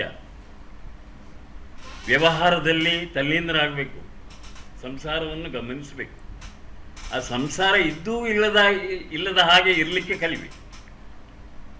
ಡಿ ವಿ ಜಿಯವರು ಹೇಳ್ತಾರೆ, 2 ಕೋಣೆಗಳ ನೀ ಮಾಡು ಮನದಾಲಯದೊಳಗೆ, ಒಂದರೊಳಗೆ ಲೋಗರ ಆಟವನ್ನು ಆಡು, ಇನ್ನೊಂದರಲ್ಲಿ ಭಗವಂತನ ಬಗ್ಗೆ ಚಿಂತೆಯನ್ನು ಇಟ್ಟುಕೊಳ್ಳು. ಆ ರೀತಿಯಲ್ಲಿದ್ದರೆ ನಮ್ಮ ಬದುಕು ಯಶಸ್ಸು ಪಡೆದಿತ್ತು. ಡಿ ವಿ ಜಿಯವರು ಋಷಿತುಲ್ಯರು ಭಗವದ್ಗೀತೆಯನ್ನೇ ಮಂಕುತಮ್ಮನ ಕಗ್ಗದ ರೂಪದಲ್ಲಿ ಬರೆದರು. ಆಮೇಲೆ ಸ್ಮರಣಂ, ನಾವು ಪ್ರಹ್ಲಾದರ ಬಗ್ಗೆ ಹೇಳ್ತೇವೆ. ಪ್ರಹ್ಲಾದ ಉದಾಹರಣೆ ಸ್ಮರಣೆಗೆ. ಯಾವಾಗಲೂ ವಿಷ್ಣುವಿನ ಸ್ಮರಣೆ ಮಾಡಿಕೊಂಡಿರುವವ, ಮನಸ್ಸಿನಲ್ಲೇ ಇದ್ದಾನೆ. ಆ ರಾಕ್ಷಸ ಬಾಲಕರಿಗೂ ಕೂಡ ವಿಷ್ಣುವಿನ ಮಹಿಮೆಯನ್ನು ಹೇಳ್ತಾ ಇರ್ತಾನೆ. ಪಾದಸೇವನ, ಲಕ್ಷ್ಮಿ ಉದಾಹರಣೆ. ವಿಷ್ಣುವಿನ ಪಾದದಲ್ಲಿ ನೀವು ಅನಂತ ಪದ್ಮನಾಭ ಸ್ವಾಮಿ ದೇವಸ್ಥಾನ ಗುರುವಾಯೂರು ತಿರುವನಂತಪುರದಲ್ಲಿ ನೋಡಿದರೆ ಗೊತ್ತಾಗ್ತದೆ. ವಿಷ್ಣುವಿನ ಪಾದ ಸೇವೆಯಲ್ಲೇ ಮಗ್ನರಾಗಿರ್ತಾಳೆ ಅವಳು. ವಿಷ್ಣುವಿನ ಒಳ್ಳೆಯದು ಕೆಟ್ಟದ್ದು ಎಲ್ಲವನ್ನೂ ಕೂಡ ಗಮನಿಸಿ ಯಾವಾಗಲೂ ವಿಷ್ಣು ಭಕ್ತಿಯಿಂದ ವಿಷ್ಣುವಿನ ಸೇವೆ ಮಾಡುತ್ತಲೇ ಅವನ ಕಾಲಬುಡದಲ್ಲಿರ್ತಾಳೆ. ಆ ದೃಷ್ಟಿಯನ್ನು ಇಟ್ಟುಕೊಂಡೇ ಅರ್ಜುನ ಒಂದು ಸತಿ ಶ್ರೀಕೃಷ್ಣನ ಕಾಲಬುಡದಲ್ಲಿ ಕೂತ್ಕೊಂಡಿದ್ದ. ಯಾವಾಗಲೂ ಇರಬಹುದು ಅವನು ಸಖ್ಯ ಗೆಳೆತನ ಇದ್ದು ಹೊಂದಿಕೊಂಡಿದ್ದವನು. ಆದರೆ ದುರ್ಯೋಧನ ಮತ್ತು ಅರ್ಜುನ ಶ್ರೀಕೃಷ್ಣನ ಸಹಾಯ ಬಯಸಿ ದ್ವಾರಕೆಗೆ ಹೋದಾಗ ದುರ್ಯೋಧನ ನಂತರ ಬಂದವನಾದರೂ ಕೂಡ ಅಲ್ಲಿ ಅರ್ಜುನ ಕಾಲಬುಡದಲ್ಲಿ ಕೂತ್ಕೊಂಡ. ಶ್ರೀಕೃಷ್ಣನ ತಲೆಯ ಬಳಿಯಲ್ಲಿ ಒಂದು ಸೀಟ್ ಇದೆ, ಕುರ್ಚಿ ಇದೆ, ಕಾಲ ಬಳಿಯಲ್ಲಿಯೂ ಇದೆ. ಪಾದದ ಬುಡದಲ್ಲಿ ಕೂತ್ಕೊಂಡ. ದುರ್ಯೋಧನ ಬಂದವ ತಲೆಯ ಪಕ್ಕದಲ್ಲಿ ಕೂತ್ಕೊಂಡ. ಈಗ ನಮಗೆ ಅರ್ಥ ಆದೀತು ಅರ್ಜುನನ ಭಕ್ತಿ ಹೇಗಿತ್ತು, ಅರ್ಜುನನಿಗೂ ಕೃಷ್ಣನಿಗೂ ಯಾವ ರೀತಿಯ ಭಾವನೆಗಳು ಇದ್ದುವು ಅಂತ ಹೇಳುತ್ತಾರೆ. ಅರ್ಚನಂ, ನಮೀಗ ಪೃಥು ಹೇಗೆ ದೇವರ ಸೇವೆ ಸಲ್ಲಿಸ್ತಾನೆ ಅಂತ. ಆಮೇಲೆ ವಂದನಂ ಅಲ್ಲ, ಅರ್ಚನಂ ವಂದನಂ, ಎಸ್, ಅಕ್ರೂರ. ಆಗ ತಾನೇ ಅಕ್ರೂರನ ಹೆಸರು ಹೇಳಿದರು. ಇಲ್ಲಿ ಯಾವಾಗಲೂ ಕೃಷ್ಣನ ಧ್ಯಾನದಲ್ಲಿದ್ದಂಥ, ಕೃಷ್ಣದ ಬಗ್ಗೆ ಯೋಚನೆ ಮಾಡ್ತಾ ಇದ್ದಂಥ ಅಕ್ರೂರ ಗೋಕುಲದಿಂದ ಮಥುರೆಗೆ ಕೃಷ್ಣ ಬಲರಾಮರನ್ನು ಕರೆದುಕೊಂಡು ಹೋಗುವ ಸಂದರ್ಭದಲ್ಲಿ ಮಾರ್ಗ ಮಧ್ಯದಲ್ಲಿ ಯಮುನಾ ನದಿಯ ಹತ್ರ ರಥವನ್ನು ನಿಲ್ಲಿಸಿ ಅವರಿಬ್ಬರನ್ನು ಅಲ್ಲಿ ಕೂರಿಸಿ ಅಕ್ರೂರ ಸ್ನಾನಕ್ಕೆ ಹೋಗ್ತಾನೆ. ಸ್ನಾನ ಮಾಡುವಾಗಲೂ ಕೃಷ್ಣ ಬಲರಾಮರದ್ದೇ ಚಿಂತೆ. ಆ ಸ್ನಾನ ಮಾಡುವಂತಹ ನೀರಿನಲ್ಲಿ ಮುಳುಗುವಾಗಲೂ ಕೂಡ ಅವನಿಗೆ ಕೃಷ್ಣ ಬಲರಾಮರು ಕಾಣ್ತಾರೆ. ಯೋಚನೆ ಮಾಡ್ತೇನೆ, ನಾನು ಅಲ್ಲಿ ರಥದಲ್ಲಿ ಕೂರಿಸಿ ಬಂದಿದ್ದೇನಲ್ಲ, ಇಲ್ಲಿಗೆ ಇವರು ಹೇಗೆ ಬಂದರು? ಮತ್ತೆ ಮುಳುಗಿ ಹೇಳ್ತಾನೆ. ಕೃಷ್ಣನ ಇಡೀ ವಿರಾಟ ಸ್ವರೂಪ ಅವನ ಕಣ್ಣೆದುರಿನಲ್ಲಿ ಕಾಣುತ್ತೆ. ಅಲ್ಲಿಂದ ನಿರ್ಧಾರ ಮಾಡಿಕೊಳ್ತಾನೆ ಅವ, ಓ, ಈ ಕೃಷ್ಣ ಬೇರೆ ಯಾರೂ ಅಲ್ಲ, ನಮ್ಮನ್ನೆಲ್ಲ ತನ್ನ ಕಡೆಗೆ ಸೆಳೆದುಕೊಳ್ಳುವ ಕರ್ಷತಿ ಆ ಪರಮಾತ್ಮ ಇವನೇ. ಅಲ್ಲಿಗೆ ಅಕ್ರೂರ ನಿರ್ಧಾರಕ್ಕೆ ಬಂದು ಯಾವಾಗಲೂ ಕೂಡ ಕೃಷ್ಣನ ಪೂಜೆಯನ್ನು ಮನಸ್ಸಿನಿಂದ ಮಾಡ್ತಾ ಇದ್ದಾನೆ, ವಂದಿಸ್ತಲೇ ಇರ್ತಾನೆ. ದಾಸ್ಯಂ ನಮಗೊತ್ತುಂಟು. ಆಂಜನೇಯ, ಗರುಡ ಇವರೆಲ್ಲ ಶ್ರೀಕೃಷ್ಣನ ಅಥವಾ ರಾಮಾಯಣದಲ್ಲಿಯೂ ಅಷ್ಟೇ, ರಾಮಕೃಷ್ಣರು ಬೇರೆ ಅಲ್ಲ, ಅವರೆಲ್ಲರೂ ಕೂಡ ವಿಷ್ಣುವಿನ ಸೇವೆಯಲ್ಲಿಯೇ ತಮ್ಮನ್ನು ತಾವು ಮೋಕ್ಷವನ್ನು ಅಥವಾ ವಿಷ್ಣುವಿನ ಸಾನ್ನಿಧ್ಯದಲ್ಲೇ ಇದ್ದುಕೊಂಡು ತೃಪ್ತರಾದವರು ಮುಕ್ತರು ಉಂಟು. ಸಖ್ಯಂ ಅರ್ಜುನನಿಗೆ ಹೇಳಿದ್ದಾಯಿತು.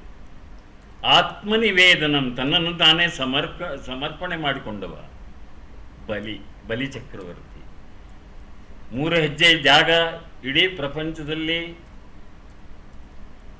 ಆವರಿಸುವ ಹಾಗೆ, ಪ್ರಪಂಚವನ್ನು ಆವರಿಸುವ ಹಾಗೆ, ಆ ಒಂದು ಹೆಜ್ಜೆಯಲ್ಲಿ ಭೂಮಿಯನ್ನು, ಇನ್ನೊಂದು ಹೆಜ್ಜೆಯಲ್ಲಿ ಆಕಾಶವನ್ನು, ಆದ ಮೇಲೆ ಇನ್ನು 3ನೇ ಹೆಜ್ಜೆಯಲ್ಲಿ ಇಡುವುದು.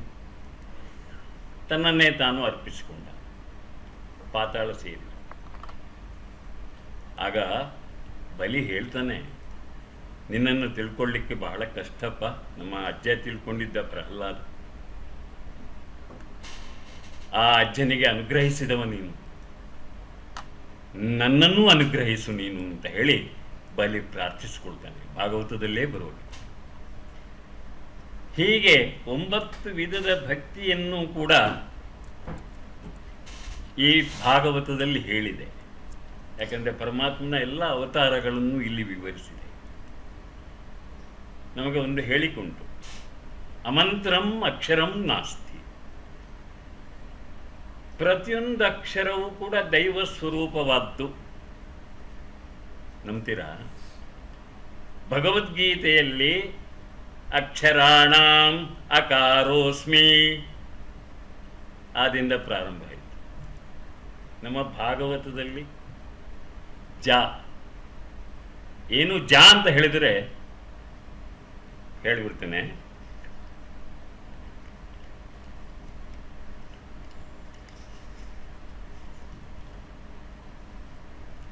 ಜೋ ನಾ ಮೃತ್ಯುಂಜಯೇ ಜನ್ಯಾಂ ಜಾತ ಮಾತ್ರೇ ಜನಾರ್ದನೇ. ಜನಾರ್ದನನಿಗೂ ಜಾ. ನಮಗೆ ಒಂದು ಸುಭಾಷಿತ ನಭ್ಯವರ್ತ ಅಷ್ಟೊತ್ತಿಗೆ. ಜನನೀ ಜನ್ಮಭೂಮಿಶ್ಚ ಜಾಹ್ನವೀ ಚ ಜನಾರ್ದನ ಜಕಾರ ಪಂಚಮಶ್ಚ ಜನಕ ಪಂಚಮಶ್ಚೈವ ಜಕಾರಾ ಪಂಚದುರ್ಲಭ. ಯಾಕೆ ಅಲ್ಲಿ ಜನಾರ್ದನ ಹೇಳಿದ್ದಾನೆಂದರೆ ಜಾದಿಂದ ಪ್ರಾರಂಭವಾಗೋದು ಮಾತ್ರ ಅಲ್ಲ, ಜನಾರ್ದನೇ ಜಾ ಅಕ್ಷರ. ಜಾ ಎಂಬ ಅಕ್ಷರ ದೇವರ ಚಿಹ್ನೆ, ಪರಮಾತ್ಮನದ್ದು. ಅದು ನರನೂ ಹೌದು, ಮೃತ್ಯುಂಜಯನೂ ಹೌದು, ತಾಯಿಯೂ ಹೌದು, ಹುಟ್ಟು ಜನ್ಮವೂ ಹೌದು, ಅದೇ ರೀತಿ ಜನಾರ್ದನನೂ ಹೌದು. ಇದು ಮೇದಿನಿ ಕೋಶ ಹೇಳುವಂತಹ ಮಾತು. ಕೋಶದಲ್ಲಿ ಬರುವ ವಿಷಯ. ಭಗವಂತನನ್ನು ಹಾಡಿ ಹೊಗಳಬೇಕಲ್ಲ. ಜಕಾರೋ ಗಾಯನೇ ಪ್ರೋಕ್ತಃ. ಇನ್ನೊಂದು ಕೋಶ ಹೇಳ್ತದೆ, ಜಕಾರ ಅಂತ ಹೇಳುವುದು ಗಾನದ ಚಿಹ್ನೆ, ಗಾನವನ್ನೇ ಜಕಾರ ಅಂತ ಹೇಳುದು, ಜ ಎನ್ನುವಂಥ ಅಕ್ಷರ. ಅದಕ್ಕಾಗಿ ಹೇಳಿದ್ದು ಅಮಂತ್ರಂ ಅಕ್ಷರಂ ನಾಸ್ತಿ. ಎಲ್ಲ ಒಂದೊಂದು ಅಕ್ಷರವೂ ಕೂಡ, ಬಹುಶಃ ಭಾರತ ದರ್ಶನ ಪ್ರಕಾಶದವರು ಒಂದು ಶ್ಲೋಕ ಹೇಳ್ತಾರೆ, ಭಾತಿ ಸರ್ವೇಷು ವೇದೇಶು ರತಿ ಸರ್ವೇಷು ಜಂತುಷು ತರಣಂ ಸರ್ವ ದುಃಖಾನಾಂ ಅಥೋ ಭಾರತ ಉಚ್ಯತೆ.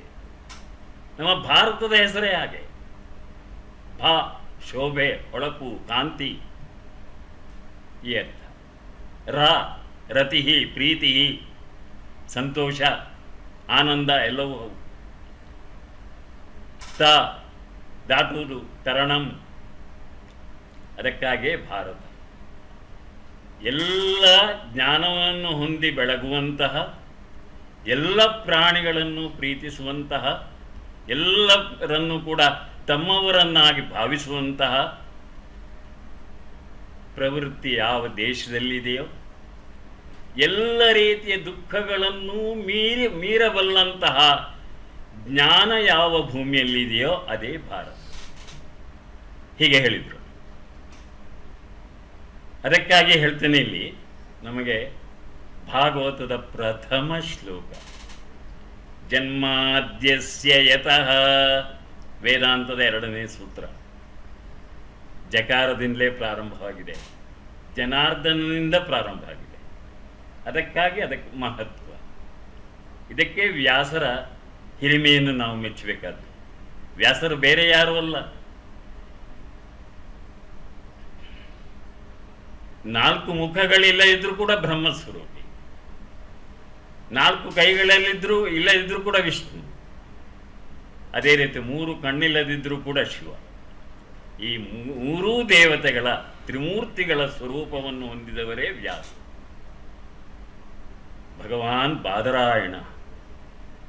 ಅದಕ್ಕಾಗಿ ವ್ಯಾಸರಿಂದ ರಚಿತವಾದಂತಹ ಈ ಭಾಗವತ ಪುರಾಣ, ಮಹಾಪುರಾಣ ಏನಿದೆ, ಸಮಗ್ರ ಪುರಾಣಗಳ ಆಶಯವನ್ನು ಕೂಡ ಹೊಂದಿದಂತಹ ಒಂದು ಗ್ರಂಥ ಆಗಿದೆ. ಭಕ್ತರು ಹೇಗಿರಬೇಕು, ಭಕ್ತಿ ಹೇಗಿರಬೇಕು, ಯಾವುದನ್ನು ಭಕ್ತಿ ಅಂತ ಹೇಳ್ತೇವೆ, ಭಕ್ತಿ ಬಗ್ಗೆ ಮೊದಲೇ ಹೇಳಿದ್ದಾಯಿತು.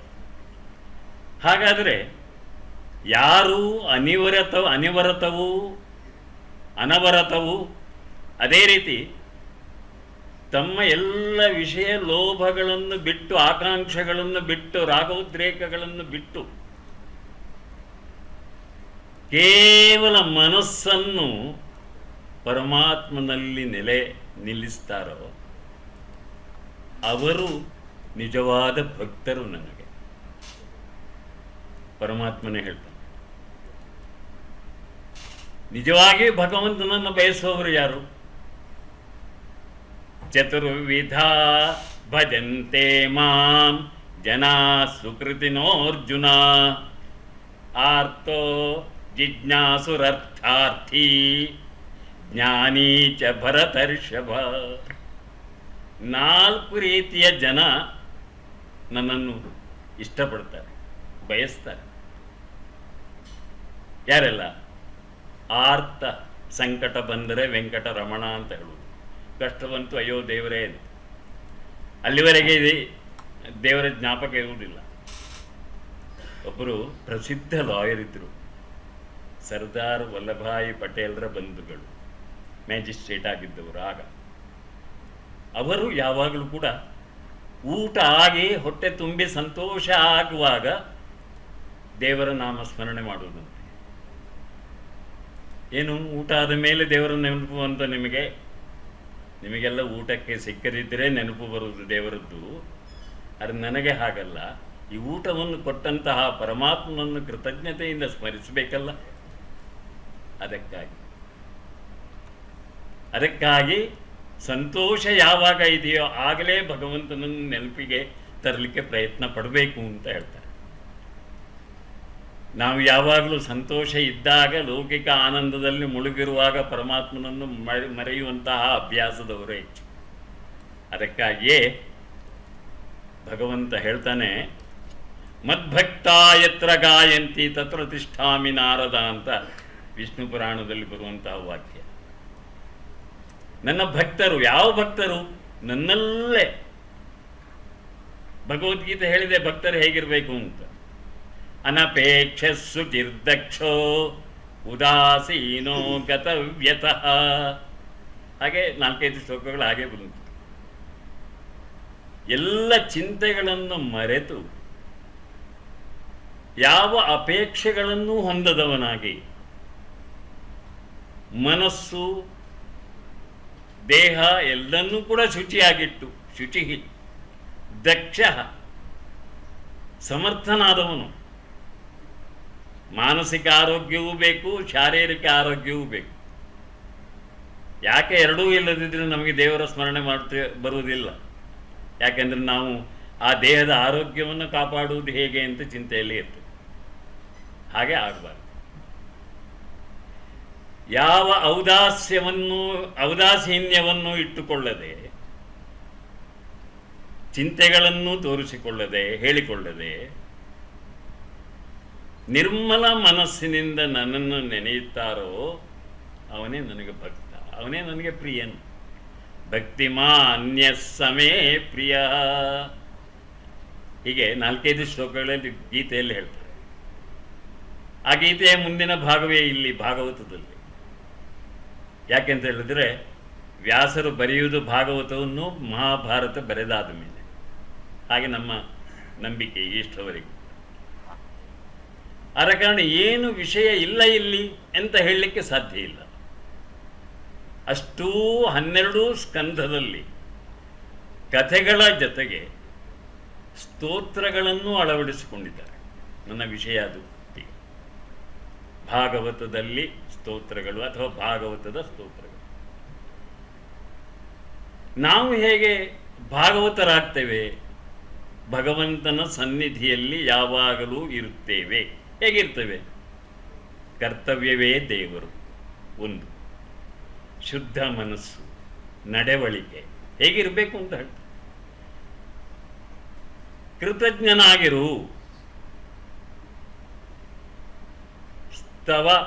ಸ್ತೋತ್ರ ಅಂತ ಹೇಳುವುದಕ್ಕೆ ವಿಷ್ಣು ಸಹಸ್ರನಾಮದಲ್ಲಿ ವಿವರಣೆ ಇದೆ ಅಥವಾ ಹೆಸರಿದೆ. ಸ್ತವ್ಯ ಸ್ತವ ಪ್ರಿಯ ಸ್ತೋತ್ರಂ ಸ್ತುತಿ ಸ್ತೋತ. ಮುಂದಿನದ್ದು ಬೇಡ ನನಗೀಗ. ಈ ಹೆಸರುಗಳಿವೆಯಲ್ಲ ಭಗವಂತನ ಸ್ವರೂಪ. ಆದ ಕಾರಣ ಈ ಭಾಗವತದಲ್ಲಿ ಬರುವ ಎಲ್ಲ ಸ್ತೋತ್ರಗಳು ಕೂಡ ಭಗವಂತನ ಸ್ವರೂಪ. ಆರಂಭವಾದ್ದು ಭಗವಂತನಿಂದ. ಕೇಳುವಂತಹ ಪರೀಕ್ಷಿತ್ ರಾಜ ಒಂದು ಭಾಗವತ ಸ್ವರೂಪ, ಭಾಗವತ ಉತ್ತಮ. ಅದರಲ್ಲಿ ಬರುವಂತಹ ಪಾತ್ರಗಳು ಧ್ರುವ, ಪ್ರಹ್ಲಾದ, ಅಂಬರೀಷ ಇವರೆಲ್ಲ ಇದ್ದಾರಲ್ಲ, ಭಾಗವತ ಉತ್ತಮರು, ಭಕ್ತ ಶ್ರೇಷ್ಠರು. ಅವರದ್ದೆಲ್ಲ ಸ್ತೋತ್ರಗಳೇ ಪ್ರತ್ಯೇಕವಾಗಿ ಒಂದೊಂದರಲ್ಲಿಯೂ ಬರುತ್ತವೆ. ಆ ಸ್ತೋತ್ರಗಳು ಯಾವುದೇ ಛಂದಸ್ಸಲ್ಲಿರಲಿ ನಮ್ಮ ಮನಸ್ಸನ್ನು ಸೆಳೆಯುತ್ತವೆ. ಗಜೇಂದ್ರ ಮೋಕ್ಷದ ಮೊನ್ನೆ ಮಕ್ಕಳು ಹಾಡಿದ್ರು ಇಲ್ಲಿ ಗಜೇಂದ್ರ ಮೋಕ್ಷ. ಆ ಗಜೇಂದ್ರ ಮೋಕ್ಷದ ಭಾವನೆಯೇ ಸಾಕು. ಆ ಗಜೇಂದ್ರ ಎತ್ತಿ ಬಿಸಾಡ್ತಾನೆ ಹೂವು. ಯಾವಾಗ ಆ ಭಾವನೆ ಬರುತ್ತದೆ, ಇನ್ಯಾರು ನನಗೆ ರಕ್ಷಕರಿಲ್ಲ,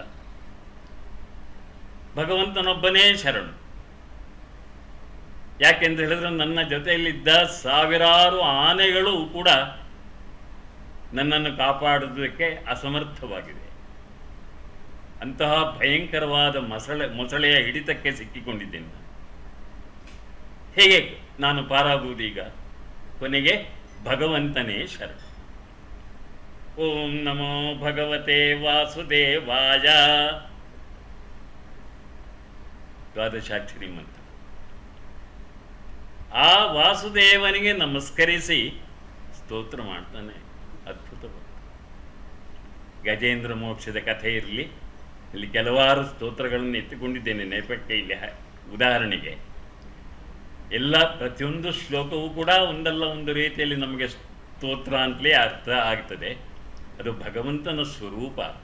ವ್ಯಾಸರು ಬರೆದಂತಹ ಪ್ರತಿಯೊಂದು ಅಕ್ಷರವೂ ಕೂಡ ಭಗವತ್ ಪ್ರಮಾಣಿತವಾದ್ದು. ಅದಕ್ಕಾಗಿ ಇಲ್ಲಿ ಕೆಲವು ಸ್ತೋತ್ರಗಳು ನೆನಪು ಮಾಡಿಕೊಳ್ತೀನಿ ಅಷ್ಟೇ.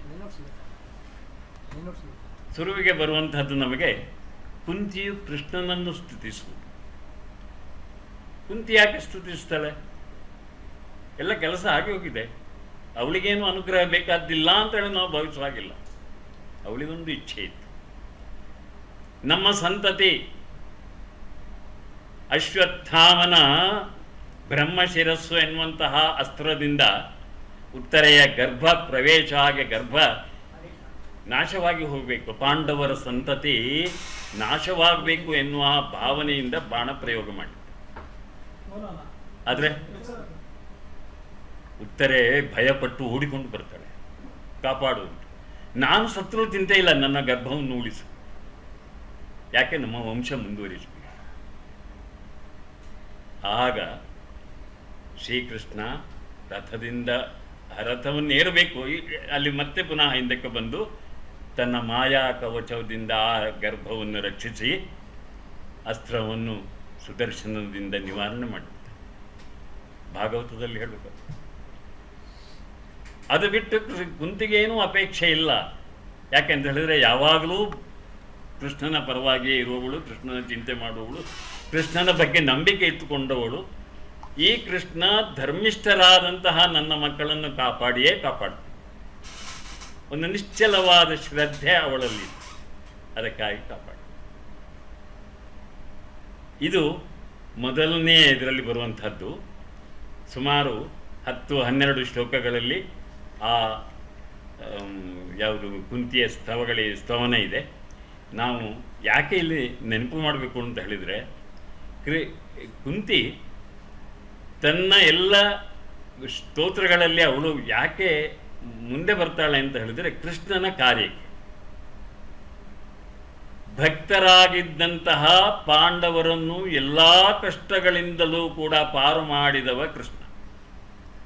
ಆ ಪಾರು ಮಾಡಿದ್ದಕ್ಕೆ ಒಂದು ಕೃತಜ್ಞತೆ ಬೇಕಲ್ಲ. ಒಂದು ಕಡೆ ಸುಭಾಷಿತ ಹೇಳ್ತದೆ, ಅಷ್ಟೌ ಗುಣಾ ಪುರುಷಂ ದೀಪಯಂತಿ. ವಿದುರ ಧೃತರಾಷ್ಟ್ರನಿಗೆ ಹೇಳುವ ಮಾತಿದೆ.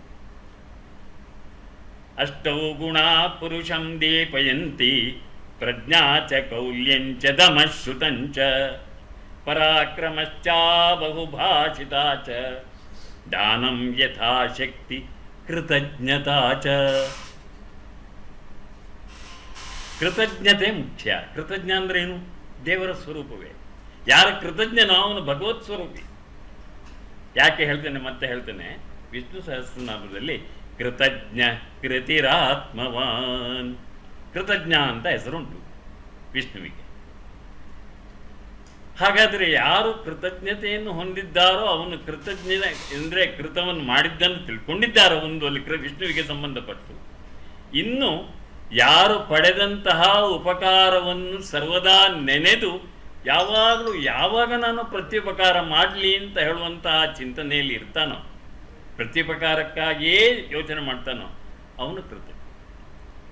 ಅದು ಕೃತಜ್ಞತೆ.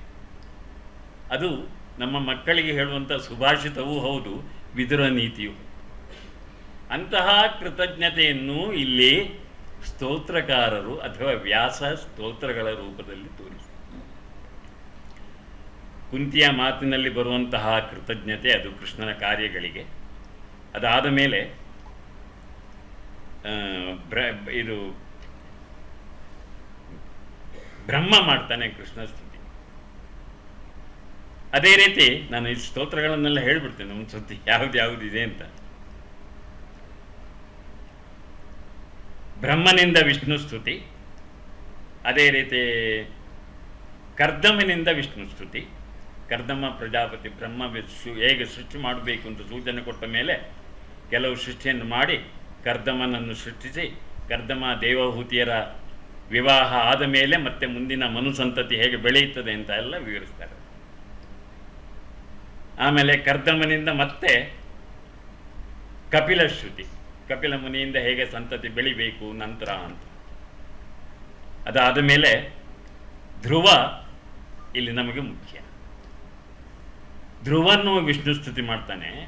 ಹೇಗೆ ಆ ಎಳೆಯ ಬಾಲಕ ಸ್ತುತಿ ಮಾಡ್ತಾನೆ ಅಂತ ಹೇಳುವಂಥದ್ದು ಇಲ್ಲಿ ಮುಖ್ಯ. ನಮಗೆಲ್ಲರಿಗೂ ಬಹುಶಃ ಚಿರಪರಿಚಿತವಾದ ಹೆಚ್ಚಿನ ವಿದ್ವಾಂಸರು ಇದನ್ನು ಉಪಯೋಗಿಸ್ತಾರೆ ಪ್ರಾರ್ಥನಾ ಶ್ಲೋಕದಲ್ಲಿ ಅಥವಾ ಪ್ರಾರಂಭದ ಶ್ಲೋಕದಲ್ಲಿ. ಯೋಂತ ಪ್ರವೇಶ್ಯ ಮಮ ವಾಚಮಿಮಾಂ ಪ್ರಸುಪ್ತಾಂ ಹೇಳ್ತಾರೆ. ಸಂಜೀವಯತ್ಯಖಿಲ ಶಕ್ತಿಧರ ಸ್ವಧಾಮ್ನ ಅನ್ಯಾಂಚ ಹಸ್ತಚರಣ ಶ್ರವಣತ್ವಗಾದೀನ್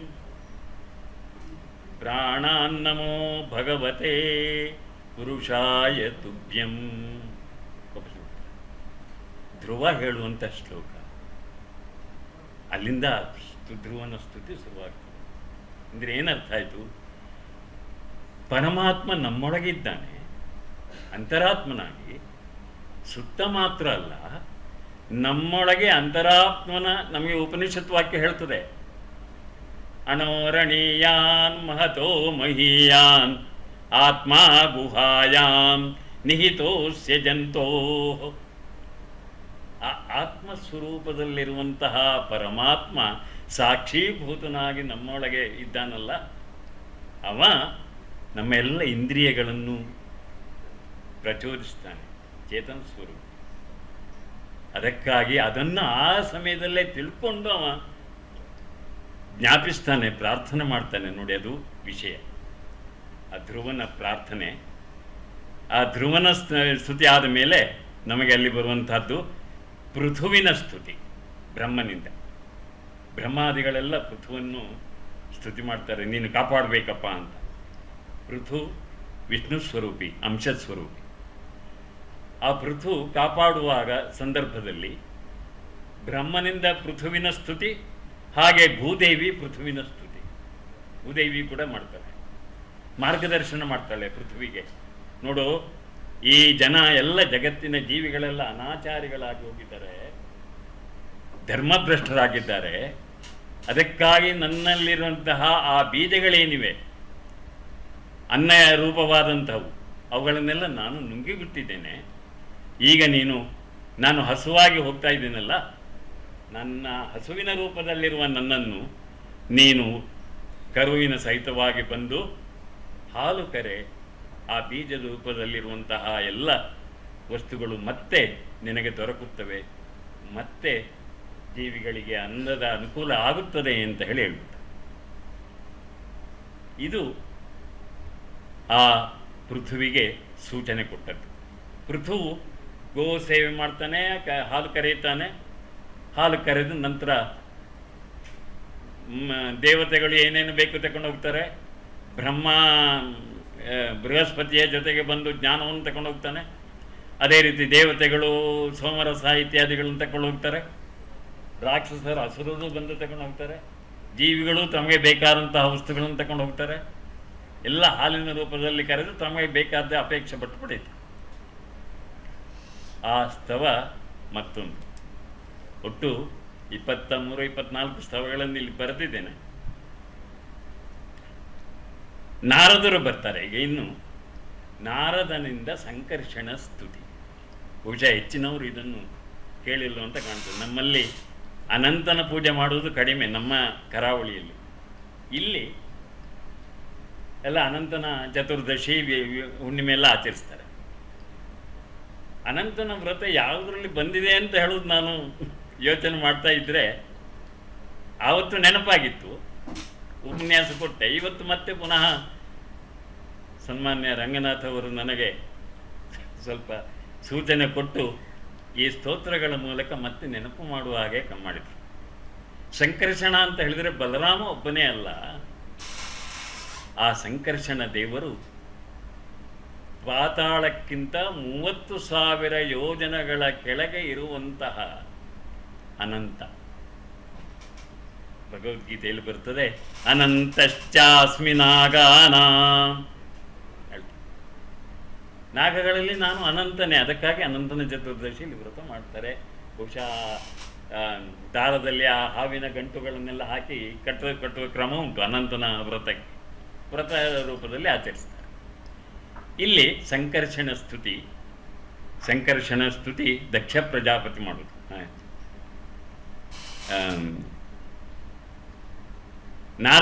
ನಾರದರಿಂದ ಸಂಕರ್ಷಣ ಸ್ತುತಿ. ಅದಾದ ಮೇಲೆ ದಕ್ಷ ಪ್ರಜಾಪತಿ ಭಗವಂತನ ಸ್ತುತಿ ಮಾಡುವುದು, ವೃತ್ರಾಸುರನಿಂದ ಪರಮಾತ್ಮನ ಸ್ತುತಿ. ಇದು ಕೂಡ ಭಾಗವತದಲ್ಲೇ ಬರುವಂತಹ ಕಥೆ. ವೃತ್ರಾಸುರ ಯಾಕೆ ಮಾಡ್ತಾನೆ? ದೇವೇಂದ್ರ ಮತ್ತು ರಾಕ್ಷಸರಿಗೆಲ್ಲ, ಇಂದ್ರರಿಗೆ, ದೇವತೆಗಳಿಗೂ ರಾಕ್ಷಸರಿಗೂ ಯುದ್ಧ ಆಗ್ತಾ ಇದೆ. ಆ ಯುದ್ಧದಲ್ಲಿ ವಜ್ರಾಯುಧವನ್ನು ಪಡೆದಂತಹ ಇಂದ್ರ ಅದನ್ನು ಉಪಯೋಗಿಸ್ಕೋಬೇಕೋ ಬೇಡವೋ ಅಂತ ನಿಶ್ಚಯದಲ್ಲಿದ್ದಾನೆ, ಅನುಮಾನದಲ್ಲಿದ್ದಾನೆ. ವೃತ್ರಾಸುರನ ಎಲ್ಲ ಅಸುರರ ಪಡೆ ನಾಶವಾಗ್ತಾ ಇದೆ.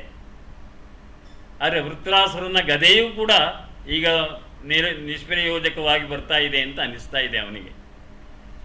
ಆಗ ವಜ್ರಾಯುಧದ ಮಹತ್ವವನ್ನು ತಿಳಿದಂತಹ ವೃತ್ರಾಸುರ ಹೇಳ್ತಾನೆ, ಈ ವಜ್ರಾಯುಧ ಸಾಮಾನ್ಯದ್ದಲ್ಲಪ್ಪ, ನೀನದನ್ನು ಉಪಯೋಗಿಸಿ ನನ್ನನ್ನು ಈ ಭೌತಿಕ ದೇಹದಿಂದ ಬಿಡುಗಡೆ ಮಾಡ್ತೀನಿ ಅಂತ ನನಗೂ ಗೊತ್ತುಂಟು. ಆದರೆ ನಾನು ಅದಕ್ಕೆ ಹೆದರುವುದಿಲ್ಲ. ಯಾಕೆ? ಅದು ಪರಮಾತ್ಮನ ಸಾನ್ನಿಧ್ಯ ಇದೆ. ವಿಷ್ಣುವಿನ ಸಾನ್ನಿಧ್ಯವನ್ನು, ತೇಜಸ್ಸನ್ನು ಹೊಂದಿಕೊಂಡಿರುವಂತಹ ಆಯುಧ ಅದು. ಮಾತ್ರ ಅಲ್ಲ, ಮಹರ್ಷಿಗಳಾಗಿರುವಂತಹ ದಧೀಚಿ ಮಹರ್ಷಿಗಳ ತಪಶಕ್ತಿ ಅದರಲ್ಲಿದೆ. ವಿಷ್ಣುವಿನ ತೇಜಸ್ಸು, ದಧೀಚಿ ಮಹರ್ಷಿಗಳ ಶಕ್ತಿ, ತಪಶಕ್ತಿ, ಇದೆರಡರಿಂದಲೂ ಕೂಡ ಅದು ಪೂಜನೀಯವಾದ್ದು. ನೀನು ಅದನ್ನು ಉಪಯೋಗಿಸಿದೆ ನನ್ನ ಮೇಲೆ ಅಂತ ಆದರೆ ನಾನೇನು ಅದಕ್ಕೆ ಹಿಂಜರಿಯುವುದಿಲ್ಲ. ಸ್ವತಃ ಪರಮಾತ್ಮನ ಸಾಯುಜ್ಯಕ್ಕೆ ನಾನು ಅರ್ಹನಾಗಿದ್ದೇನೆ ಅಂತ ಭಾವಿಸಿಕೊಳ್ತೇನೆ. ಆ ರೀತಿಯಲ್ಲಿ ವೃತ್ರಾಸುರನು ಕೂಡ ಇಂದ್ರನ ಮುಂದೆ ಆ ಪರಮಾತ್ಮನ ಸ್ತುತಿ ಮಾಡಿ ಹೇಳಿಕೊಳ್ತಾನೆ. ಉಂಟಲ್ಲ, ಸಮಯ ಉಂಟಲ್ಲ, 5 ನಿಮಿಷ ಕ್ಷಮಿಸಿ. ಅನೇಕ ಸ್ತೋತ್ರಗಳಿವೆ. ಪ್ರಹ್ಲಾದರು ಮಾಡುವಂತಹ ನರಸಿಂಹ ಸ್ತುತಿ ನಮಗೊತ್ತುಂಟು. ನರಸಿಂಹನ ಅವತಾರ ಆದ ಮೇಲೆ ಪ್ರಹ್ಲಾದನ ಸ್ತುತಿ ಮಾಡುವುದು. ಯಾಕೆಂದರೆ ಬ್ರಹ್ಮನ ಸೂಚನೆ ಹಾಗೆ. ಉಗ್ರ ನರಸಿಂಹನ ಸ್ವರೂಪ ಎಲ್ಲರಿಗೂ ಭಯ ಹುಟ್ಟಿಸಿದೆ. ದೇವತೆಗಳೆಲ್ಲ ಸ್ತೋತ್ರ ಮಾಡಿದರು, ಶಾಂತನಾಗಲಿಲ್ಲ. ಕೊನೆಗೆ ಬ್ರಹ್ಮನ ಸೂಚನೆ ಹಾಗೆ ಪ್ರಹ್ಲಾದ ಸ್ತುತಿಸ್ತಾರೆ. ನರಸಿಂಹದೇವರ ಸ್ತುತಿ. ನರಸಿಂಹನ ಬಗ್ಗೆ ಭಗವತ್ಪಾದರು, ಶಂಕರ ಭಗವತ್ಪಾದರು ಕೂಡ ಉತ್ತಮವಾದಂತಹ ಸ್ತೋತ್ರವನ್ನು ಭಾವಪೂರ್ಣವಾಗಿ ಬರೆದಿದ್ದಾರೆ. ಲಕ್ಷ್ಮೀ ನರಸಿಂಹ ಮಮದೇಹಿ ಕರಾವಲಂಬಂ. ವಿಷ್ಣುವಿನ ಸ್ತೋತ್ರಗಳು ಅನೇಕವನ್ನು ಕೂಡ ಅವರು ರಚಿಸಿದ್ದಾರೆ. ಗಜೇಂದ್ರ ಮೋಕ್ಷದ ಕಥೆ. ಗಜೇಂದ್ರನು ಕೂಡ ಇಲ್ಲಿ ಸ್ತುತಿಸ್ತಾನೆ ಅನೇಕ ಶ್ಲೋಕಗಳಲ್ಲಿ. ಮತ್ತೆ ಬರುವಂಥದ್ದು ಬ್ರಹ್ಮನು ಮಾಡಿದ ಭಗವತ್ ಸ್ತುತಿ. ಬ್ರಹ್ಮ ಮತ್ತೊಮ್ಮೆ ಭಗವಂತನ ಸ್ತುತಿ ಮಾಡ್ತಾನೆ. ಯಾಕೆಂತೇಳಿದ್ರೆ ಸೃಷ್ಟಿ ಆಗಬೇಕು ಪುನಃ. ಆ ಸೃಷ್ಟಿಗಳು ಹೇಗೆ ಹೇಗೆ ಆಗಬೇಕು ಅಂತ ಹೇಳುವುದನ್ನು, ಆ ಸಾಮರ್ಥ್ಯ ಬೇಕು ನನಗೆ. ನಾನು ಮಾಡುವಂಥ ಸೃಷ್ಟಿ ಒಂದು ಘಟ್ಟ ಮುಗಿದೋಯ್ತು, ಇನ್ನೊಂದು ಘಟ್ಟ ಮುಂದಿನ ಸೃಷ್ಟಿ ಹೇಗೆ ಮಾಡಬೇಕು ಅಂತ ನನಗೆ ಪ್ರಜ್ಞೆ ಇಲ್ಲ. ಈಗ ಮನಸ್ಸೇ ಓಡ್ತಾ ಇಲ್ಲ ಹೇಗೋ. ಅದಕ್ಕೆ ಶಕ್ತಿ ಕೊಡು ಅಂತ ಹೇಳಿ ಆ ಕೃಷ್ಣನನ್ನು ಅಥವಾ ವಿಷ್ಣುವನ್ನು ಪ್ರಾರ್ಥಿಸ್ತಾರೆ. ಅದೇ ರೀತಿ ಮುಂದೆ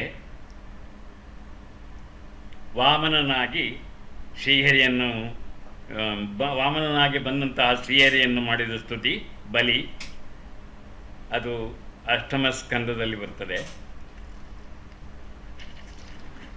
ಅದರ ಬಗ್ಗೆ ಅಲ್ಲಿ ವಿವರಿಸುವುದೆಲ್ಲ ಸ್ತೋತ್ರಗಳನ್ನು ಓದಿದರೆ ಸಾಕಲ್ಲ. ಇನ್ನು ಬ್ರಹ್ಮಾದಿಗಳೆಲ್ಲ ಆ ವಾಮನಾವತಾರಿ ವಿಷ್ಣುವನ್ನು ಸ್ತುತಿಸ್ತಾರೆ. ಅದು ಮಾತ್ರ ಅಲ್ಲ, ಮತ್ತೆ ಮುಂದಿನ ಕೃಷ್ಣಾವತಾರದ ಸಮಯದಲ್ಲಿ ದೇವಕಿ ಗರ್ಭವನ್ನೇ ಸ್ತುತಿ ಮಾಡ್ತಾರೆ. ದೇವಕಿಯ ಮುಖದಲ್ಲಿ ಒಂದು ವಿಧದ ಕಾಂತಿಯನ್ನು ನೋಡಿದ ಮೇಲೆ ಅವಳನ್ನು ಕೊಲ್ಲಬೇಕು ಕೂಡಲೇ ಅಂತ ಹೇಳಿ, ಗರ್ಭಿಣಿ ಆಗಿರುವಾಗಲೇ ಕೊಲ್ಲಬೇಕು ಅಂತ ಕಂಸ ಯೋಚನೆ ಮಾಡ್ತಾನೆ. ಆದರೆ ಯಾಕೋ ದೈವವಶಾತ್ ಕೊಲ್ಲುವುದು ನಿಧಾನ ಮಾಡ್ತಾರೆ. ಆ ಸಂದರ್ಭದಲ್ಲಿ ಅಲ್ಲಿಗೆ ಬಂದಂತಹ ಬ್ರಹ್ಮಾದಿ ದೇವತೆಗಳು ದೇವಕಿಯನ್ನು ನೋಡಿ ಗರ್ಭದಲ್ಲಿರುವಂತಹ ಶಿಶುವನ್ನು ಊಹಿಸಿ ಕಂಡು, ಓ ಸಾಕ್ಷಾತ್ ಪರಮಾತ್ಮನೇ ಇಲ್ಲಿ ನಿಂತಿದ್ದಾನೆ, ಇಲ್ಲಿ ಅವತರಿಸಲಿಕ್ಕಿದ್ದಾನೆ ಅಂತ ಹೇಳಿ ಪ್ರಾರ್ಥನೆ ಮಾಡ್ತಾರೆ. ಆ ಸ್ತೋತ್ರ ಇದೆ. ಅಲ್ಲಿ ಆ ಸಂದರ್ಭದಲ್ಲಿ ವಸುದೇವ ದೇವಕಿಯರಿಗೆ ಧೈರ್ಯ ಹೇಳಿ ದೇವತೆಗಳು ಮತ್ತೆ ಹಿಂದಕ್ಕೆ ಬರ್ತಾರೆ.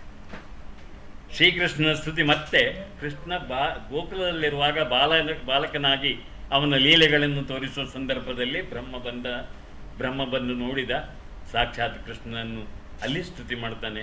ಸ್ತುತಿ ಮಾಡಿ ನಿನ್ನ ಕರ್ತವ್ಯ ಇನ್ನೂ ಮುಂದೆ ಇದೆ, ಬೇಕಾದ್ದು ಆ ಕಂಸ ಇತ್ಯಾದಿಗಳ ಹನನ ಆಗಬೇಕು, ನಾಶ ಆಗಬೇಕು, ಅದಕ್ಕಾಗಿ ನಿನ್ನ ಕರ್ತವ್ಯ ಮಾಡು, ನಿನಗೆ ಒಳ್ಳೆಯದಾಗಲಿ, ಮಾತ್ರ ಅಲ್ಲ ನಿನ್ನಿಂದ ಖಂಡಿತ ಈ ಜಗತ್ತು ಸೌಖ್ಯವಾಗಿರ್ತದೆ ಅಂತೇಳಿ ಆಶಿಸಿ ಹೊರಟುಬಿಡ್ತಾರೆ. ನಾರದರಿಂದ ಭಗವಂತನ ಸ್ತುತಿ ಮತ್ತೆ ಅಲ್ಲಿ ನಾರದರು ಕೂಡ ಕೃಷ್ಣನಿಗೆ ಏನೇನು ಸಹಾಯ ಆಗಬೇಕಾಗಿದೆ ಜಗತ್ತಿನಲ್ಲಿ, ನಿನ್ನಿಂದ ಹೇಗೆ ಸಾಧ್ಯ, ನೀನು ಯಾರು ಅಂತ ಹೇಳುವುದನ್ನೆಲ್ಲ ಒಂದು ಸರ್ತಿ ನೆನಪು ಮಾಡಿ ಆ ಇಡೀ ಪ್ರಪಂಚದ ವಿಶ್ವದಲ್ಲಿ ನಾರಾಯಣನ ಸ್ವರೂಪವನ್ನು ಒಂದು ಸರ್ತಿ ಹೊಗಳಿ, ನೀನು ಸಾಕ್ಷಾತ್ ನಾರಾಯಣನೇ, ನೀನು ಜಗತ್ತನ್ನು ರಕ್ಷಿಸ್ತೀಯಾ ಅಂತ ಹೇಳಿಕೊಂಡು ಹೋಗ್ತಾರೆ. ಕೊನೆಗೆ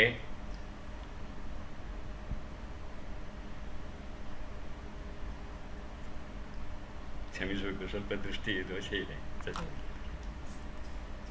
ಕ್ಷಮಿಸಿ. ಸುಮಾರು 24 ಸ್ತೋತ್ರಗಳು ಇದರಲ್ಲಿ ಬಂದರೂ ಕೂಡ ಎಲ್ಲ ಸ್ತೋತ್ರಗಳು ಕೂಡ ಇಲ್ಲಿ ಒಂದು ವಿಷಯ ಹೇಳ್ತೇನೆ.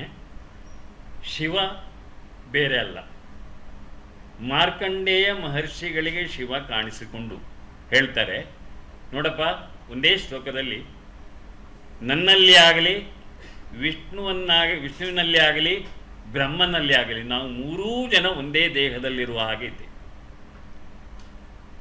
ಇದನ್ನು ಗಮನಿಸು, ನಮ್ಮಲ್ಲಿ ಅಣು ಮಾತ್ರವೂ ಭೇದವಿಲ್ಲ ಅಂತ ಹೇಳಿ ಒಂದು ಶ್ಲೋಕದಲ್ಲಿ ಸೂಚನೆಯನ್ನು ಕೊಟ್ಟು ಮಾರ್ಕಂಡೇಯರಿಗೆ ನಾವು ಯಾರು ಅಂತ ಶಿವಪಾರ್ವತಿಯರು ತೋರಿಸ್ತಾರೆ. ನರನಾರಾಯಣರ ಸ್ವರೂಪವು ಅಲ್ಲಿ ಕಾಣಿಸಿಕೊಳ್ಳುತ್ತದೆ.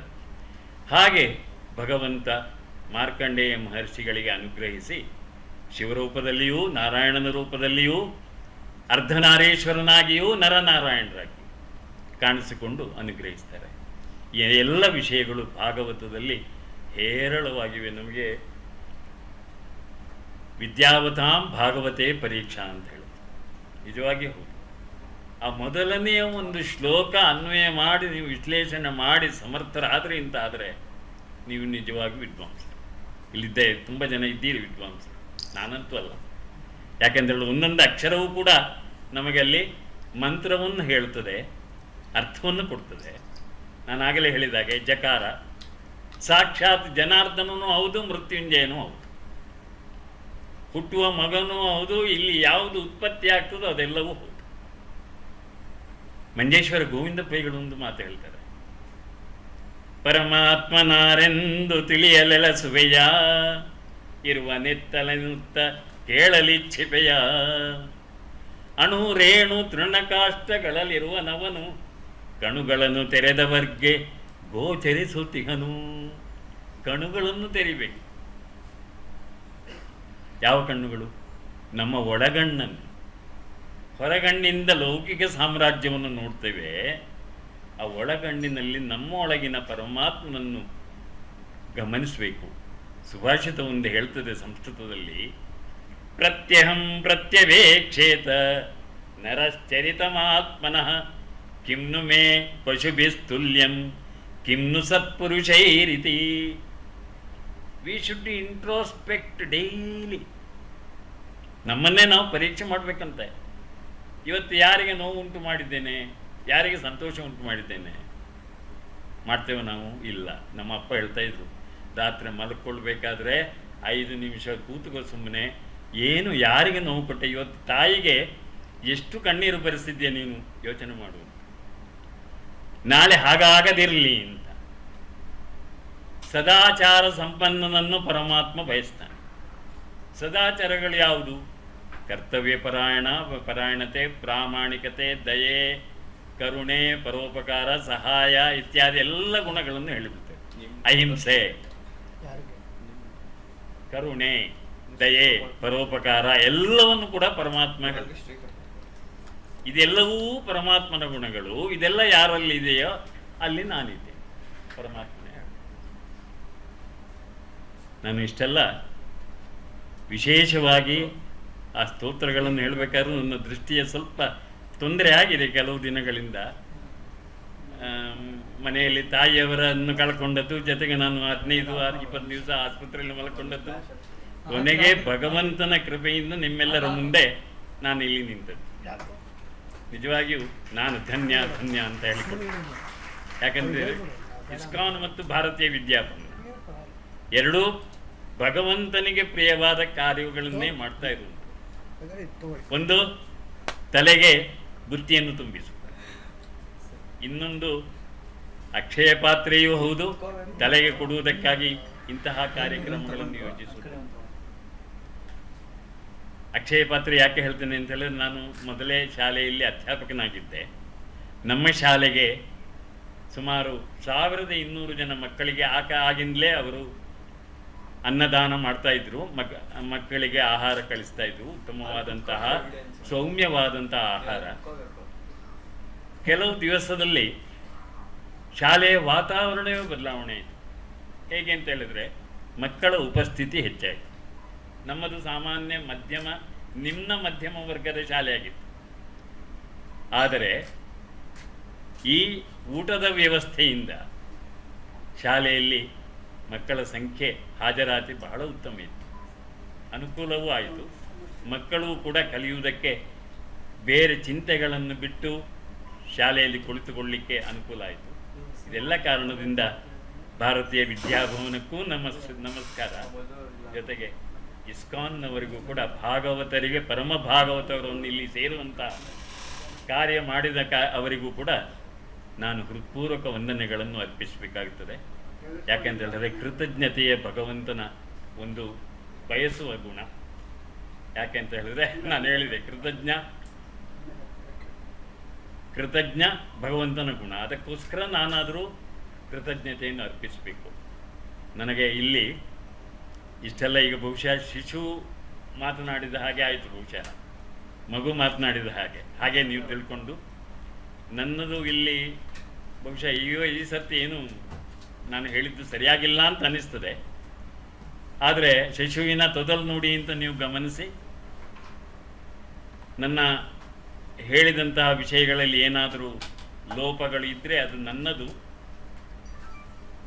ಉತ್ತಮವಾದಂತಹ ಅಂಶಗಳು ಭಗವಂತನದ್ದು ಅಂತ ಹೇಳಿ ಗಮನಿಸಿ, ದಯವಿಟ್ಟು ಈ ಮಾತುಗಳನ್ನು ಇಲ್ಲಿ ನಿಲ್ಲಿಸುವುದಕ್ಕೆ ಅನುಮತಿ ಕೊಡಿ ಅಂತ ಹೇಳಿ ನಿಮ್ಮೆಲ್ಲರಲ್ಲಿ ಕೇಳಿಕೊಂಡು ನನ್ನ ಮಾತು ಉಪಸಂಹರಿಸಿ.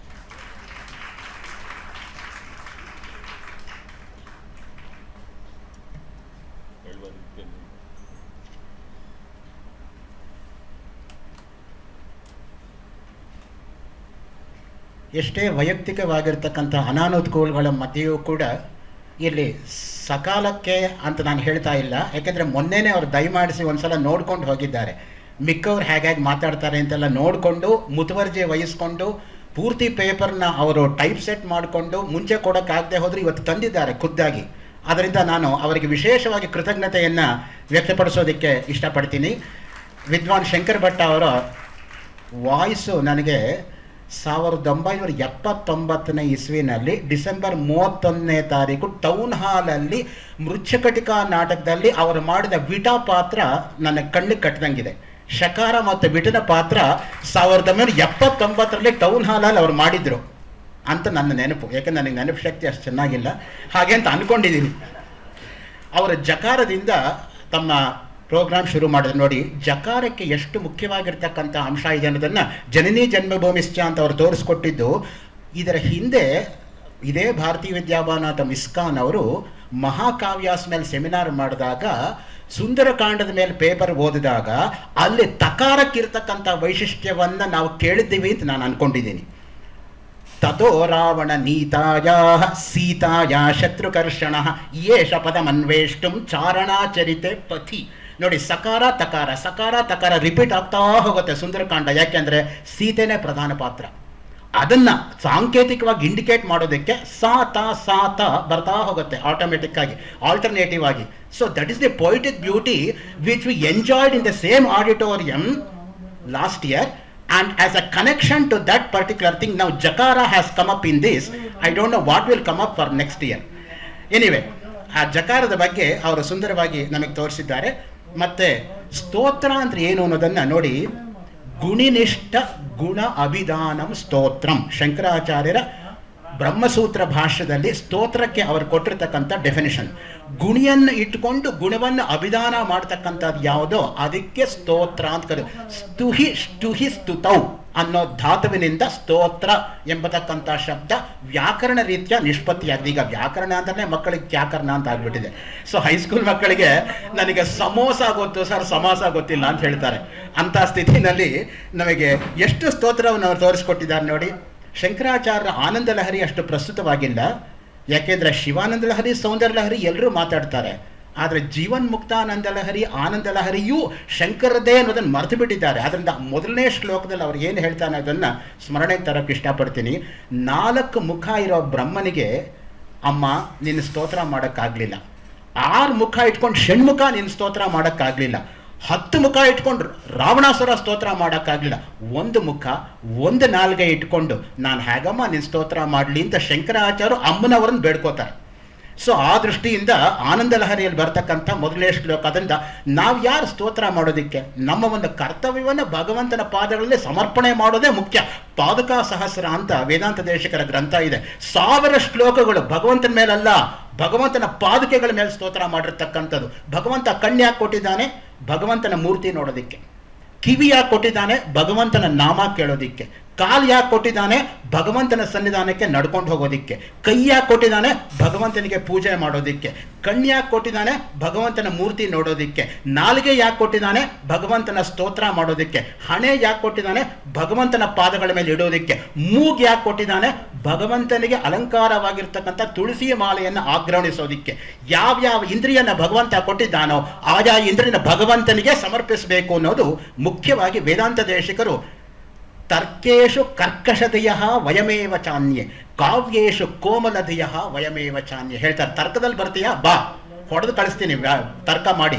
ಕಾವ್ಯಕ್ಕೆ ಬರ್ತೀಯಾ ಬಾ, ಕಾವ್ಯದಲ್ಲೂ ನಿನ್ನ ಸಮಾನ ಇಲ್ಲ, ತರ್ಕದಲ್ಲೂ ಬಾ. ಜಂಬದಿಂದ ಹೇಳ್ಕೊಳ್ಳೋ ಮಾತಲ್ಲ. Confidence should not be mistaken for over confidence or lack of confidence for that matter. ಅದು ವೇದಾಂತ ದೇಶಿಕರು ಶತಾಧಿಕ ಗ್ರಂಥಕರ್ತೃಗಳು ಏನು ಅವ್ರ ಸಮಾನನ ಯಾವ ಶಾಸ್ತ್ರವಾಗಲಿ ಅಥವಾ ಯಾವ ಕಾವ್ಯವಾಗಲಿ ಸರಸವಾಗಿ, ಸರಳವಾಗಿ, ಸುಂದರವಾಗಿ, ಸಮಯೋಚಿತವಾಗಿ ಹರ್ಕೊಂಡು ಬರುತ್ತೆ. ಅದು ಗಂಗಾ ನದಿಯ ಪ್ರವಾಹ ತರಹ. ಅದು ವೇದಾಂತ ದೇಶಿಕರ ಒಂದು ಕಾಂಟ್ರಿಬ್ಯೂಷನ್. ಮುಖ್ಯವಾಗಿ ಮತ್ತೆ ಇಲ್ಲಿ ಹೇಳ್ತಾ ವೃತ್ರಾಸುರನ ಬಗ್ಗೆ ಅವರು ಮಾತಾಡಿದ್ರು. ವೃತ್ರಾಸುರನೂ ಕೂಡ ಭಗವಂತನ ಸ್ತೋತ್ರ ಮಾಡಿದ ಅಂತ. ಅದಕ್ಕೇನೆ ಅಮರಕೋಶದಲ್ಲಿ ಇಂದ್ರನಿಗಿರ್ತಕ್ಕಂಥ 24 ಪರ್ಯಾಯ ಪದದಲ್ಲಿ 16ನೇ ಪರ್ಯಾಯ ಪದ ವೃತ್ರಃ ಅಂತಿರೋದು. ಇಂದ್ರಃ ಮರುತ್ವಾನ್ ಮಗವ ಬಿಡೋಜ ಪಾಕಶಾಸನ ವೃತ್ರಾಸುರ ವೃತ್ರಹನ್. ಯಾಕೆ ಬಂತ ಶ್ಲೋಕ? ವೃತ್ರಾಸುರನ ಕೊಂದದಿಂದ ವೃತ್ರಃ ಆ ಪರ್ಯಾಯ ಪದ ಬಂದಿದ್ದೇ ಆ ದೃಷ್ಟಿಯಿಂದ. ಇಲ್ಲದೆ ಹೋದ್ರೆ ಪ್ರಯೋಜನ ಇರ್ತಾ ಇರಲಿಲ್ಲ ಆ ಒಂದು ಪರ್ಯಾಯ ಪದಕ್ಕೆ. ಮತ್ತು ಪ್ರಹ್ಲಾದ ಮಾಡಿರ್ತಕ್ಕಂಥ ಸ್ತೋತ್ರ ಅವ್ರು ಮಾತಾಡಿದ್ದಾರೆ ನೋಡಿ. ಇದ್ರ ಬಗ್ಗೆ ನಾನು ಹೇಳಕ್ಕೆ ಇಷ್ಟಪಡಲ್ಲ, ಯಾಕೆಂದರೆ ನಾಳೆ ನಾನು ಪೇಪರ್ ಇದೆ 9 to 10 ತನಕ, ಆವಾಗ ಅದನ್ನು ಹೇಳ್ತೀನಿ. ಪ್ರಹ್ಲಾದ ಚಂಪು ಅಂತ ಒಂದು ಹೊಸ ಚಂಪು ಗ್ರಂಥ ಬಂದಿದೆ. ಹೊಸದು ಅಂದರೆ 1981 Kundapura Sanskrit Parishat publication, written by Kannadadi Vithalopadhyaya, of 122 pages, 144 stanzas and 12 prose passages. ಅದರಲ್ಲಿ ಪ್ರಹ್ಲಾದನನ್ನು ವರ್ಣನೆ ಮಾಡೋದಕ್ಕೆ ಮೂಲ ಯಾವುದು ಅಂದರೆ ಭಾಗವತ. ನಾವೆಲ್ಲ ವೇದದಿಂದ ಭಾಗವತ ಇನ್ಸ್ಪೈರ್ ಆಯಿತು ಅಂತ ಮಾತಾಡ್ತೀವಿ, ಅದನ್ನು ನಾನು ಸ್ವಲ್ಪ ವಕ್ರ. ಭಾಗವತದಿಂದ ಆಧುನಿಕ ಕವಿಗಳು ಹೇಗೆ ಇನ್ಸ್ಪೈರ್ ಆಗಿದ್ದಾರೆ ಅಂತ ಅದನ್ನು ಮಾತಾಡ್ತಾ ಇದ್ದೀನಿ. ನಾಳೆ ಅಲ್ಲಿ ಅದನ್ನು ಟಚ್ ಮಾಡ್ತೀನಿ, ಇಲ್ಲಿ ಬೇಡ. ಇನ್ನು ಮುಖ್ಯವಾಗಿ ಅವರು ಹೇಳಿರ್ತಕ್ಕಂಥ ನರನಾರಾಯಣ ಸ್ತುತಿ ನೋಡಿ, ಅದು ಎಷ್ಟು ಮುಖ್ಯ ಅಂದರೆ ಸದಾನಂದ ಡಬ್ರಾಲ್ ಅಂತ ಒಬ್ಬರು ಒರಿಸ್ಸಾನಲ್ಲಿದ್ದಾರೆ. Sir, I want to bring to your notice please. There is one Sadananda Dabral. He was, I should say, from Orissa. He has written an epic called Naranarayaniyam based on Srimad Bhagavata, where Nara and Narayana concept has been intertwined, interlinked and intermangled. So that is being done. This is modern literature, which I am going to talk about tomorrow, not now. Therefore, without beating my own drums, now let me invite Shri K.J. Raghavan, Honorary Secretary, Bharati Vidya Bhavan, one of the pillars of not only this conference but all the 5-year conferences which have been held, and who spoke so well for the ICD TV just 3 days ago, which you might have witnessed, and a very eminent lawyer by himself, and who will be presenting a paper also on Krishna Avtara based on K.M. Munshi. I invite him kindly to come to the dais and do the honor for Shri Vidwan Shankar Bhatta. Shri K.J. Raghavan.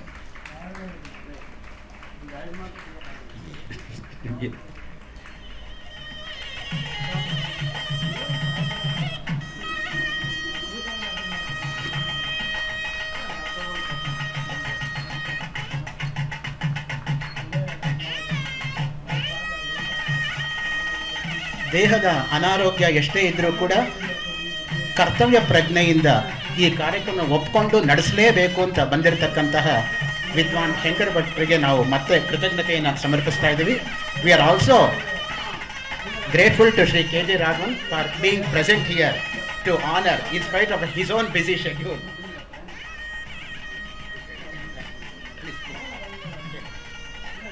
ಭಕ್ತಿ ಹೇಗಿರಬೇಕು ಅಂತ ರಾಮಾನುಜರ ಶ್ಲೋಕ ಹೇಳಿ ಮುಗಿಸಿ.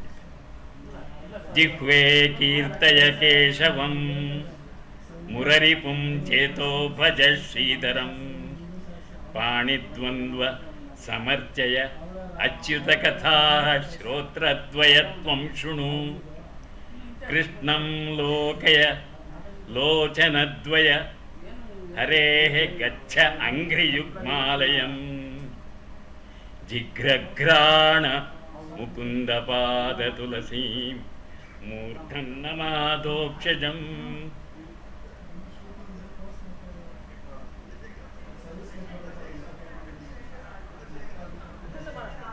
ಮುಕುಂದ ಅಲ್ಲ, ಅದರಲ್ಲಿದೆ Kulashekara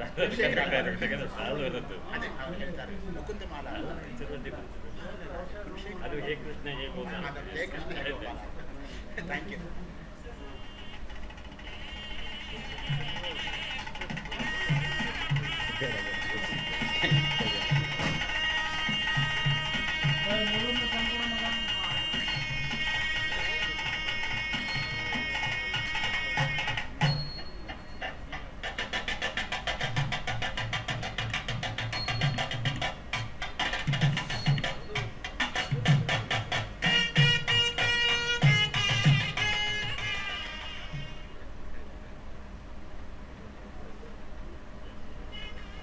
We are grateful to Shankar Bhatta, and we are also grateful to Shri K.J. Raghavan. Now we proceed to the last paper of the pre-lunch session. Before that, let me make an announcement. This would be the last paper in the pre-lunch session, and exactly at 1 o'clock we depart from here and reassemble here at 2 o'clock. Please proceed to Anna Kutiram, have your food there and come back at 2 o'clock. ಈ ಒಂದು ಕೊನೆಯ ಈ ಪ್ರಾತಃ ಸತ್ರದ ಕೊನೆಯ paper ಈಗ ಇದಾದಮೇಲೆ ದಯಮಾಡಿ ಎಲ್ಲರೂ ಅನ್ನಕೂಟೀರಕ್ಕೆ ಹೋಗಿ ತಾವು ಅನ್ನವನ್ನು ಸ್ವೀಕರಿಸಿ ಕೃಷ್ಣ ಪ್ರಸಾದವನ್ನು 2 ಗಂಟೆಗೆ ಮತ್ತೆ ಇಲ್ಲಿ ಬರಬೇಕು ಅಂತ ಕಳಕಳಿಯ ಪ್ರಾರ್ಥನೆ. ಮಧ್ಯಾಹ್ನ ಇರತಕ್ಕಂಥ ಪೇಪರ್ಸ್ ಬಗ್ಗೆನೂ ತಮಗೆ ಮಾಹಿತಿ ಕೊಟ್ಬಿಡ್ತೀನಿ. The first paper would be by doctor S.L. Srinivas Murthy on minor characters of Bhagavata. Second paper would be Lady Characters in Bhagavata by Dr. Leela Prakash from Mysore. Symbolism in Bhagavata by Dr. B.V. Shashareka of Bangalore. Impact of Shastras on Bhagavatam by Vidwan Gangadhar Bode.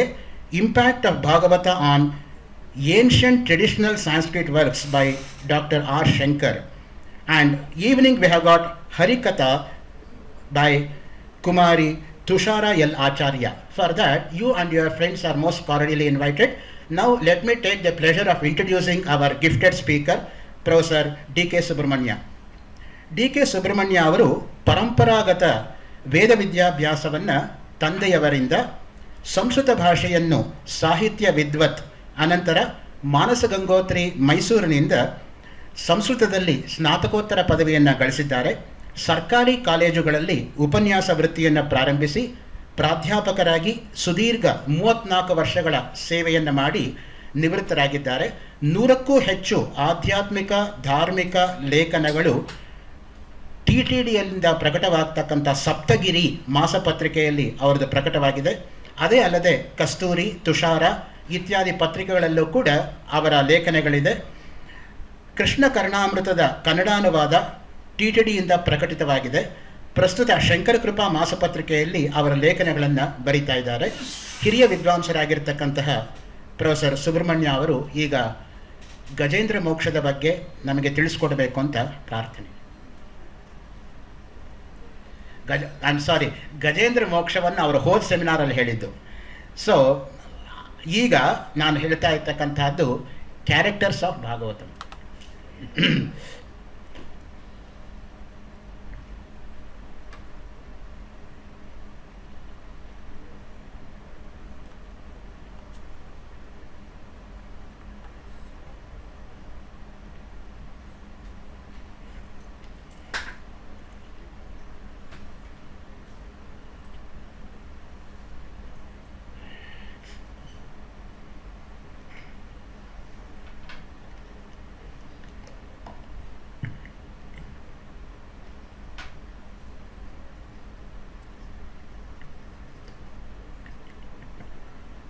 Gajanana ಪದ್ಮಾರ್ಕಂ ಗಜಾನನ ಮಹರ್ನಿಶಂ ಅನೇಕದಂತಂ ಭಕ್ತಾನಾಂ ಏಕದಂತಮುಪಾಸ್ಮಹೆ.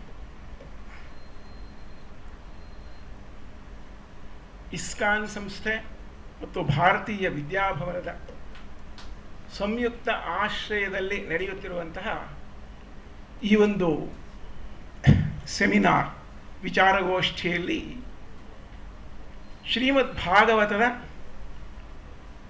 ಪ್ರಧಾನ ಪಾತ್ರಗಳನ್ನು ಕುರಿತಂತೆ ಕೆಲವು ಮಾತುಗಳನ್ನು ಹೇಳಲಿಕ್ಕೆ ನನ್ನನ್ನು ಇಲ್ಲಿ ನಿಯೋಜಿಸಿದ್ದಾರೆ. ಭಾಗವತ ಅತ್ಯಂತ ಶ್ರೇಷ್ಠವಾದ ಪುರಾಣ ಮಹಾಕಾವ್ಯ. ನೋಡಿ, ಪುರಾಣ ಮತ್ತು ಮಹಾಕಾವ್ಯ ಎರಡು ಹೆಸರು ನಾನಾಗಲೇ ಅದಕ್ಕೆ ಹೇಳಿಬಿಟ್ಟಿದ್ದೆ. ಅತಿಶಯವಾದಂತಹ ಭಕ್ತಿಯ ಪ್ರಾಧಾನ್ಯತೆಯನ್ನೊಳಗೊಂಡ ಈ ಕೃತಿಯಲ್ಲಿ ಬರತಕ್ಕಂತಹ ಎಲ್ಲ ವಿಷ್ಣು ಭಕ್ತರು ಪ್ರಧಾನರೇ. ಅದರಲ್ಲಿ ಒಬ್ಬರು ಪ್ರಧಾನ ಒಬ್ಬರು ಅಪ್ರಧಾನ ಅಂತ ಹೇಳೋಕೆ ಆಗೋದಿಲ್ಲ. ಆ ಒಂದು ವಿಭಾಗ ಮಾಡಿಕೊಳ್ಳುವುದು ಬಹಳ ಕಷ್ಟ. ಪ್ರಸ್ತುತ ನಾನು ಕೇವಲ 8 ಪಾತ್ರಗಳನ್ನು ಇಲ್ಲಿ ವಿವೇಚಿಸಲಿಕ್ಕೆ ಹೊರಟಿದ್ದೇನೆ. ಆ 8 ಪಾತ್ರಗಳಲ್ಲಿ ಇರತಕ್ಕಂತಹ ವೈಶಿಷ್ಟ್ಯವನ್ನು ನಿಮ್ಮ ಮುಂದೆ ಇಡುತ್ತೇನೆ.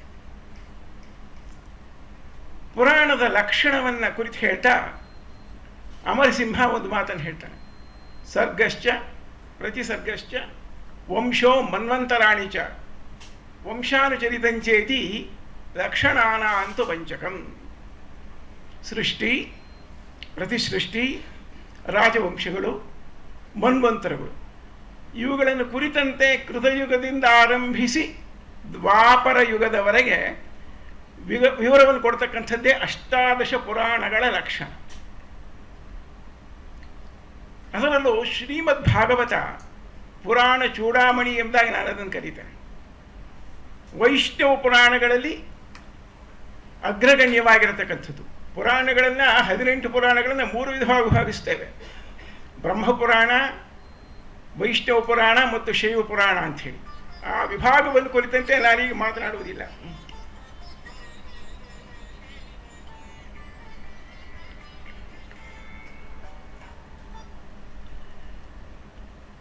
ಅದನ್ನು ಕುರಿತಂತೆ ನಾನೀಗ ಮಾತನಾಡುವುದಿಲ್ಲ. ಶ್ರೀಮದ್ ಭಾಗವತ್ ಮಹಾಪುರಾಣದಲ್ಲಿ ಮಹಾವಿಷ್ಣುವಿನ ಮಹಿಮಾ ವಿಶೇಷ, ವಿಷ್ಣು ಭಕ್ತರ ಜೀವನ ವಿಧಾನ ಇದನ್ನು ಕುರಿತಂತೆ ಹೇಳ್ತಾ ಹೋಗ್ತದೆ. ವಿಷ್ಣು ಪಾರಮ್ಯದ ಪರಾಕಾಷ್ಠೆಯನ್ನು ತಲುಪಿದ ಈ ಭಕ್ತರು ತಮ್ಮ ಜೀವನ ಶ್ರದ್ಧೆಯಲ್ಲಿ ವಿಷ್ಣುವನ್ನೇ ತಮ್ಮ ಅಂತರಂಗದಲ್ಲಿ ಧರಿಸಿ ಮುಕ್ತಾತ್ಮರಾಗಿದ್ದಾರೆ. ಇಂತಹ ವಿಷ್ಣು ಭಕ್ತರ ಪಟ್ಟಿ ಬಹಳವಾಗಿದೆ. ಪ್ರಮುಖರೆನಿಸಿ ಪರಿಭಾವಿತರಾದ ಜನಸ್ಮೃತಿಯಲ್ಲಿ ಶಾಶ್ವತವಾಗಿ ಉದಾಹರಿಸಲ್ಪಡತಕ್ಕಂತಹ ಮತ್ತು ಜನಸ್ಮೃತಿಯಲ್ಲಿ ಮುದ್ರೆಯನ್ನು ಒತ್ತಿರತಕ್ಕಂಥವರು ಅಂತಹ ಕೆಲವರ ಪಾತ್ರ ಪರಿಚಯವನ್ನು ನಾನೀಗ ಮಾಡಿಕೊಡ್ತಾ ಇದ್ದೆ. ಮೊದಲನೆಯದಾಗಿ ನಾರದರ ಹೆಸರನ್ನು ಕೇಳಿದವರು ಯಾರೂ ಇಲ್ಲ. ಎಲ್ಲ ಪುರಾಣಗಳಲ್ಲೂ ನಾರದರು ಬರ್ತಾರೆ. ಅಷ್ಟಾದಶ ಪುರಾಣಗಳಲ್ಲಿ ಪ್ರಮುಖವಾಗಿ ತೋರುವ ಪಾತ್ರ ನಾರದರು. ಭಗವದ್ಗೀತೆಯ 10ನೇ ಅಧ್ಯಾಯ ವಿಭೂತಿ ಯೋಗದಲ್ಲಿ ದೇವರ್ಷೀಣಾಂಚ ನಾರದ ಎನ್ನುವ ಮಾತನ್ನು ಹೇಳ್ತಾನೆ. ಈ ಗೀತಾ ವಾಕ್ಯದಂತೆ ವಿಷ್ಣುವೇ ನಾರದ, ಅರ್ಥಾತ್ ವಿಷ್ಣುವಿನ ಅಂಶವೇ ನಾರದರಲ್ಲಿತ್ತು. ಇನ್ನು ನಾರದ ಅನ್ನೋ ಹೆಸರನ್ನು ಕುರಿತು ಸ್ವಲ್ಪ ವಿವೇಚನೆ ಮಾಡೋಣ. ನಾರಾಯಣ ಅನ್ನೋ ಪದವನ್ನು ನಾವು ಕೇಳಿದ್ದೇವೆ. ನರಸಮೂಹೋ ನಾರಂ ತಸ್ಯ ಅಯನಮಿತಿವಾ ನಾರಾಯಣ. ಸಂಪೂರ್ಣ ನರಸಮೂಹವನ್ನು ನಾರ ಎಂದ ಕರೀತಾರೆ. ಅಲ್ಲಿ ನೆಲೆಸಿರ್ತಕ್ಕಂಥವನು ಯಾರೋ ಅವನು ನಾರಾಯಣ. ಅದೇ ರೀತಿ ನಾರ ಅನ್ನುವ ಪದಕ್ಕೆ ಧರ್ಮ ಅನ್ನುವ ಅರ್ಥ ಉಂಟು. ನಾರಂ ನರಾಣಾಂ ಧರ್ಮಂ ದದಾತಿ ಉಪದಿಶಿತಿ ಇತಿ ನಾರದ. ಮನುಷ್ಯರಿಗೆ ಧರ್ಮವನ್ನು ಉಪದೇಶ ಮಾಡಲಿಕ್ಕಾಗಿಯೇ ಇರತಕ್ಕಂಥವನು ನಾರದ. ಪುರುಷಾರ್ಥಗಳಲ್ಲಿ ಅಗ್ರಗಣ್ಯವಾಗಿರತಕ್ಕಂತಹ ಧರ್ಮ ಸಂಸ್ಥಾಪನೆ ಮತ್ತು ಅದರ ಪರಿಪಾಲನೆಗೆ ಸಹಕರಿಸುವುದೇ ನಾರದ ಪಾತ್ರದ ಉದ್ದೇಶ. ನಾರದರ ಪಾತ್ರವನ್ನು ಕುರಿತಂತೆ ಶ್ರೀಮದ್ ಭಾಗವತದ ಪ್ರಥಮ ಸ್ಕಂಧದ 5ನೇ ಅಧ್ಯಾಯದಲ್ಲಿ ಈ ವಿವರಣೆ ಇದೆ. ಅಹೋ ದೇವರ್ಷಿರ್ಧನ್ಯೋಯಂ ಯತ್ಕೀರ್ತಿಂ ಶಾಂಗಧನ್ವನಃ ಗಾಯನ್ ಮಾದ್ಯನ್ನಿದಂ ತಂತ್ರ್ಯಾಹ ರಮಯತ್ಯಾತುರಂ ಜಗತ್. ಈ ಮಹರ್ಷಿಯೂ ದೇವರ್ಷಿಯೂ ಆದ ನಾರದರು ಧನ್ಯರೇ ಹೌದು. ಕೃತಾರ್ಥರು ಆತ್ಮವಿದರು ಆದ ಇವರು ಭಗವನ್ನಾರಾಯಣನ ದಿವ್ಯ ನಾಮ ಸಂಕೀರ್ತನೆಯಲ್ಲಿ ಮೈ ಮರೆತು ಅಕೃತಾರ್ಥರು, ಭವಪಾಶಬದ್ಧರು, ಭವರೋಗ ಪೀಡಿತರು ಆದ ಜನರ ಅಳಲನ್ನು ಭಗವನ್ನಾಮ ಸ್ಮರಣ ಸಂಕೀರ್ತನೆಯ ಮೂಲಕ ಪರಿಹರಿಸಿ ಅವರಲ್ಲಿ ಆನಂದವನ್ನುಂಟು ಮಾಡುತ್ತಾರೆ. ಅನುಷ್ಠುಪ್ ಛಂದಸ್ಸು, ನಾನು ಈಗ ಹೇಳಿದ ಶ್ಲೋಕ ಅನುಷ್ಠುಪ್ ಛಂದಸ್ಸಲ್ಲಿದೆ. ಈ 4 ಸಾಲುಗಳಿರ್ತಕ್ಕಂಥದ್ದು. ಈ 4 ಸಾಲುಗಳ ಅನುಷ್ಠುಪ್ ಛಂದಸ್ಸಿನ ಈ ಶ್ಲೋಕ ನಾರದರ ಪಾತ್ರವನ್ನು ಯಥಾವತ್ತಾಗಿ ನಮಗೆ ಹೇಳ್ತಾ ಇದೆ. ನಾರದರು ಭಗವತ್ ಕೃಪೆಯಿಂದಾಗಿಯೇ ತ್ರಿಲೋಕ ಸಂಚಾರಿಯಾಗಿದ್ದರು. ಅವರಿಗೆ ವರವಿತ್ತು, ತ್ರಿಲೋಕಗಳಲ್ಲೂ ಸಂಚರಿಸುವ ವರ. ಇವರ ಪೂರ್ವ ವೃತ್ತಾಂತ ಅತ್ಯಂತ ರೋಚಕ, ಅಂದರೆ ಮನಸ್ಸಿಗೆ ಹೋಗುವಂತೆ ಇದೆ. ಅದನ್ನು ನಾರದರೇ ವ್ಯಾಸರಿಗೆ ತಿಳಿಸುವಂತೆ ನಮಗೆ ಪ್ರಥಮ ಸ್ಕಂದದಲ್ಲಿ ಬರ್ತದೆ. ಈ ಮಹರ್ಷಿಗಳೇ ಅವ್ರು ಹೇಳ್ತಾ ಇದ್ದಾರೆ ವ್ಯಾಸರನ್ನು ಕುರಿತು, ಮಹರ್ಷಿಗಳೇ ಜನ್ಮಾಂತರಗಳಲ್ಲಿ ನಾನು ಸಾಧಾರಣನಾದ ಮನೆಗೆಲಸ ಮಾಡುವ ಒಬ್ಬ ದಾಸಿಯ ಮಗನಾಗಿದ್ದೆ. ಯೋಗಿವರ್ಯನಾದ ಆ ಬ್ರಾಹ್ಮಣನೋರ್ವನ ಮನೆಯಲ್ಲಿ ಊಳಿಗದ ಆಳಾಗಿದ್ದ ಅವಳು ನಾರದರೊಡಗೂಡಿ ಭಯಭಕ್ತಿಗಳಿಂದ ಆ ಮಹಾತ್ಮರ ಸೇವೆ ಮಾಡ್ತಾ ಇದ್ಲು. ಆಗಿನ್ನೂ ಅವರು ನಾರದರಾಗಿರಲಿಲ್ಲ, ಸಾಧಾರಣ ಬಾಲಕ. ಒಮ್ಮೆ ಚಾತುರ್ಮಾಸ್ಯ ವ್ರತಾಚರಣೆಯ ಸಂದರ್ಭದಲ್ಲಿ ಎಲ್ಲ ಮಹಿಮಾನ್ವಿತ ಶ್ರೋತ್ರಿಯರು ಒಂದೆಡೆ ಸೇರಿ ಶ್ರುತ್ಯುಕ್ತವಾದಂತಹ ವಿಧಿವಿಧಾನಗಳನ್ನು ಮಾಡ್ತಾ ಇದ್ರು. ನನ್ನ ತಾಯಿ ನನ್ನನ್ನು ಆ ಬ್ರಾಹ್ಮಣ ಯೋಗಿಗಳ ಪರಿಚರ್ಯೆಗೆ ನಿಯೋಜನೆಗೊಳಿಸಿದ್ಲು. ನಾನು ಬಾಲಕನಾಗಿದ್ದರೂ ಜಿತೇಂದ್ರಿಯನು, ಮಿತಭಾಷಿಯು, ಚಾಪಲ್ಯರಹಿತನೂ ಆಗಿದ್ದೆ. ಅಲ್ಲದೆ ಧರ್ಮಶ್ರದ್ಧೆ, ಕರ್ಮಶ್ರದ್ಧೆಗಳಿಂದಾಗಿ ಅವರ ಅನುಗ್ರಹಕ್ಕೆ ಪಾತ್ರನಾಗಿದ್ದೆ. ಸತ್ಸಂಗ, ಭಗವದ್ಭಕ್ತಿಗಳು ನನ್ನಲ್ಲಿ ಮೈಗೂಡಿದ್ದವು. ಮಹಾವಿಷ್ಣುವೇ ಪರಬ್ರಹ್ಮನೆಂಬ ಅರಿವು ಆ ವೇಳೆಗೆ ನನಗಾಗಿತ್ತು. ಒಮ್ಮೆ ನಾನು ಆ ಮಹಾತ್ಮರ ಅನುಮತಿಯನ್ನು ಪಡೆದು ಅವರು ತಮ್ಮ ಭೋಜನವನ್ನು ತಯಾರಿಸಲು ಬಳಸುವ ಪಾತ್ರೆಗಳಲ್ಲಿ ಉಳಿದಿದ್ದ ಪಾಕಶೇಷವನ್ನು ಸೇವಿಸಿದೆ. ಅದರಿಂದಾಗಿ ನನ್ನಲ್ಲಿ ದಿವ್ಯಜ್ಞಾನ ಉಂಟಾಯಿತು. ಚಾತುರ್ಮಾಸ್ಯ ವ್ರತಾಂತ್ಯದಲ್ಲಿ ಆ ಮಹಾತ್ಮರು ಸಂಚಾರ ಹೊರಡುವ ಮುನ್ನ ತಮ್ಮ ಶ್ರೀಮುಖದಿಂದ ನನಗೆ ರಹಸ್ಯ ಜ್ಞಾನವನ್ನು ಉಪದೇಶಿಸಿದರು. ಶ್ರೀಕೃಷ್ಣನಲ್ಲಿ ಶರಣಾಗತಿಯ ವಿನಃ ಮತ್ತೊಂದು ಮುಕ್ತಿ ಮಾರ್ಗವಿಲ್ಲ ಎಂಬ ಅರಿವು ನನಗಾಯಿತು. ಭಗವತ್ ಪ್ರೇಮ, ಆ ಪ್ರೇಮಪೂರ್ವಕ ಭಕ್ತಿಯೇ ನನ್ನ ಜೀವನದ ಉಸಿರಾಯಿತು. ನಾರದರ ಭಕ್ತಿ ಸೂತ್ರದಲ್ಲಿ ನಾವು ಅದನ್ನು ಕಾಣ್ತೇವೆ. ಇದನ್ನೇ 3 ಲೋಕಗಳಲ್ಲಿ ಬೋಧಿಸುತ್ತಾ ಸಂಚರಿಸುತ್ತಿರುವನು. ಯತಿಗಳ ನಿರ್ಗಮನದ ನಂತರ ಶೇಷಾಯುಷ್ಯವನ್ನು ಭಗವದ್ಧ್ಯಾನದಲ್ಲಿ ಕಳೆಯುತ್ತಿದ್ದ ನನಗೆ ಮಾತೃವಿಯೋಗ ಉಂಟಾಯಿತು.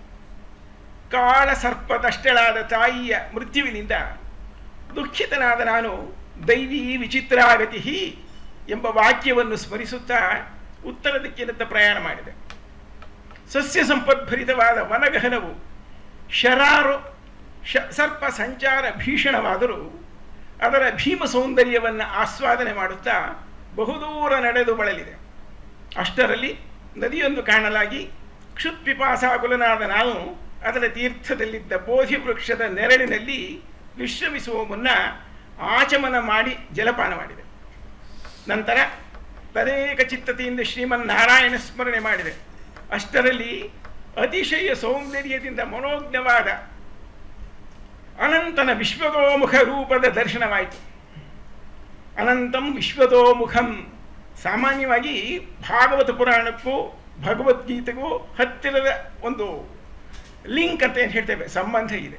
ಹಾಗಾಗಿ ಭಾಗವತ ಪುರಾಣದ ಎಷ್ಟೋ ಶ್ಲೋಕಗಳಲ್ಲಿ ಭಗವದ್ಗೀತೆಯ ಶ್ಲೋಕಗಳ ಅನುರಣನವನ್ನು ನಾವು ನೋಡ್ತೇವೆ. ವಿಶ್ವತೋಮುಖ ರೂಪದ ದರ್ಶನವಾಗಿ ಆನಂದಾಬ್ಧಿಯಲ್ಲಿ ತೇಲಿದ ನಾನು ದಿವ್ಯಾನುಭವ ಪಡೆಯುತ್ತಿರುವಷ್ಟರಲ್ಲಿ ಆ ರೂಪವು ಅಂತರ್ಧಾನವಾಯಿತು. ಮತ್ತೆ ನಾನು ಆ ರೂಪವನ್ನು ನೋಡಬೇಕೆಂದು ಎಷ್ಟೇ ಯತ್ನಿಸಿದರೂ ವಿಫಲನಾದೆ.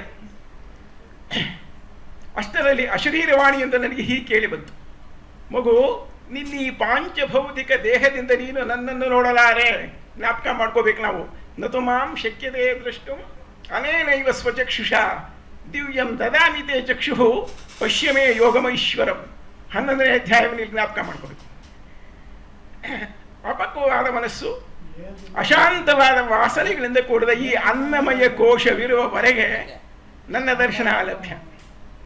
ನಿನ್ನಲ್ಲಿ ನನ್ನ ದರ್ಶನ ಲಾಲಿಸಿ ಉಂಟಾಗಲೆಂದೇ ನಾನು ನನ್ನ ದಿವ್ಯ ರೂಪವನ್ನು ಒಮ್ಮೆ ನಿನಗೆ ತೋರಿದೆ. ನಿನಗೆ ಜಾತಿಸ್ಪರತ್ವವನ್ನು ಕಲಿಸಿದೆ.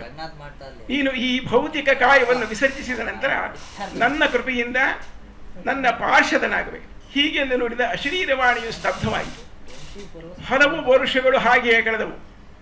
ಕಲ್ಪಾಂತವು ಸಮೀಪಿಸಿತು. ನನ್ನ ಭೌತಿಕ ಕಾಯದ ಅವಸಾನವಾಯಿತು. ಪ್ರಳಯ ಪಯೋಧಿಯಲ್ಲಿ ಯೋಗನಿದ್ರಾ ಮಗ್ನನಾಗಿದ್ದ ಮಹಾವಿಷ್ಣು ಇರಲು ಬ್ರಹ್ಮಸೃಷ್ಟಿಯು ಉಪಸಂಹೃತವಾಗಿ ಬ್ರಹ್ಮನು ನಾರಾಯಣನ ಹೃದಯ ಕಮಲದಲ್ಲಿ ಸೇರಿರುಳು. ನಾನು ಅವನೊಡನೆ ಉಸಿರಿನಲ್ಲಿ ಸೇರಿದೆ. ಮತ್ತೆ ಬ್ರಹ್ಮನಿಂದ ಸೃಷ್ಟಿಕ್ರಮವು ಆರಂಭವಾದಾಗ ನಾನು ಮರೀಚ, ಕಶ್ಯಪ, ಪುಲಹ, ಅತ್ರಿ ಇತ್ಯಾದಿ ಋಷಿಗಳೊಡನೆ ಪ್ರಕಟನಾದೆ. ಭಗವತ್ಕೃಪಾ ಪಾತ್ರನಾದ ನಾನು ತ್ರಿಲೋಕ ಸಂಚಾರಿಯಾಗಿ ದಿವ್ಯವಾದ ನಾದ ಬ್ರಹ್ಮಾಲಂಕೃತವಾದ ಈ ಮಹತಿ ವೀಣಾ ನಿನಾದದೊಡನೆ ಭಗವಂತನ ಲೀಲಾ ವಿಭೂತಿಗಳನ್ನು ಹಾಡುತ್ತಾ ಸಂಚರಿಸುತ್ತಿರುವನು.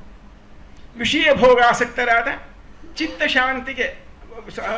ಭೋಗಾಸಕ್ತರಾದವರ ಚಿತ್ತಶಾಂತಿಗೆ ಭಗವನ್ನಾಮ ಸ್ಮರಣೆಯೊಂದೇ ಧನ್ಯೋಪಾಯ. ಇದೇ ನನ್ನ ಪೂರ್ವ ವೃತ್ತಾಂತ ಎಂದು ವ್ಯಾಸರಿಗೆ ಹೇಳಿ ನಾರದರು ತಮ್ಮ ಇತಿವೃತ್ತವನ್ನು ಉಪಸಂಹರಿಸಲು, ನಾರದರ ಪೂರ್ವ ವೃತ್ತಾಂತದಿಂದ ಅರಿವಾಗುವುದೆಂದರೆ ಅವರೊಬ್ಬ ದಿವ್ಯಜ್ಞಾನಿಗಳು. ವಿಷಯ ಸುಖ ವಿಮುಖರಾದ ಅವರು ಮಹಾಜ್ಞಾನಿಗಳೆಂದು ಐತರೇಯ ಬ್ರಾಹ್ಮಣ ಮತ್ತು ಛಾಂದೋಗ್ಯೋಪನಿಷತ್ತುಗಳು ಸಾರುತ್ತವೆ. ಅವುಗಳ ಉಲ್ಲೇಖ ಮಾಡಲಿದ್ರೆ ಸುದೀರ್ಘವಾಗ್ತದೆ ಎನ್ನುವ ಕಾರಣಕ್ಕಾಗಿ ನಿಲ್ಲಿಸಿದ್ದೇನೆ. ನಾರದರು ತಮ್ಮ ಸಹಜಾತನಾದ ಸನತ್ಕುಮಾರರಿಂದ ಅಥರ್ವ ವೇದವನ್ನೊಳಗೊಂಡಂತೆ ಚತುರ್ವೇದಗಳನ್ನು, ಪುರಾಣ ಇತಿಹಾಸಗಳನ್ನು, ಸ್ಮೃತಿಗಳನ್ನು, ಚತುಷ್ಷಷ್ಠಿ ಕಲೆಗಳನ್ನು ಅಧ್ಯಯನ ಮಾಡಿದ್ದರು. ಪರಾವಿದ್ಯೆಯನ್ನು ಅವರು ಸನತ್ಕುಮಾರರಿಂದಲೇ ಉಪದೇಶ ಪಡೆದಿದ್ದರು.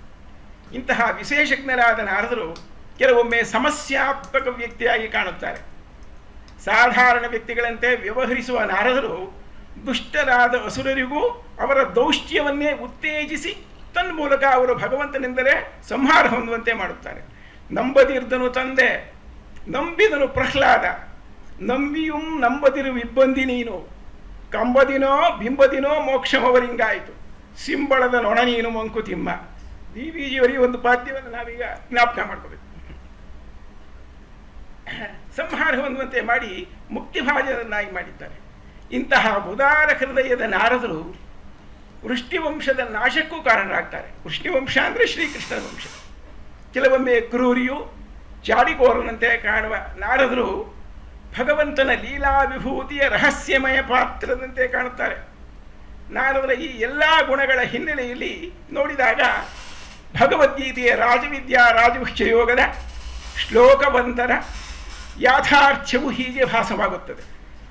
ಮಾಂ ಹಿ ಪಾರ್ಥವ್ಯಪಾಶ್ರಿತ್ಯ ಏಪಿ ಸ್ಯುಃ ಪಾಪಯೋನಯಃ ಸ್ತ್ರಿಯೋ ವೈಶ್ಯಾ ತಥಾ ಶೂದ್ರಾಃ ತೇಪಿ ಯಾಂತಿ ಪರಾಂಗತಿಂ. ಭಗವಂತನಲ್ಲಿ ಶರಣಾದ ಭಕ್ತರು ಯಾರೇ ಇರಲಿ, ಯಾವ ಯೋನಿಯಲ್ಲೇ ಜನ್ಮ ತಳೆದಿರಲಿ ಅವರಿಗೆ ದುರ್ಗತಿ ಇಲ್ಲ, ಅವರು ಸದ್ಗತಿಯನ್ನೇ ಪಡೆಯುತ್ತಾರೆ ಎಂಬುದಕ್ಕೆ ನಾರದರ ಪಾತ್ರ ಒಂದು ನಿದರ್ಶನ. ಇನ್ನು ಅಜಾಮಿಳನ ಕುರಿತು ಆಲೋಚನೆ ಮಾಡೋಣ.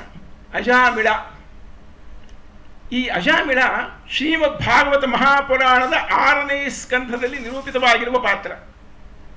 ಸದಾ ಐಹಿಕ ಭೋಗಗಳಲ್ಲಿ ನಿರತರಾಗಿ ಪಾಪಕಾರ್ಯಗಳನ್ನೇ ಆಸಕ್ತರಾಗಿರುವ ಇಂದಿನ ಜನರ ಕಣ್ತೆರೆಸುವಂತಿದೆ ಈ ಪಾತ್ರ. ಶ್ರೀಮನ್ ಮಹಾಭಾರತದ ಭೀಷ್ಮ ಪರ್ವದ ಭಗವದ್ಗೀತೆಯ ಸಾಂಖ್ಯ ಯೋಗದಲ್ಲಿ ಮಾನಸಿಕ ದೌರ್ಬಲ್ಯದಿಂದ ಮಾನವನ ಅಧಃಪತನ ಹೇಗಾಗುತ್ತದೆ ಎಂಬುದನ್ನು ಕುರಿತಂತೆ ಮನ ಹೋಗುವ ವಿವರಣೆ ಇದೆ. ಅದನ್ನು ಜ್ಞಾಪಕ ಮಾಡಿಕೊಳ್ಳೋಣ. ಅದರಿಂದ ಪಾರಾಗುವ ಬಗೆಯನ್ನು ಅದು ಈ ಅಜಾಮಿಳದ ಉಪಾಖ್ಯಾನದಲ್ಲಿ ನಾವು ನೋಡ್ತೇವೆ. ಅದು ಹೀಗಿದೆ: ಧ್ಯಾಯತೋ ವಿಷಯಾನ್ ಪುಂಸಃ ಸಂಗಸ್ತೇಷು ಉಪಜಾಯತೆ, ಸಂಗಾತ್ ಸಂಜಾಯತೆ ಕಾಮಃ, ಕಾಮಾತ್ ಕ್ರೋಧೋ ವಿಜಾಯತೆ, ಕ್ರೋಧಾತ್ ಭವತಿ ಸಮ್ಮೋಹಃ, ಸಮ್ಮೋಹಾತ್ ಸ್ಮೃತಿ ವಿಭ್ರಮಃ, ಸ್ಮೃತಿಭ್ರಂಶಾತ್ ಬುದ್ಧಿನಾಶೋ, ಬುದ್ಧಿನಾಶಾತ್ ಪ್ರಣಶ್ಯತಿ. ವಿಷಯ ಸುಖಗಳ ಆಕರ್ಷಣೆಗೆ ಸಿಲುಕಿ ಅದನ್ನೇ ಕುರಿತು ಆಲೋಚಿಸುತ್ತಾ ಇರುವವರಲ್ಲಿ ದೈಹಿಕ ಭೋಗಗಳ ಹಂಬಲ ಅಧಿಕವಾಗುತ್ತಾ ಸಾಗುತ್ತದೆ. ಸುಖಲೋಲುಪ್ತಿಗೆ ತಡೆಯುಂಟಾದಾಗ ಕೋಪ, ಮೈಮರೆವು, ಬುದ್ಧಿನಾಶ, ಕೊನೆಯಲ್ಲಿ ವಿನಾಶ ಇವು ಸಂಭವಿಸುತ್ತವೆ. ಇಂತಹ ವಿನಾಶ ಉಂಟಾಗುವ ಮುನ್ನ ಭಗವಚ್ಛರಣ್ಯತೆಯು ಜಾಗೃತವಾದಲ್ಲಿ, ಅಂದರೆ ಭಗವಂತನಲ್ಲಿ ಶರಣಾಗತಿಯು ಜಾಗೃತವಾದಲ್ಲಿ ಅಂತಹವನು ಮುಕ್ತಿಭಾಜನನಾಗಿ ವಿಷ್ಣು ಸಾನ್ನಿಧ್ಯವನ್ನು ಪಡೆಯುತ್ತಾನೆ ಎಂಬುದೇ ಈ ಪಾತ್ರದ ತಿರುಳು. ಸದ್ಬ್ರಾಹ್ಮಣನಾಗಿದ್ದ ಅಜಾಮಿಳ ಶ್ರುತ್ಯುಕ್ತ ವಿಧಿಯಂತೆ ನಿರ್ಮಲವಾದ ಜೀವನ ನಡೆಸುತ್ತಿದ್ದ. ದೇವಬ್ರಾಹ್ಮಣ ಪೂಜಕನು, ಆಹಿತಾಗ್ನಿಯೂ ಆಗಿದ್ದ ಅವನು ಒಮ್ಮೆ ಪೂಜಾರ್ಥವಾಗಿ ಪುಷ್ಪ ಸಂಚಯನ ಮಾಡಲೆಂದು ಉದ್ಯಾನವನದಲ್ಲಿ ಸಂಚರಿಸುತ್ತಿದ್ದಾಗ ಪಾನಮತ್ತನಾದ ಶೂದ್ರನೋರ್ವನು ವೇಶ್ಯೆಯೋರ್ವಳಲ್ಲಿ ರಮಿಸುತ್ತಾ ಕಾಮೋದ್ದೀಪ್ತವಾದ ಅವಸ್ಥೆಯಲ್ಲಿ ಕಂಡನು. ಇದರಿಂದಾಗಿ ಅವನಲ್ಲಿದ್ದ ಸುಪ್ತ ಕಾಮವು ಜಾಗೃತವಾಗಿ ಅವನ ಸದಾಚಾರ ಶೂನ್ಯನಾಗಿ ಪರಿವರ್ತಿತನಾದ. ಅವನಲ್ಲಿ ಸಕಲ ಅವಗುಣಗಳು ಮನೆ ಮಾಡಿದವು. ಪಾಪಕರ್ಮಿಯಾಗಿ ಪರಿವರ್ತಿತನಾದ ಅವನು ಆ ವೇಶ್ಯೆ ಸಹವಾಸದಲ್ಲಿರುವಾಗಲೇ ಅವನಿಗೆ ಅವಳಲ್ಲಿ ನಾಲ್ವರು ಮಕ್ಕಳಾದರು. ವೃದ್ಧಾಪ್ಯದಲ್ಲಿದ್ದ ಅವನು ಮರಣಶಯ್ಯೆಯಲ್ಲಿದ್ದಾಗ ತನ್ನ ಪ್ರೀತಿಪಾತ್ರನಾದ ಕೊನೆಯ ಮಗ ಒಬ್ಬನಿಗೆ ನಾರಾಯಣ ಎಂದು ಹೆಸರಿಟ್ಟಿದ್ದ. ಅವನನ್ನೇ ಸ್ಮರಿಸುತ್ತಿದ್ದ. ತನ್ಮೂಲಕ ನಾರಾಯಣ ಸ್ಮರಣೆಯಾಗ್ತಾ ಇತ್ತು. ಈ ಕಾರಣದಿಂದಲೇ ಅವನು ಮರಣ ಹೊಂದಿದ ನಂತರ ಯಮಭಟರು ಅವನತ್ತ ಸುಳಿಯಲಿಲ್ಲ. ಅದಕ್ಕಾಗಿಯೇ ಕುಲಶೇಖರ ಆಳ್ವಾರ್ ಹೇಳ್ತಾರೆ: ಜಿಹ್ವೇ ಕೀರ್ತಯ ಕೇಶವಂ ಮುನಿರಿಪುಂ ಚೇತೋ ಭಜ ಶ್ರೀಧರಂ ಪಾಣಿದ್ವಂದ್ವ ಸಮರ್ಚಯಾಚ್ಯುತ ಕಥಾ ಶ್ರೋತ್ರದ್ವಯತ್ವಂ ಶೃಣು ಕೃಷ್ಣಂ ಲೋಕಯ ಲೋಚನದ್ವಯ ಹರೆ ಲೋಚನದ್ವಯ ಹರೆ ಗಚ್ಛಾಂಘ್ರಿ ಯುಗ್ಮಾಲಯಂ ಜಿಘ್ರಘ್ರಾಣ ಮುಕುಂದ ಪಾದ ತುಳಸೀಂ ಮೂರ್ಧನ್ನ ಮಾಧೋಕ್ಷಯಂ ದಿವಿವಾ ಭುವಿವಾ ಮಮಾಸ್ತು ವಾಸೋ ನರಕೇವಾ ನರಕಾಂತಕ ಪ್ರಕಾಮಂ ಅವಧೀರಿತ ಶಾರದಾರವಿಂದವು ಚರಣವುತೆ ಮರಣೇಪಿ ಚಿಂತೆಯಾಮಿ. ವಿಷ್ಣುವಿನ ಪಾರ್ಷದರು ಅವನನ್ನು ಕರೆದೊಯ್ದು ಅವನಿಗೆ ವಿಷ್ಣು ಸಾನ್ನಿಧ್ಯ ಒದಗಿತು. ಇದು ಅಜಾಮಿಳೋಪಾಖ್ಯಾನದ ಸಂಗ್ರಹ. ಈ ಉಪಾಖ್ಯಾನವನ್ನು ಕುರಿತು ಚಿಂತಿಸುವಾಗ ಭಗವದ್ಗೀತೆಯ ರಾಜವಿದ್ಯಾ ರಾಜಗುಹ್ಯಯೋಗದ ಈ ಕೆಲವು ಪದ್ಯಗಳು ಮನನೀಯವೆನಿಸುತ್ತವೆ. ಅಪಿಚೇತ್ಸು ದುರಾಚಾರೋ ಭಜತೆ ಮಾಂ ಅನನ್ಯಭಾಕ್ ಸಾಧುರೇವ ಸಮಂತವ್ಯ ಸಮ್ಯಕ್ ವ್ಯವಸಿತೋಪಿ ಸಹ ಮನ್ಮನಾಭವ ಮದ್ಭಕ್ತೋ ಮದ್ಯಾಜಿ ಮಾಂ ನಮಸ್ಕುರೋ ಮಾಮೇ ವೇಶ್ಯಸಿ ಮತ್ವೈನಂ ಆತ್ಮಾನಂ ಮತ್ಪರಾಯಣ. ಇಂದ್ರಿಯ ಚಾಪಲದಿಂದಾಗಿ ಮನೋನಿಗ್ರಹವಿಲ್ಲದೆ ಘೋರ ಪಾಪಗಳನ್ನೆಸಗಿದರೂ ಪಾಪಯೋನಿ ಸಂಜಾತರಾದರೂ ಭಗವತ್ಪಾರಮ್ಮೆಂದರಿತು ನಾಮಸ್ಮರಣೆ ಮಾಡಿದಲ್ಲಿ ಆತನ ಸಾನ್ನಿಧ್ಯವು ಸಂಪ್ರಾಪ್ತವಾಗುವುದು. ಇದನ್ನೇ ದಾಸಶ್ರೇಷ್ಠ ಪುರಂದರರು ಹೇಳ್ತಾರೆ: ಯಮನದೂತರು ಬಂದು ಅಜಮೀಳ ನೆಳೆವಾಗ ನಾರಾಯಣ ಎಂಬ ನಾಮವೇ ಸಾಕೋ, ನೀನ್ಯಾಕೋ ನಿನ್ನ ಹಂಗ್ಯಾಕೋ, ನಿನ್ನ ನಾಮದ ಬಲವೊಂದಿದ್ದರೆ ಸಾಕು. ಭಗವದ್ಧ್ಯಾನ ನಿರತತೆ ಇಹಪಾಶ ಬಂಧನದ ವಿಮುಕ್ತಿಯ ಕಾರಣವಾಗುತ್ತದೆ. ಇನ್ನು ಜಡಭರತೋಪಾಖ್ಯಾನ. ನಾನು ಸುಮಾರು 8 ಪಾತ್ರಗಳನ್ನು ತೆಗೆದುಕೊಂಡಿದ್ದೇನೆ. ಅದರಲ್ಲಿ ಎಷ್ಟು ಪಾತ್ರಗಳು ಸಮಯ ಅವಕಾಶ ಕೊಡ್ತದೆಯೋ ಅಷ್ಟು ಪಾತ್ರಗಳನ್ನು ನಾನು ನಿಮ್ಮ ಮುಂದೆ ಇರ್ತೇನೆ. ಶ್ರೀಮದ್ ಭಗವದ್ಗೀತೆಯ 8ನೇ ಅಧ್ಯಾಯವನ್ನು ಇಲ್ಲಿ ಜ್ಞಾಪಕ ಮಾಡ್ಕೋಬೇಕು. ಅದು ಅಕ್ಷರ ಬ್ರಹ್ಮಯೋಗ. ಅಕ್ಷರ ಬ್ರಹ್ಮಯೋಗದಲ್ಲಿ ಒಂದು ಶ್ಲೋಕ ಬರ್ತದೆ: ಎಂ ವಾಪಿ ಸ್ಮರನ್ ಭಾವಂ ತ್ಯಜಂತ್ಯಂತೆ ಕಲೇವರಂ ತಂ ತಮೇವೇತಿ ಕೌಂತೆಯ ಸದಾ ತದ್ಭಾವಭಾವಿತಃ. ಅನ್ನಮಯ ಕೋಶ ಎನಿಸಿದ ಈ ಪಾಂಚಭೌತಿಕ ಕಾಯವನ್ನು ವಿಸರ್ಜಿಸುವ ಮುನ್ನ ಯಾವ ಭಾವವನ್ನು ಮನದಲ್ಲಿರಿಸಿಕೊಂಡು ದೇಹತ್ಯಾಗ ಮಾಡುವೆವೋ ಅದಕ್ಕನುಗುಣವಾಗಿ ಪುನರ್ಜನ್ಮದಲ್ಲಿ ದೇಹವು ಸಂಪ್ರಾಪ್ತವಾಗುತ್ತದೆ. ಅದರಿಂದಾಗಿ ಅರ್ಜುನ ಸದಾ ನೀನು ನನ್ನ ಸ್ಮರಣೆಯನ್ನೆದ್ದು ಯುದ್ಧ ಮಾಡು ಎಂದು ಭಗವಾನ್ ಶ್ರೀಕೃಷ್ಣ ಹೇಳ್ತಾನೆ. ಶ್ರೀಕೃಷ್ಣ ಭಗವಾನರ ಮಾತಿನ ನಿದರ್ಶನವೇ ಜಡಭರತೋಪಾಖ್ಯಾನದ ವಿವೃತವಾಗಿದೆ.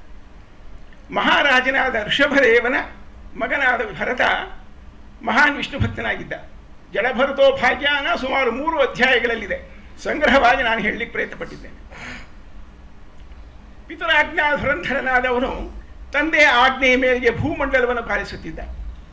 ಈತನಿಂದಾಗಿಯೇ ನಮ್ಮ ದೇಶಕ್ಕೆ ಭರತ ವರ್ಷ, ಭರತಖಂಡ ಎಂಬ ಹೆಸರು ಬಂತು. ಇದಕ್ಕೆ ಮುನ್ನ ನಮ್ಮ ಈ ದೇಶವನ್ನು ಅಜನಾಭ ವರ್ಷ ಎಂಬುದಾಗಿ ಕರೀತಾ ಇದ್ರು. ಕಿರೀಟ, ಗದ, ಶಂಖ, ಚಕ್ರ ಧಾರಿಯಾದ ಶ್ರೀಮನ್ ಮಹಾವಿಷ್ಣುವಿನ ಸ್ವರೂಪ ಸಂತತ ಆತನ ಹೃನ್ಮಂದಿರದಲ್ಲಿ ನೆಲೆಸಿತ್ತಿತ್ತು. ಕಿರೀಟಿನಂ ಗದಿನಂ ಚಕ್ರಿಣಂಚ ಇಚ್ಛಾಮಿ ತ್ವಾಂ ದ್ರಷ್ಟುಮಹಂ ತಥೈವ ತೇನೈವ ರೂಪೇಣ ಚತುರ್ಭುಜೇನ ಸಹಸ್ರಬಾಹೋ ಭವ ವಿಶ್ವಮೂರ್ತೆ. ಕೋಟಿ ವರ್ಷಗಳ ಪರ್ಯಂತ ಭೂಮಿಯನ್ನಾಳಿದ ಅವನು ವಾನಪ್ರಸ್ಥ ಧರ್ಮವನ್ನು ಸ್ವೀಕರಿಸಿ ಅವಧೂತ ವೃತ್ತಿಯಿಂದ ಶೇಷಾಯುಷ್ಯವನ್ನು ಕಳೆಯತೊಡಗಿದ. ಒಮ್ಮೆ ಅವನು ಗಂಡಕಿ ನದಿಯಲ್ಲಿ ಸ್ನಾನ ಮಾಡುತ್ತಿದ್ದಾಗ ಪಿಪಾಸಾಕುಲವಾದ ಜಿಂಕೆಯೊಂದು ಜಲಪಾನ ಮಾಡಲೆಂದು ಬಂದಿತು. ಅದೇ ವೇಳೆಗೆ ಸಿಂಹವಂತರ ಗರ್ಜನೆಯನ್ನು ಕೇಳಿದ ಆ ಮೃಗ ಗತಪ್ರಾಣವಾಯಿತು. ಭೀತಿಯಿಂದ ಮೇಲೆ ಹಾರಲು ಗರ್ಭಿಣಿಯಾಗಿದ್ದ ಆ ಜಿಂಕೆ ಮರಿಯೊಂದನ್ನು ಪ್ರಸವಿಸಿ ಮರಣಿಸಿತು. ಅನಾಥವಾದ ಆ ಜಿಂಕೆಯ ಮರಿಯಲ್ಲಿ ಕರುಣೆ ತೋರಿದ ಭರತನು ಅದನ್ನು ಆಶ್ರಮಕ್ಕೆ ಒಯ್ದು ಸಲಹತೊಡಗಿದ. ಕ್ರಮೇಣ ಜಿಂಕೆಯ ಮೋಹದಲ್ಲಿ ಸಿಲುಕಿದ ಅವನಿಗೆ ನಿತ್ಯ ಕರ್ಮಾನುಷ್ಠಾನದಲ್ಲಿ ಜಪ ತಪಗಳಲ್ಲಿ ನಿರಾಸಕ್ತಿಯುಂಟಾಗಿ ಜೀವನಾಂತ್ಯದಲ್ಲಿ ಆ ಜಿಂಕೆಯನ್ನೇ ಸ್ಮರಿಸುತ್ತಾ ದೇಹತ್ಯಾಗ ಮಾಡಿದ. ಎಂ ವಾಪಿ ಸ್ಮರನ್ ಭಾವಂ ತ್ಯಜಂತ್ಯಂತೆ ಕಲೇವರಂ. ಪುನರ್ಜನ್ಮದಲ್ಲಿ ಮೃಗಯೋನಿಯಲ್ಲಿ ಜನ್ಮ ತಳೆದ ಅವನಿಗೆ ಪೂರ್ವ ಪುಣ್ಯದಿಂದಾಗಿ ಜಾತಸ್ಮರತ್ವವಿದ್ದಿತು. ಇದರಿಂದಾಗಿ ಜಿಂಕೆಯಾಗಿ ಜನ್ಮಿಸಿದರೂ ಭಗವಧ್ಯಾನ ವಿಮುಖನಾಗದೆ ತನ್ನ ದುಸ್ಥಿತಿಗಾಗಿ ಪರಿತಪಿಸುತ್ತಾ ವಿರಕ್ತಿ ತಳೆದು ಶಾಲಿಗ್ರಾಮ ತೀರ್ಥವಾದ ಗಂಡಕಿ ನದಿಯ ತೀರದಲ್ಲಿ ಇದ್ದಂತಹ ಪುಲಹರೆಂಬ ಋಷಿಗಳ ಆಶ್ರಮವನ್ನು ಸೇರಿ ತನ್ನ ಅಂತ್ಯಕಾಲವನ್ನು ನಿರೀಕ್ಷಿಸುತ್ತಾ ಪ್ರಾರಬ್ಧಕ್ಷಯಕ್ಕಾಗಿ ಭಗವನ್ನಾಮ ಸಂಕೀರ್ತನೆ ಮಾಡುತ್ತಾ ಜೀವಿಸತೊಡಗಿದ. ಅಂತ್ಯದಲ್ಲಿ ಅವನು ತನ್ನ ಶರೀರದ ಅರ್ಧ ಭಾಗವನ್ನು ಗಂಡಕಿ ನದಿಯಲ್ಲಿ ಮುಳುಗಿಸಿ ಮೃಗ ಶರೀರವನ್ನು ವಿಸರ್ಜಿಸಿದ. ನಂತರದ ಜನ್ಮದಲ್ಲಿ ಅವನು ಓರ್ವ ವೇದಾಧ್ಯಯನ ಸಂಪನ್ನನಾದ ಸದ್ಬ್ರಾಹ್ಮಣನ ದ್ವಿತೀಯ ಪತ್ನಿಯಲ್ಲಿ ಜನ್ಮ ತಳೆದ. ಜನ್ಮದಿಂದ ಆರಂಭಿಸಿ ಭಗವಧ್ಯಾನ ತತ್ಪರನಾದ ಅವನು ಬಾಹ್ಯ ಪ್ರಪಂಚದಲ್ಲಿ ಜಡ ಬಧಿರ ಮೂಕನಂತೆ ಜೀವನವನ್ನು ಸಾಗಿಸುತ್ತಿದ್ದ. ಯೋ ನ ಹೃಷ್ಯತಿ ನ ದ್ವೇಷ್ಟಿ ನ ಶೋಚತಿ ನ ಕಾಂಕ್ಷತಿ ಶುಭಾಶುಭ ಪರಿತ್ಯಾಗಿ ಭಕ್ತಿಮಾನ್ ಮೇ ಪ್ರಿಯೋ ನರಃ ಸಮಶತ್ರೌ ಚ ಮಿತ್ರೇ ಚ ತಥಾ ಮಾನಾಪಮಾನಯೋ ಶೀತೋಷ್ಣ ಸುಖದುಃಖೇಶು ಸಮಸಂಗ ವಿವರ್ಜಿತಃ ತುಲ್ಯ ನಿಂದಾಸ್ತುತಿರ್ಮೌನಿ ಸಂತುಷ್ಟೋ ಏನ ಕೇನಚಿತ್ ಅನಿಕೇತ ಸ್ಥಿರಮತಿ ಭಕ್ತಿಮಾನ್ ಮೇ ಪ್ರಿಯೋ ನರಃ. ಈ ಶ್ಲೋಕಗಳನ್ನು ಜಡಭರತನಿಗೆ ನಾವು ಹೋಲಿಸಬಹುದಾಗಿದೆ. ಬಾಹ್ಯ ಪ್ರಪಂಚದಲ್ಲಿ ಜಡ ಬಧಿರ ಮೂಕನಂತೆ ಜೀವನ ಸಾಗಿಸುತ್ತಿದ್ದ. ಭಗವದ್ಗೀತೆಯ ಭಕ್ತಿಯೋಗದಲ್ಲಿ ಹೇಳಿರುವಂತೆ ಯಾರನ್ನೂ ದ್ವೇಷಿಸದೆ ಪ್ರೀತಿಸದೆ ನಿರ್ಮಮನೂ ನಿರಹಂಕಾರಿಯೂ ಆದ ಬ್ರಾಹ್ಮಿ ಸ್ಥಿತಿಯಲ್ಲಿ ನಿರ್ಮಮೋ ನಿರಹಂಕಾರ ಸಶಾಂತಿಮಧಿಗಚ್ಚತಿ ಯೇಷಾಂ ಬ್ರಾಹ್ಮಿ ಸ್ಥಿತಿ ಸಾಂಖ್ಯಯೋಗ 2ನೇ ಅಧ್ಯಾಯ ಇರುತ್ತಿದ್ದ. ನಿಂದಾಸ್ತುತಿಗಳಿಗೆ ಅತೀತನಾಗಿದ್ದ ಅವನು ಜಡನಂತಿರುತ್ತಿದ್ದ. ಅವನನ್ನು ಜಡಭರತನೆಂದೇ ಕರೆಯುತ್ತಿದ್ದರು. ದೃಢದೇಹಿಯಾದ ಅವನನ್ನು ಜನರು ಕ್ಲಿಷ್ಟವಾದ ಕಾರ್ಯಗಳಿಗೆ ಯೋಚಿಸುತ್ತಿದ್ದರು. ಒಮ್ಮೆ ಕಳ್ಳರ ಗುಂಪೊಂದು ಅವನನ್ನು ಅಪಹರಿಸಿತು. ದೃಢದೇಹಿಯಾದವನನ್ನು ಚಂಡಿಕಾದೇವಿಗೆ ಬಲಿ ಕೊಟ್ಟು ಸಿದ್ಧಿಯೊಂದನ್ನು ಪಡೆಯಲು ಕಳ್ಳರ ನಾಯಕನು ನಿರ್ಧರಿಸಿದ. ಅದರಂತೆ ಅವನನ್ನು ಚಂಡಿಕಾಲಯಕ್ಕೆ ಕರೆದೊಯ್ದು ಬಲಿಯಾಗಿ ಕೊಡಲು ಉದ್ಯುಕ್ತರಾದ ಆ ಕಳ್ಳರ ಗುಂಪನ್ನು ಚಂಡಿಕಾದೇವಿಯೇ ಮೂರ್ತ ರೂಪದಿಂದ ಆವಿರ್ಭವಿಸಿ ಸಂಹರಿಸಿ ರಕ್ಷಿಸಿದಳು. ನಂತರ ಜಡಭರತನು ರಹುಗಣನೆಂಬ ರಾಜನ ಪಲ್ಲಕ್ಕಿಯನ್ನು ಹೊರುವ ಆಳಿನಂತೆ ನಿಯೋಜಿತನಾದ.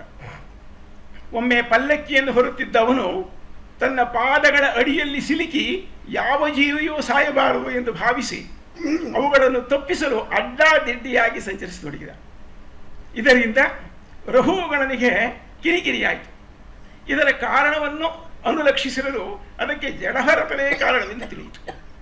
ರಜಸ್ತಮೋ ಗುಣಗಳ ಆಕರವಾದ ಆ ರಾಜ ಭರತನನ್ನು ಮನಬಂದಂತೆ ನಿಂದಿಸಲು ಬ್ರಾಹ್ಮಿ ಸ್ಥಿತಿಯಲ್ಲಿದ್ದ ಜಡಭರತನು ರಾಜನ ಅಜ್ಞಾನಕ್ಕಾಗಿ ನಸುನಕ್ಕು ಹೀಗೆಂದ: ತ್ವಯೋದಿತಂ ವ್ಯಕ್ತಮವಿಪ್ರಲಬ್ಧಂ ಭರ್ತುಸ್ಸಮೇ ಸ್ಯಾದ್ಯತಿ ವೀರಭಾರ ಗಂತುರ್ಯದಿ ಸ್ಯಾದಧಿಗಮ್ಯ ಮಧ್ವ ಪೀನೇತಿರಾಶು ನವಿರಾಂ ಪ್ರವಾದ. ಅಯ್ಯ ವೀರನೇ, ನಿನ್ನ ಮಾತು ಸತ್ಯವೇ ಸರಿ. ನಿನ್ನ ಮಾತುಗಳಲ್ಲಿ ನನಗೆ ಉಪಹಾಸವೇನೂ ತೋರದು. ಭಾರವು ಹೊರುವವನಿಗೆ, ದಾರಿಯು ನಡೆಯುವವನಿಗೆ, ದಪ್ಪವಾಗಿರುವುದು ಕೃಶವಾಗಿರುವುದು ಎಲ್ಲವೂ ಅನ್ನಮಯ ಕೋಶವಾದ ಈ ಶರೀರಕ್ಕೆ. ಇದಾವುದು ಆತ್ಮಕ್ಕಲ್ಲ. ಇದನ್ನೇ ಜ್ಞಾನಿಗಳು ಹೇಳುತ್ತಾರೆ. ಎಂದರೂ ರಹುಗಣನ ಅಂತರಂಗದ ಕಣ್ಣುಗಳು ತೆರೆದವು.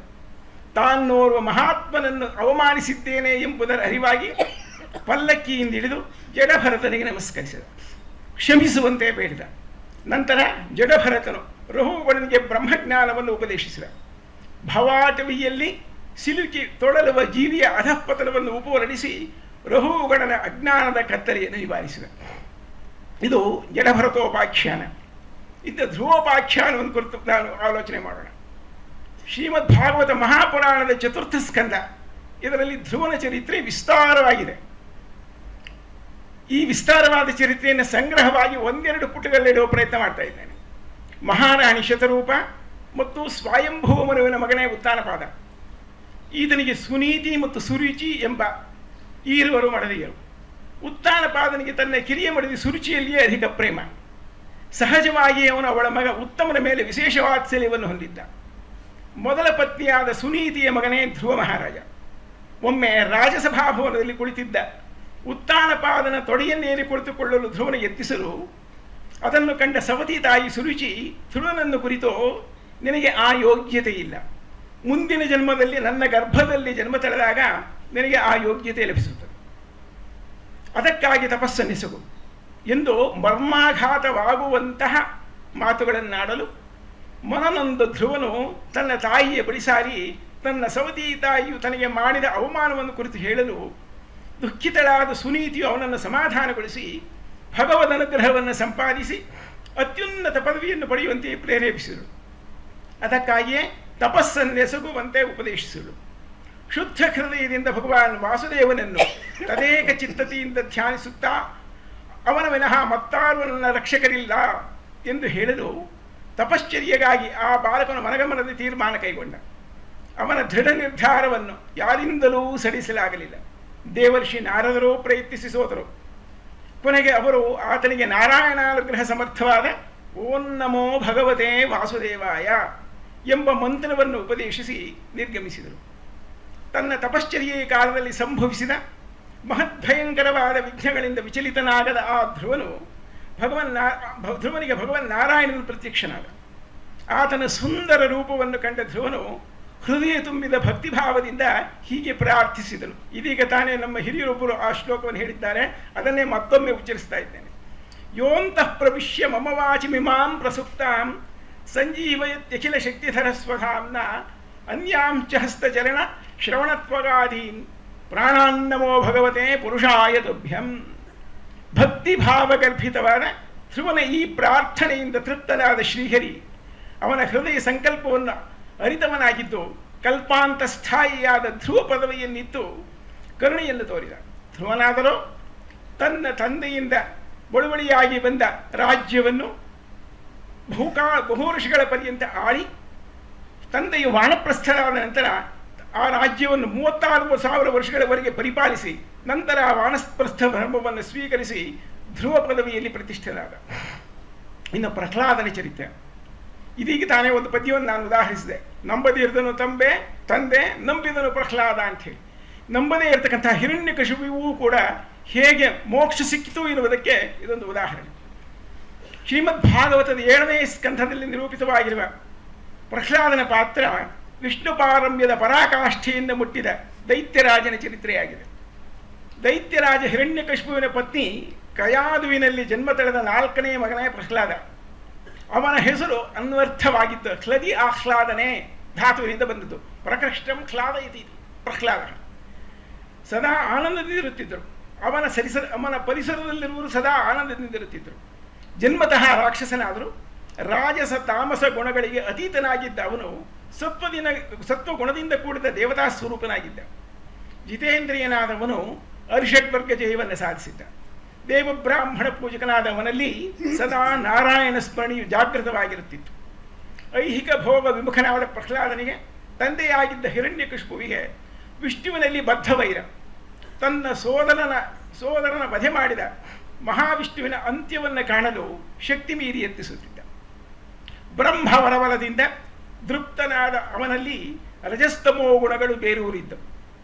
ಇಂದ್ರಿಯ ಚಾಪಲ್ಯದಿಂದಲೂ ಅರಿಷಡ್ವರ್ಗಗಳಿಂದಲೂ ಅಭಿಭೂತನಾದ ಅವನು ತನ್ನ ಮಗ ಪ್ರಹ್ಲಾದನಿಗೆ ಬಾಲ್ಯದಿಂದಲೂ ರಾಜನೀತಿಯ ಪಾಠವನ್ನು ಕಲಿಸಲು ದೈತ್ಯಗುರು ಶುಕ್ರಾಚಾರ್ಯರ ಮಕ್ಕಳಾದ ಷಂಡ ಮತ್ತು ಅಮರ್ಕರನ್ನು ನೇಮಕ ಮಾಡಿದ. ಪ್ರಹ್ಲಾದನಾದರೂ ರಾಜನೀತಿಯ ಸಮಸ್ತ ಪಾಠಗಳನ್ನು ಸಮರ್ಥವಾಗಿ ಕಲಿತನಾದರೂ ತನ್ನ ತಂದೆಯಂತೆ ವಿಷ್ಣು ವೈರಿಯಾಗದೆ ಅವನ ಪರಮಭಕ್ತನಾದ. ಸದಾ ನಾರಾಯಣ ಸ್ಮರಣೆ ಮಾಡುತ್ತಿದ್ದ ಅವನ ಮನಃಪರಿವರ್ತನೆ ಮಾಡಲು ದೈತ್ಯಗುರುಗಳಿಗೆ ಅಸಾಧ್ಯವಾಯಿತು. ತಮ್ಮ ಅಸಹಾಯಕತೆಯನ್ನು ಅವರು ಹಿರಣ್ಯಕಶಿಪುವಿಗೆ ಹೇಳಿದರು. ಒಮ್ಮೆ ಹಿರಣ್ಯಕಶಿಪುವು ಪ್ರಹ್ಲಾದನನ್ನು ಪರೀಕ್ಷಿಸಲೆಂದು ಅವನು ಕಲಿತ ಪಾಠಗಳನ್ನು ಕುರಿತಂತೆ ಪ್ರಶ್ನಿಸಲು ಅವುಗಳಿಗೆ ಸಮರ್ಥವಾದ ಉತ್ತರವನ್ನಿತ್ತ ಪ್ರಹ್ಲಾದನು ತಂದೆಯನ್ನು ಕುರಿತು ವಿಷ್ಣು ಪಾರಮ್ಯವನ್ನು ಹೇಳುತ್ತಾನೆ. ವಿಷ್ಣು ಪಾರಮ್ಯವನ್ನು ಆತನಿಗೆ ವಿವರಿಸುತ್ತಾನೆ. ವಿಷ್ಣುವಿನ ಅನುಗ್ರಹ ಸಂಪಾದಿಸಲು